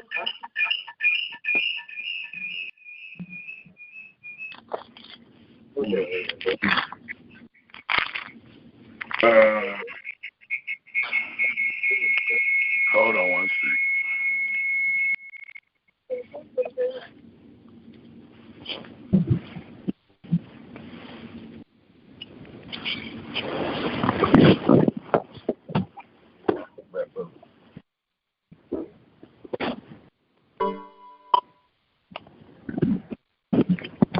Okay, sorry about that. Try to repeat your question for me. I think I got it now. I just go through my cell phone. Okay. When there's a marriage, there's a responsibility of the man to provide. Is that correct? Before I continue on. Absolutely, and he is to provide. He is to provide for himself, and you is part of him. So yes, absolutely, he is to provide for himself and you. And you so there's let me throw this in there too. And you are to provide for yourself and him. Okay. And there's brothers, I know there's brothers out there that they may leave a relationship, but they don't do like a bill of divorcement. They just like out there, basically they have several households and they're not providing for any of them. What is that verse that says if he don't provide, she can go free or something like that? And I think you read that earlier. No, I didn't read it, but I was talking about this one. I think it is. I didn't read right. That. Does that apply? Like, I heard a brother say he was with a woman and I guess they didn't get along or whatever, and he said, he hadn't seen her in years, and I'm like, well, did you give her a bill of divorcement? And he was like, no, I just left her like that so she wouldn't be able to be with anyone else. I'm like, well, are you providing for her? No. To me, that's another wickedness in Israel. It's like if you find some reason to not be with her, then give her a bill of divorcement. Otherwise, provide for her, and take care of her. That's absolutely correct. It's modest, but that is not in it. It might be a problem in the society with these statues of dead, but that's not really listed in our Holy Scripture. It don't show. What do they do in that situation? Yeah, it don't show that that's our being in the Holy Scripture. It don't really show that. But what you just stated is the truth among us today, living in the man's society. Absolutely. But we're making a distinction, and you just made a distinction of what you read, how our men is today.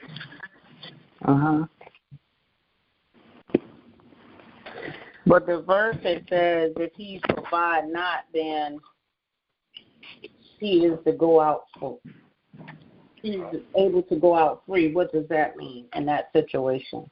It means that you would have to, nobody would have to redeem her from her service. See, the reason I didn't use Exodus 21 today, because this subject matter is dealing with the wife without you. Exodus 21 is dealing with a maid servant. So you got to go back and read that. Right. We're not to add or take away. So if you go back and get Exodus 21 and read the verse, let me go right to the 7th verse. Read the 7th verse. Exodus 21:7 to us all, please.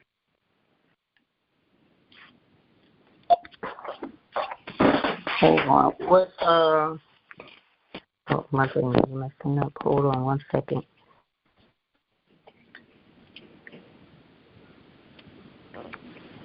Let's see.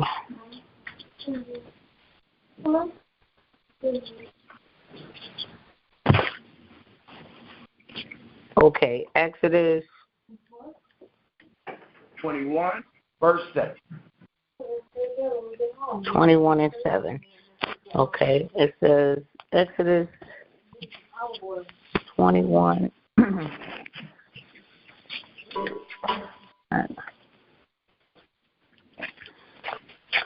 21:7 says, and if a man sell his daughter to be a maid servant, she shall not go out as the men servants do. If she please not her master who has betrothed her to himself, then shall he let her be redeemed. To sell her unto a strange nation, he shall have no power, seeing that he has dealt deceitfully with her. And if he has betrothed... Stop right there. Stop right okay. there. I want you to read all the way to the next verse, but let's get an understanding of what you just read. If he please not her master, who have betrothed, engaged her to himself, then shall he let her be redeemed. We got a chapter in Leviticus, the 25th chapter, talks about how we are to redeem ourselves as bondmen and bondwomen. We are to redeem ourselves. Your father could redeem you. Your uncle could redeem you. Your brother could redeem you. Even a friend could redeem you. So if it costs you $200, I can come to that man, give him $200, and he could go out home to your father, and your mother. That's all that's saying. Yeah, exactly. So this is not an act. This is not a wife without you. That's why I didn't use it. Oh, okay, yeah. A woman that a man fell in love with and married. A man. Okay. But go ahead and read the 7th verse. Okay. And if he has hold on, let her hold that thought. Let her finish. Come right there. Okay.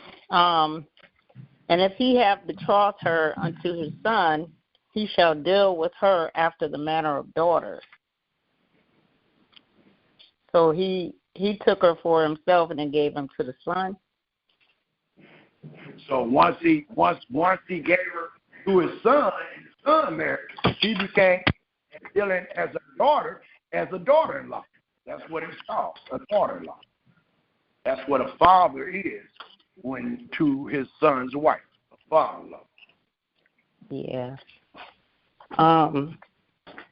If he take him another wife, her food, her raiment, and her duty of marriage shall he not diminish.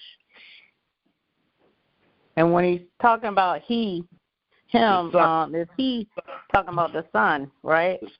Absolutely. Okay. If he do not these three unto her, then she shall go out free without money. Okay. Free without money. Oh, to redeem. I said it costed money to redeem. So you don't have to pay no money. You get to go out free because you did not hold up to your manly duties of this holy matrimony. Mhm. I haven't really seen any examples of men in the scriptures that didn't take care of their house. They went, their households, except, well, I guess in Proverbs and places where it talks about the slothful man that doesn't take care of his household and he got the, but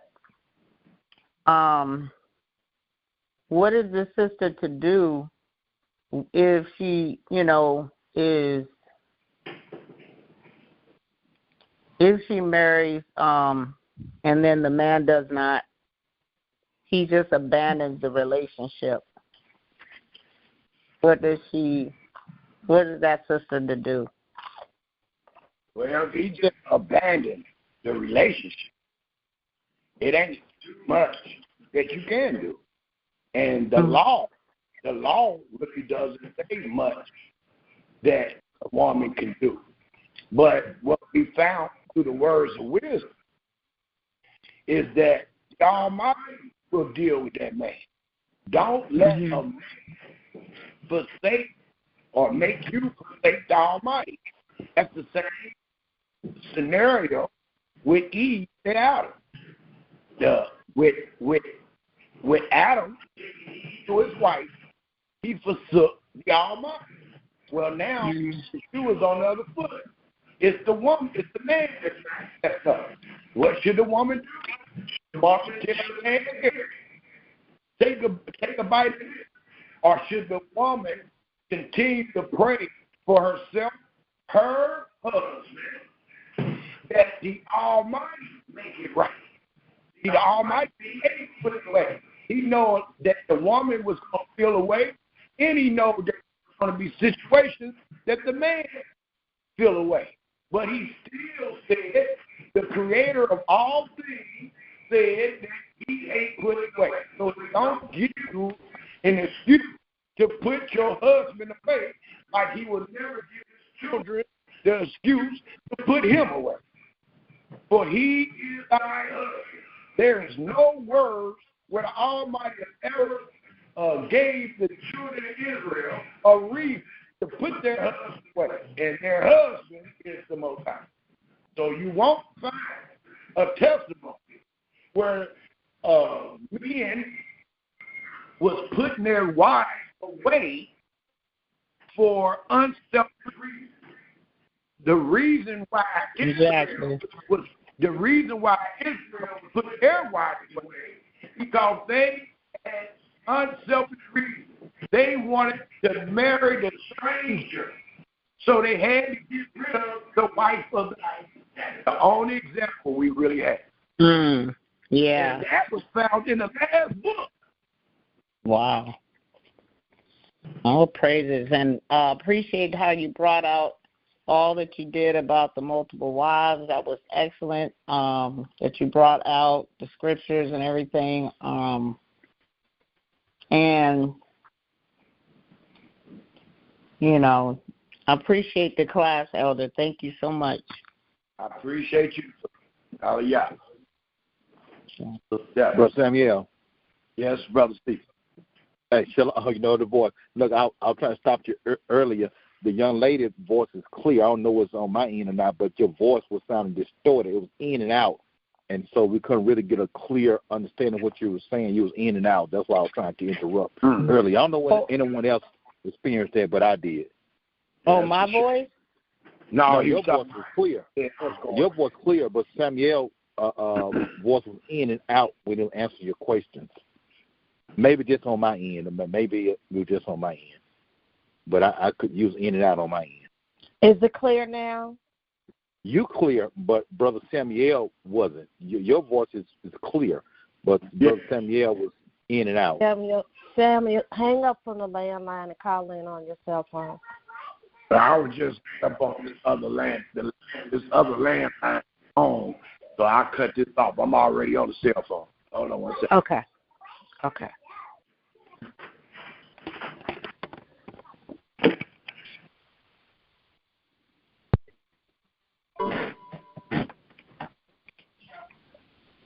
That was a great comment, Sister Deborah from Virginia. Is there any other comments or questions? Yes, you're clear as a bell now. Yeah. Great lesson, Brother Samuel. I was going to make one little comment when you was reading the Deuteronomy chapter 24. And I try to stress to young men, nowadays you got young men, some men, not all, but trying to move in with the woman and try to cause some shots, and that just ain't right. And I noticed in that scripture you said that when a man finds some uncleanness in the wife, give her a bill of divorcement and send her out of his house. A lot of these men ain't got no house. They know that a man supposed to have his own, but you trying to come to a woman's house and rule her house, it's hers, and you ain't got nothing. So I got a lot out of that. I got a lot out of that because a man should have his own. It say send her out of his house, not her house. So I just want to bring that out, that's what I saw in that particular scripture as well. And that was very wisely spoken and a great observation, and you're absolutely correct. Today, we got men that's famous, especially dealing with this Tinseltown marriages, and their wives got lawyers and stuff handing the man the bill of divorcement. The man might be at work and he get a bill of divorcement. He might be in training, and they know where he's training at, and they bring him the bill of divorcement. Because you absolutely correct. How you going to hand a woman a bill of divorcement and you in her house? She paying all the bills. You driving her car. If you don't sit down and be quiet and need to get yourself together. You need to get yourself together because you see how confused you are. You ready to get rid of the woman out of her own house because you have not followed the original order of the holy matrimony. Those words are found in Genesis 2. A man should leave his father and his mother's house. Nope. The first name of that house is the father. He is to leave his father and his mother's house, cleave into his wife, and they become one. Well, when they became one, didn't he have the house? Didn't he build the house? Or did the woman build the house? Now y'all putting too much on the woman. 1 minute you saying she too manly, but she doing everything. The next minute you saying she too feminine, she ain't doing nothing. So yes, you're absolutely correct, brother. The man, that is the natural order of creation. The Almighty is the man.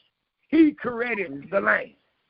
So with his sons being made in his image and after his likeness, so is the man. The man supposed to produce the house.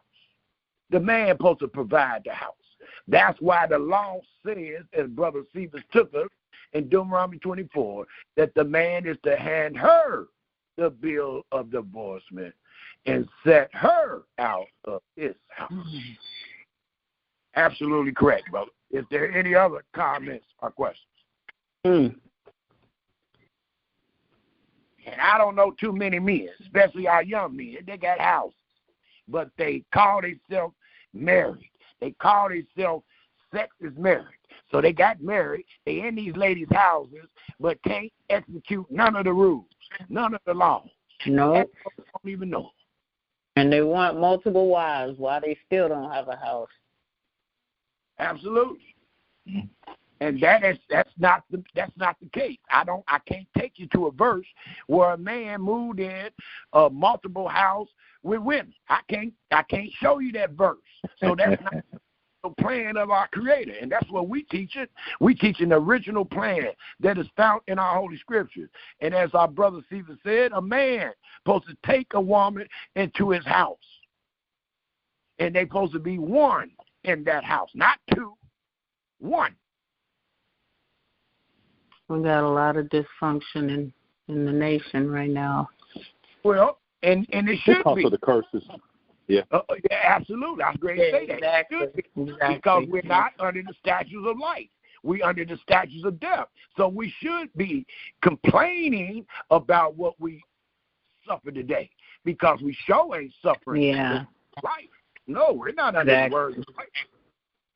Right. We're just speaking about those things. We're just making a distinction with this particular subject matter. We ain't under it. Right. No. Right now, the woman can get the divorce. The woman can do all these things, and men can do a lot of things as well. They can move in with women and do all kinds of stuff too, but that's all a part of punishment. But let me throw this in. There is some parts of those words are still true because the Almighty lives forever. So the original institution of holy matrimony stand firm. And dealing with the words of wisdom, when a man find a wife, he find a good thing, and he obtain favor from Yahweh. So that favor is still in the earth. Some of our men have truly had favor. Some of our women have truly been favored because all of us is not in a fucking situation. Some of us can witness for our wives, just like some of our wives can witness for their husbands that he's a good man and she's a good woman. And that's exactly what Yahweh wants. He wants you to be with a good woman that will help you throughout your plight, all the way to your death. So if you got a woman, if you got a wife, it's a good thing. If you got a husband, you got a man, you got a husband, it's a good thing. Now make it work. It's up to y'all to uphold the covenant. Exactly. It's up to y'all to make it work. It's up to y'all to not take Yahweh's covenant in vain. Mm-hmm. It ain't up to Yahweh. Don't blame it on Yahweh. The reason we find ourselves in this funky situation is because of what our fathers did. Not because Yahweh did. Yeah, not because he changed his mind, but because of what our fathers did. So we're going to make the best of it with the wisdom we attain. And it sounds like we're supposed to work hard together in the name of our Creator, in the glorification of our Creator. We're supposed to work hard together as a man and a woman, as a husband and a wife. Right, and be mindful, we are in captivity, and when we was in captivity, especially 30, 50 years ago from now, when the man nor the woman had anything, so you had no choice but to work together. If you got a good wife or a good man, even in your poor state, you have to work together to have something, because we didn't have anything back in those days. But now we can get ahead. You know, I don't always try to down a man or down a woman because of his state back in those days when the man was very poor, didn't have anything.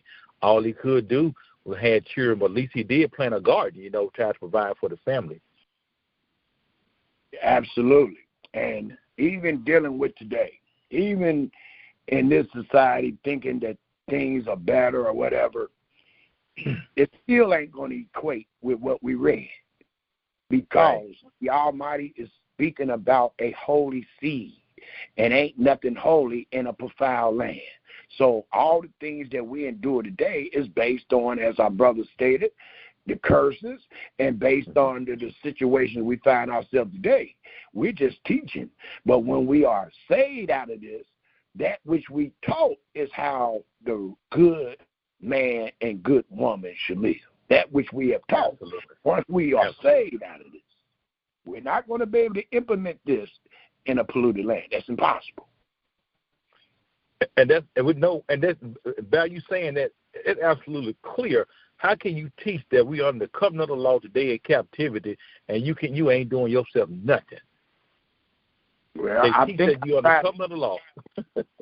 I tried to implement that in a couple of conversations when I was speaking about if you use that which is holy in any common manner, it is a profanement toward that which is holy. And we always say Shabbat Shalom among the common man in this common place. And all it denotes is a great profanement. You cannot be holy and profaned at the same time. You're either one or the other. The Almighty separated you to be the other, which was holy. Great comments. Great. Yeah, very good. Is there any other comments or questions? Shalom, Brother Samuel. I just want to say it's a great lesson, and I'm truly learning a whole lot. Well, I was really lost, and I'm just glad that I found somebody explaining it all the right way. Hallelujah. Hallelujah. We needed this years ago. Truly be, listen to that with what you just taught on, lets us know that we definitely out of whack, out of order.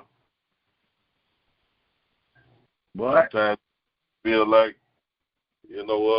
after hearing that, all the stuff I've been through, when I'm trying to get it right. But all praises. That's all we can do, right? Absolutely, and that's what matters. And don't forget, you at a stage in your life now where you have received understanding. At first, we thought, we had a lot of wisdom and a lot of knowledge, but we didn't have understanding of that knowledge. So now We done a vouch to fear Yahweh and to depart from evil and to search for that great understanding. And in your search, you have an opportunity to repent. You have an opportunity to return from what you was doing in your ignorance, in your darkness, since you have been a recipient of light. So that's how we are forgiven. That's how the Almighty will show you favor, because you have admitted that you have erred. Now, you don't just supposed to admit it, you're supposed to do different. So if you erred, you know you done erred. Many of us erred. I did. I didn't marry my wife before I laid with her, but in my process of getting understanding and all that I understood, I applied it to our marriage. And we've been married almost 32 years now. So it shows you, and who running this? When a man find a wife, he find a good thing and obtain favor from Yahweh. So even though I was in darkness and did it wrong, my searching for him, he showed me favor. I still got that same Hallelujah. Hallelujah. Yeah. And I don't want to brag. The scripture tells us that don't boast on yourself, but I have to say, she about the best woman I ever had in my life. Yes. Need nobody. I don't need. If there's another woman, there's not another woman that I need to try to match up with what she did. Because you ain't going to find it better. The Almighty is the one helping you. He sent her. Yes. I didn't find her. He sent her. And that's the same way with each and every one of these men that's on this phone call today. If you get a wife, and you know that you are truly trembling at the words of Yahweh, you ain't trying to find a fool. You ain't trying to find the evil woman. You're trying to find righteousness. You're trying to find a good woman. He will give it to you. You can't find it. It told us that in Proverbs 31:10. Who can find a virtuous woman? You can't find her. How can you find something that is given by Yahweh? Hallelujah. You don't find her, that's given to you. And you better take advantage of it in a good way. Praise Yah. Do good to it. Away from you. It could be taken away from you. It was Sarah was taken away from Abraham in a good way. It was the end of her days. He still was sad. He still was sad. That lady didn't leave early. That lady didn't leave early. She lived out her days. He was still sad that the Almighty took her away from him. Because that was a good thing for that man. He even married another woman. He married Keturah. He still was sad for Sarah because that's the wife of my youth. Yeah. When you realize you did an error, you go and you try to fix it. You fix it or you do better. Absolutely. And that's why we warn everybody in all our presentations with the Proverbs. So we're going to use these words. We see the situation we're in, so we're going to use these words to try to find some favor, to get some mercy. We're going to use these words because Yahweh is not a liar. If he said you do this and it brings forth joy, then that's what you're going to get. He's going to iron out that which is crooked in your relationship. You ain't even really going to know how the woman changed. The woman ain't going to really know how the man changed. All she knows is that she been on her knees praying for her and him. All he know is he been on his knees praying for him and her. And somewhere the Almighty made a change. That same woman that you was thinking about getting rid of 20 years ago, you still got her. That same man that you was trying to conjure up a way to get rid of 20 years ago, you still got him. That's the word of God. He answered your prayer. He don't have to, but sometimes he do. So let's use these words of wisdom, and let's get on the right track, and let's treat each other right. There's a lot of women. And no, here we is on a call. We got all these women confessing that they fear Yahweh and depart from evil, but they single. And then we got all these men on this call saying that they fear Yahweh and depart from evil, and they single. Ain't none of them married. Something wrong there. Something wrong. And what's wrong is you're not truly fearing him, and you're not taking heed to the words. You got to do it. Don't just say it. Don't just read it. Do it. I bet your life changed with that woman. You don't need to talk to no marriage counselor. You don't need to talk to somebody that don't know nothing about the statutes of life. You need to believe these words. Do it and prove Yahweh wrong. That's what you do. Come back on this phone. Tell me how you done treated that woman and how that woman treated you, and tell me your shit's still bad. Your stuff's still bad. You can't, because the Almighty going to change it, because he is not a man that he shall lie. Whew. Mighty. Awesome. For our faith. The only reason our relationships keep going bad because we continue to lean on our own understanding. That's the only reason. Yes, indeed. I understand. But we don't want to listen to the Most High. We want marriage counselors. We want to talk to brothers and sisters that ain't never been married. We want to talk to brothers and sisters that can't even keep a marriage. We want to be counseled by them. We don't want to be counseled by these words. Wow. You will give a man $500 an hour just to sit down and talk to your husband instead of listening to these words. Oh, boy. Madness. You know, you brought out earlier about how they were seeking women. Well, when you were talking about the multiple wives, I think you said they were seeking women. It was mostly for the women, their wives' help. But they weren't looking at how they look or what this and that. Some like you said, a lot of times they didn't even want them. Or you absolutely correct. But some of them was. Some of them was for lust, right? Some of them was looking at the lust. They was looking at that beauty, and that other thing to start with a B. They was looking at that. And one of the greatest stories to prove that is David. Didn't he say he seen Bathsheba? Right. Yeah, he seen her from a distance. Ain't nowhere in the world he could have known how modest she was or nothing that far away. So his desire was taken by her looks. Like, ooh, who the heck is that? Matter of fact, he sent one in the capital to go get her, find out who that is. So sometimes it is lust. Most times that I find dealing with polygamy is not lust, though. It is to build a man's house, or it is help the daughters of Zion. But we got a few cases of man, of human, how they act and how they think.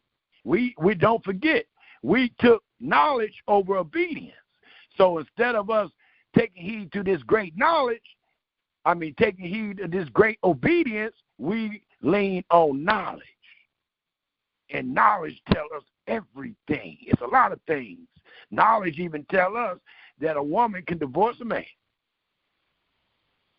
That's the knowledge of the day. That's what goes on in the United States. So just like Adam and Eve, they chose knowledge over obedience. And that's what we see today. We see knowledge over obedience dealing with the holy matrimony. We see knowledge over obedience, which will bring forth death. In any relationship.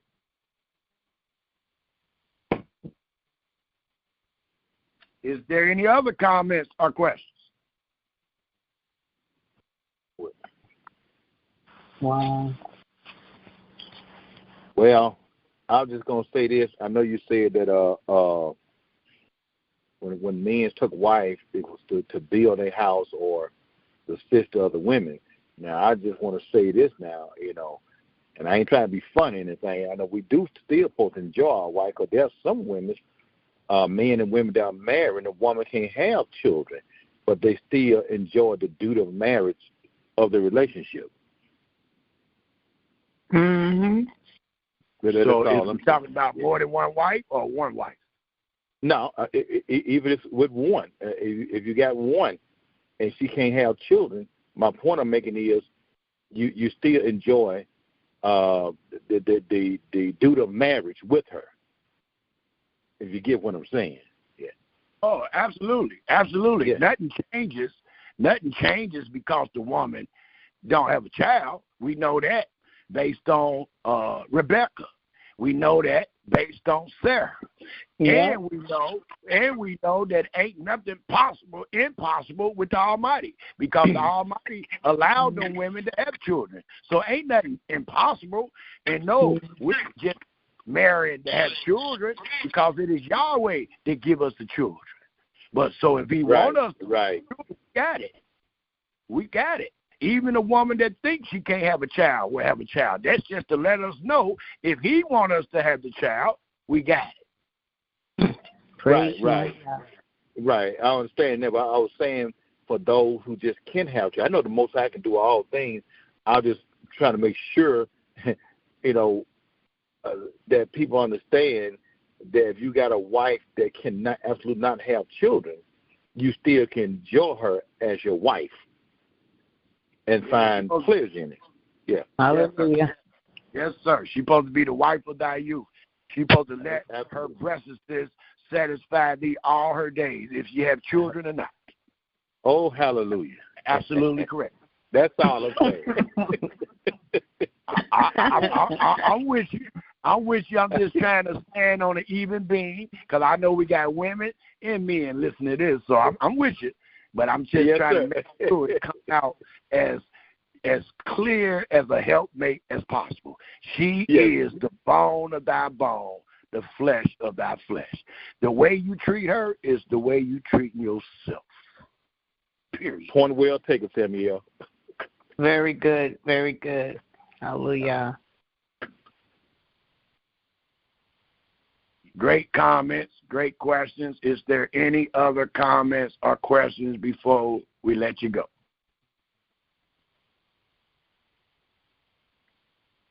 Can you elaborate a little more on that, Genesis 2:24? So when a man leaves his father and his mother, he shall cleave unto his wife, and they shall be one flesh. And it is a original statement based on, and when you rehear the recording, you will hear that which you just asked me to expound on.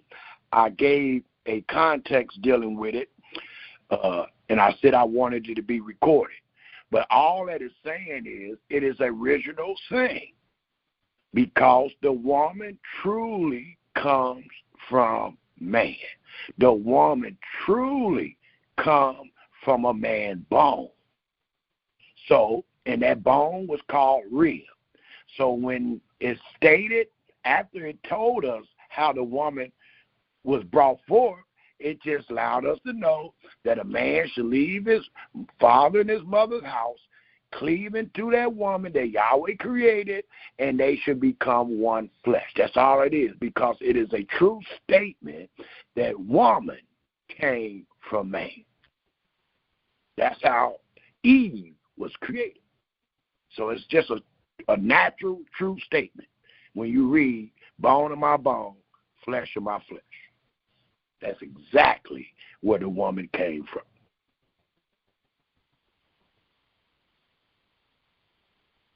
I guess I was talking about the cleave part. Cleave, to love, to bind. We read in Ecclesiastes, two is better than one. You cleave to that other one. And then it went even farther. It's a 3-4 code. 4 is even harder to break. So that's what it means, cleaving. Cleaving that you can't because Yahweh hates putting away. So that's what that cleave denotes. Something that you break, something you don't want to break. Yeah, I was just looking it up in the Hebrew here in the concordance. What does it say?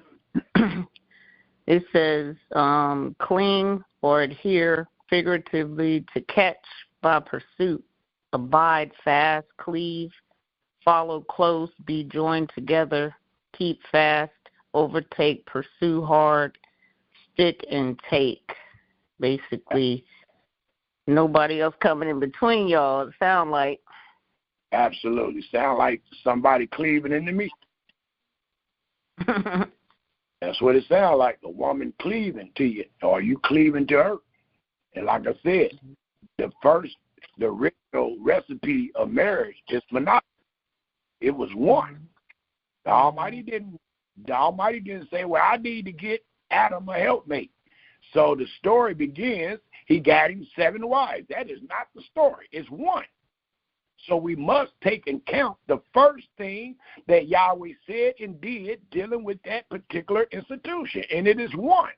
Later on in retrospect, a couple of chapters later, after man had sinned, after a man had killed his brother, we find a story where that man got 2 wives. Well, he's the wicked man, but I don't shoot my explanation towards that. I'm just bringing out a fact. Lamech comes from Cain. Cain was the one that was alienated from Elohim. The man that was alienated from Elohim is the first man in your scripture with more than 1 wife. What you think about that? All right now. Speak it. All right, now that's why I said it like that, because I didn't really want to get into it, but it's something that you must consider. You must consider it. If I get into it or not, you must consider it. The first man on earth that had more than 1 wife was the man that Yahweh alienated. Wow. He come from the stock of him that was alienated from his own house and the Most High. Just something to consider. Mm-hmm. Well, Samuel, I'm asking you a question, and you might have already touched it. You know, on the covenant of the law, if a brother have a wife and raise no seed, you discussed this earlier, and now that man is supposed to take his brother's wife and raise up a child unto him. So this brother that's taking his brother's wife, he still could have a wife. So that would make her a part of his family with his wife he already with. Is that correct? Well, it would because of the duties of a husband. You still Absolutely. got to provide for and all that. And it's a story where I can't recall it on the top of my head, but it's a story in the scripture where the man refused. I think it's found in the book of Ruth. It is. Matter of fact, it just hit me in the head. It's in the book of Ruth, where the nearest kin was able to take Ruth first, and he didn't. So the next Boaz or somebody took instead of the nearest kin because he didn't want to give up his substance and stuff like that. So you're absolutely correct. When a man married another wife, his brother's wife, called a Leviticate marriage. When you have a Leviticate marriage, it is to build the name of your brother in the house of Israel. Now, he got a choice to do it. And he told us what happened if you don't do it. I don't remember reading Take the shoe off. Take the shoe off and spit in it. Yeah, I don't remember that happening in the book of Ruth, but you're absolutely correct, sister. You're supposed to loosen his shoe, spit in his face, and label him. Label him as a certain man in Israel. Well, that's a lot of responsibility and accountability, and some men didn't want to do it. But if you did do it, that woman is part of your household because you humbled her and you brought forth a son in your brother's name. So keep the duty. Keep being a good man. It don't say do that and then you forsake her and all. No. Right. He was still playing the brother husband role all the way to that woman's death, more like. I don't know if he kept going to tour. I'm not going to say he kept going to tour and all that and having more children, because that ain't what the law says. But when that woman produced that son, then that was the end of his duty as far as bringing forth his son for his brother. I don't know no stories where man kept on laying with his brother wife after he did his duty. I don't know no stories like that. So we like and witnessing what is written. The point is, I know sometimes that's a touchy situation, and that was under the covenant of the law, and so it was understood. So if the man did have a wife, his wife shouldn't have an issue with it because the brother trying to do something righteous according to the law, even though he had a choice. So my point I'm saying is that even under the covenant of the law, the way some women feel about that, I really believe if we was under the covenant of the law, they still wouldn't want to have an issue with that particular situation. Well, I don't.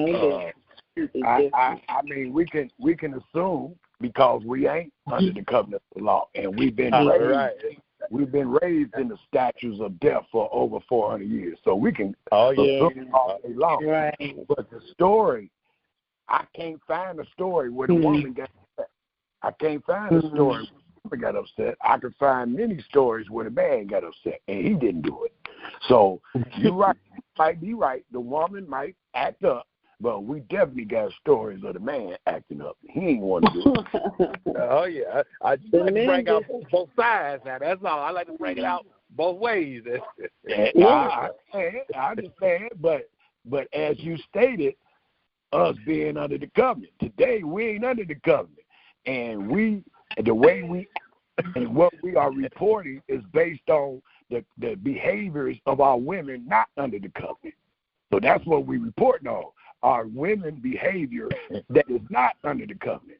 And we are implying that our women might act the same way if they were under the covenant. But we got to give them the benefit of the doubt because ain't no story about the woman. Yes, sir.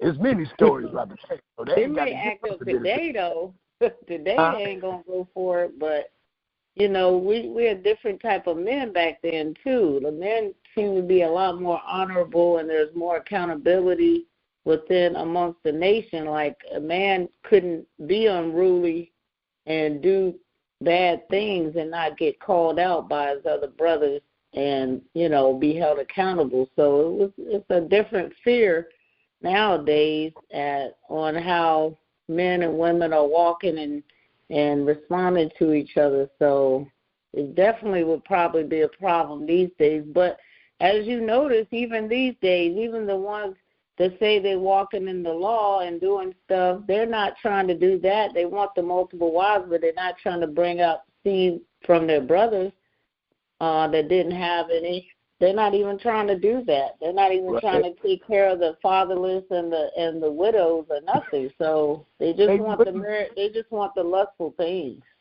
Well, they wouldn't do it though today because you're not under the statute of life. Exactly. But they claiming they want. Well, we can have multiple wives. That's under the law. But they're not claiming the parts that they got to be accountable for. That's the part that's. But what is the main reason? The main reason and why they ain't being accountable is because they ain't been taught. We are reading about people being taught the ways. We are reading about people being taught the ways of Yahweh, the true words of Elohim. Yes. Now we're dealing with men that has been born under the statute of death, don't know half of what Yahweh said, been taught to fear Yahweh by the precepts of man. So, he's going to say he want more than one wife. He might not even have a house. But he's going to tell you that because of what he's been taught. Once he is taught the truth, he's going to talk like our brother Nariah just said. Once he tells the truth, he gonna admit that, dang, I was wrong. I thought I was doing something. I thought I knew something. So now he has to change from that. But before that, we only know what we've been taught. And we are reteaching today. We are regurgitating lies today. So we only know what we've been taught. Our men's behavior today is based on what they've been taught. Hallelujah. Yeah. I mean, Brother, something else. Let me rephrase that. The man and the woman today only go based on what they've been taught. The man and woman is being reproved this day. We are being taught something different. We are being taught the truth. So once we taught the truth, if you truly fear Yahweh, if you're a man that walk with a contrite spirit, then you're going to change your way. You're going to change your way. If you're not, you're going to stay in your ways into your death. See, that allows us to know if Yahweh shows favor or not, because it allows us to change. You only have the time to change while you alive. Once you dead, there's nothing good that you can do under the sun. So your chance is while you're alive. I don't care how much you messed up. Once you find out, the Almighty is the one allowing you to find out. You know how many people that will not hear and understand what you just heard and understood today? That's the Almighty allowing you to see this. It ain't Samuel. I'm reading the same words that you've been reading before you even met me. It's not Samuel. It's the Almighty allowing you to see it. And now it's up to you to believe it and do it. If not, then you're going to stay in that funky situation. You keep on trying to depend on yourself, you're going to be stuck in a funky situation until you depend on Yahweh. Yahweh can make anything happen. He is the one that makes the crooked things straight. So if you got some crookedness in your relationship, turn to him. Put your worries and your trust in his lap. Inquire him and see, do he show you anything?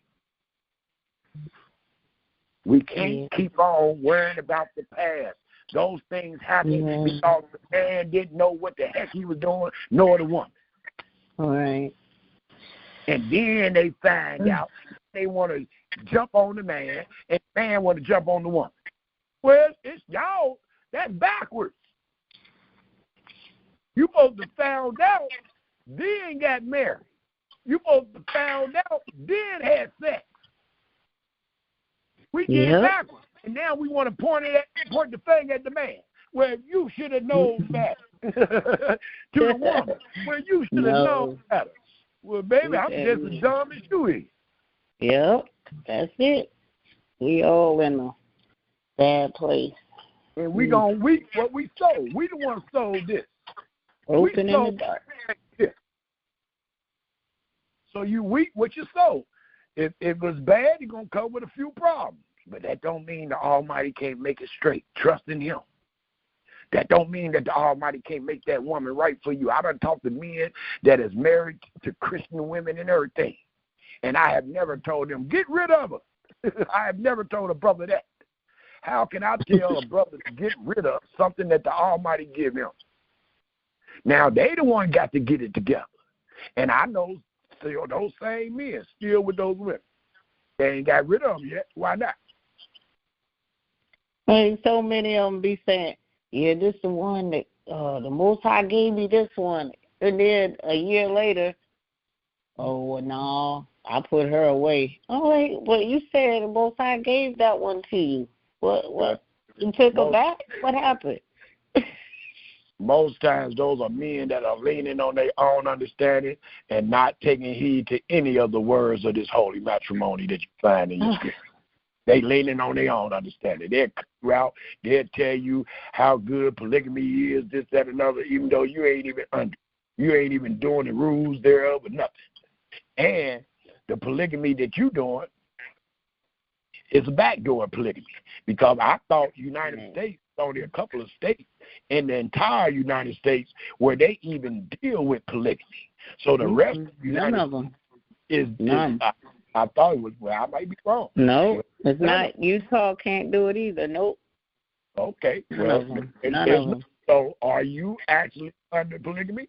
Under whose authority? It ain't the Almighty, because you ain't in the land of the living.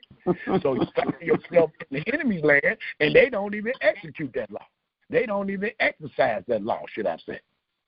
It's being rebellious in every place. So you're really not under polygamy. You're not. You just under whoredom. You under telling a woman that you're doing something that they only did in the land, in the enemy's land. That's what you're under today. You're not under the statutes of life.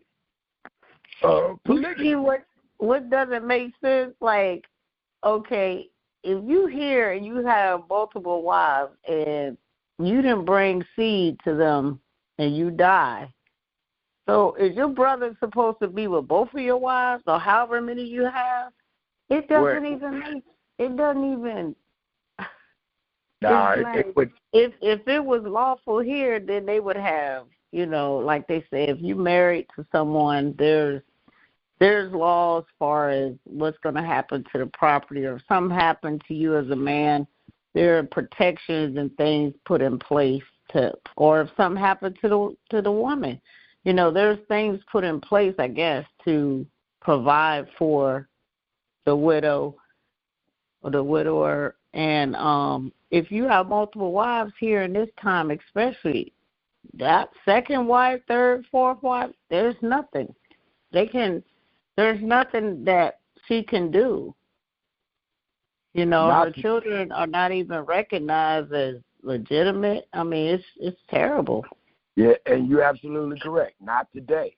Not in the land of the dead. Yeah, but not in at the this land, time. especially not today in the land of the dead. We trying our best to stop these guys from stealing tithes or stealing money from the people that get called tithes.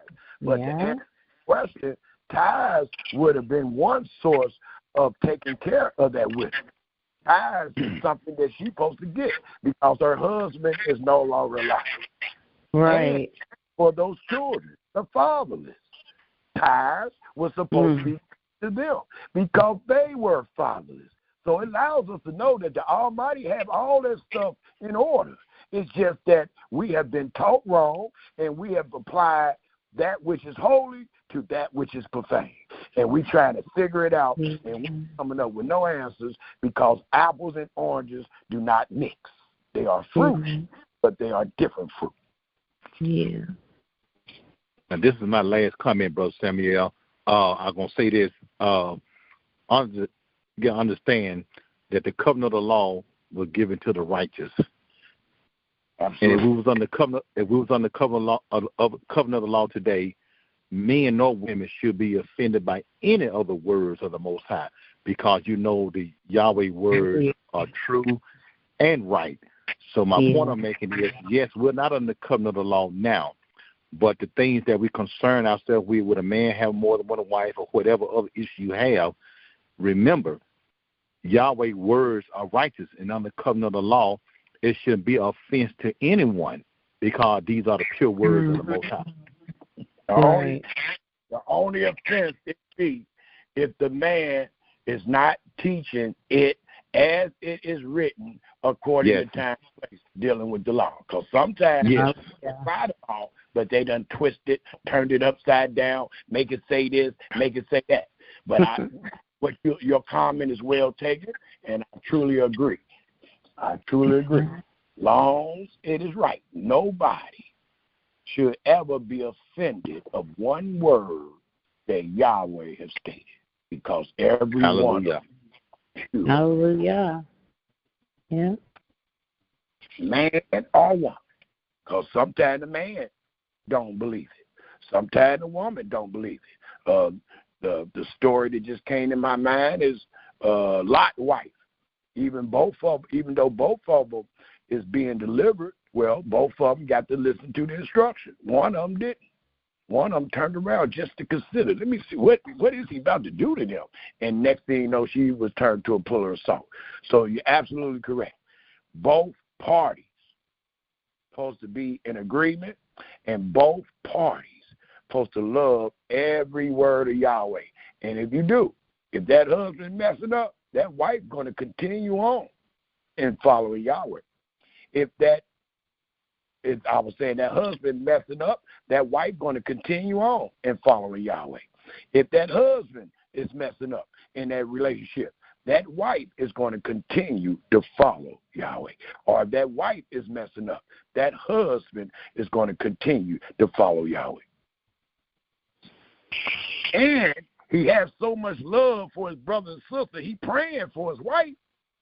Unless you hate her, and if you hate her, you hate yourself. So if you want any good to happen to you, you got to pray for her to be right. Just like she's praying for you. You weak as she is. That's why you're opposite.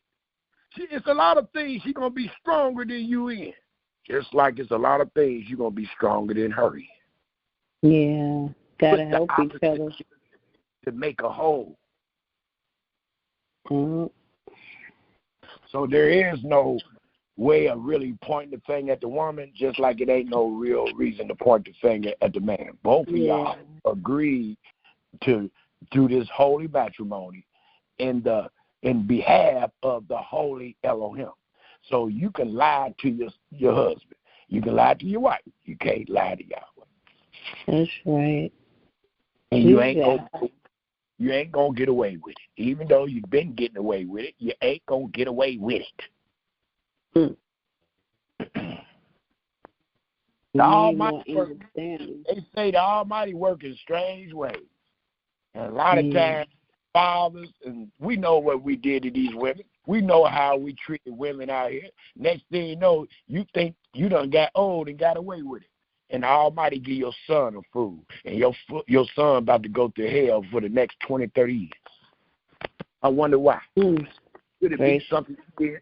Could it be something you did before? My goodness. If the Almighty will bless your children for doing good, you think he won't curse your children for doing bad? Wow. He's fair. He can do it. So a lot of times what we do, the Almighty might throw on our sons. He might throw on our daughters. I always hear men say, don't mess with my daughter. I wonder why. Because of what you done did to other people's daughters. That's why you're so protective about your daughter. Because of what you done did to other people's daughters. All that established. He's fair and just. And you ain't going to pray with your iniquity. Yep. Man, oh man. I know I've seen people say things like, the way you treat your woman is the way you want your daughter to be treated by another man. Absolutely. And that probably goes for the woman too. You would, as the women, you can realize, how you treating your husband. You don't want your son to get a woman. How do you want, your son to be with a woman?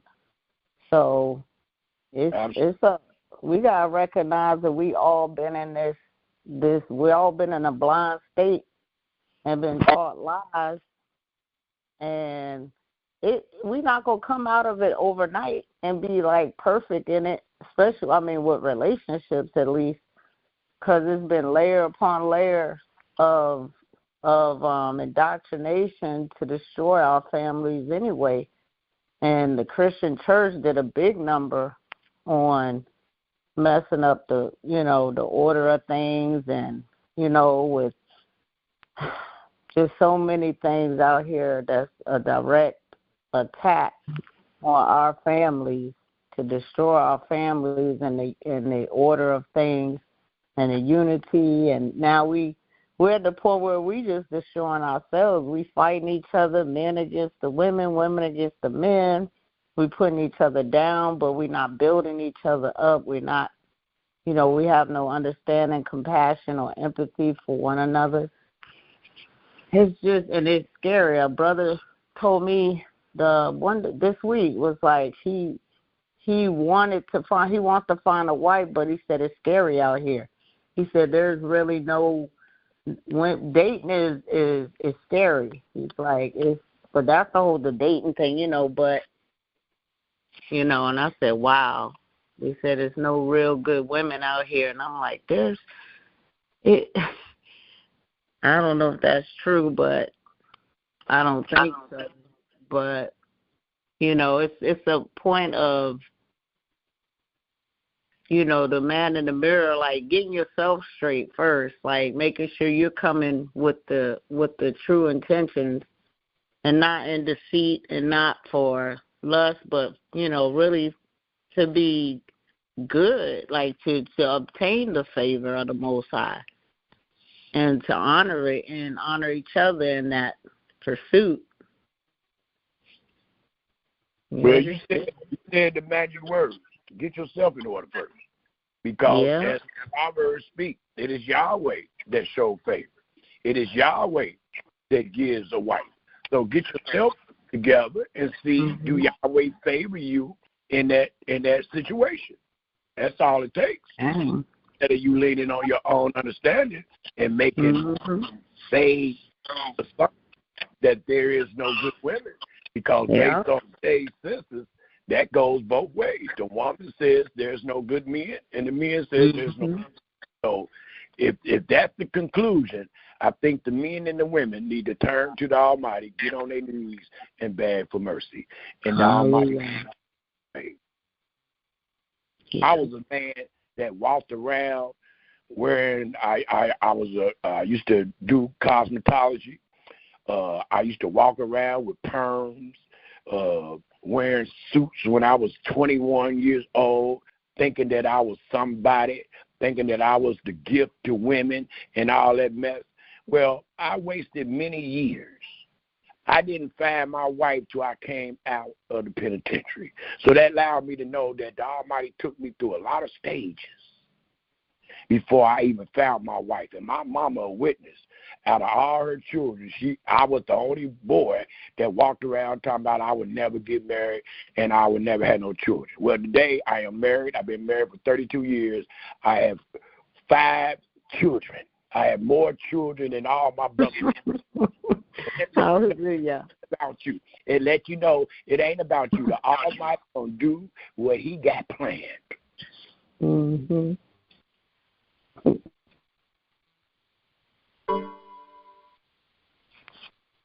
If there isn't any other comments or questions, we're going to go ahead and end the presentation. I'm seeing a few people are being dropped off, probably because it's 10:30. So that time shouldn't make a difference, but people is being dropped off.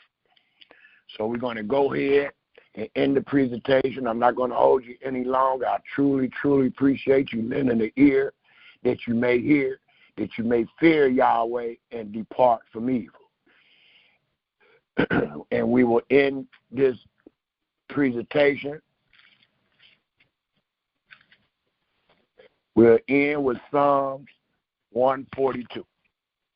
Psalms 142. Because many times we find ourselves in trouble in these relationships, and we just don't know what to do.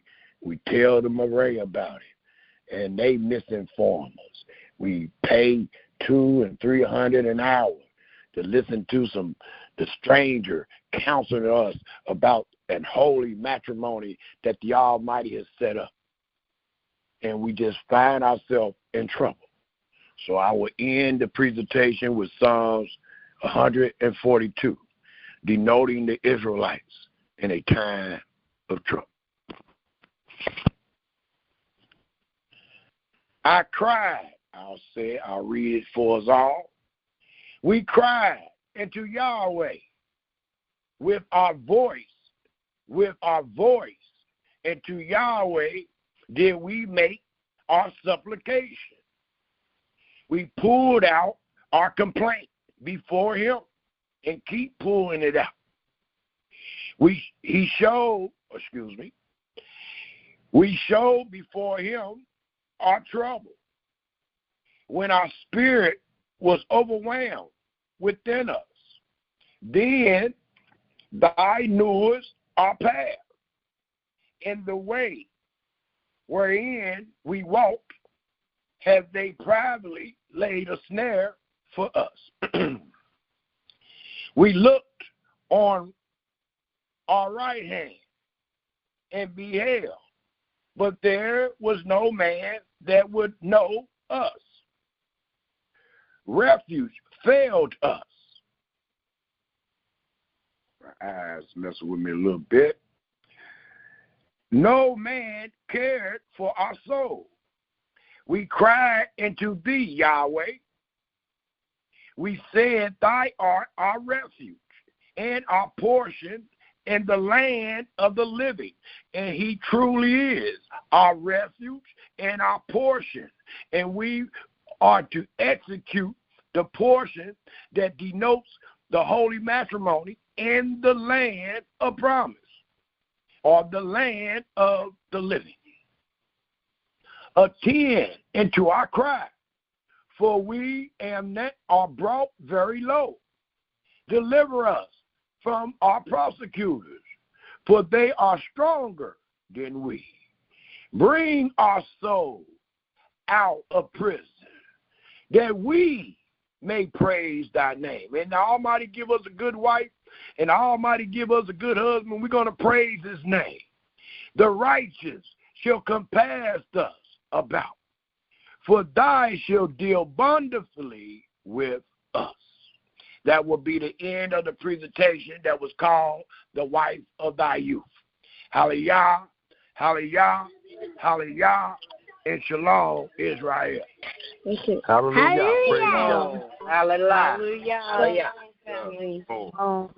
Shalom. Y'all stay safe. Shalom. You do the same, young lady. You do the same, sister. Thank Brother. you. Shalom. Shalom, shalom. Shalom.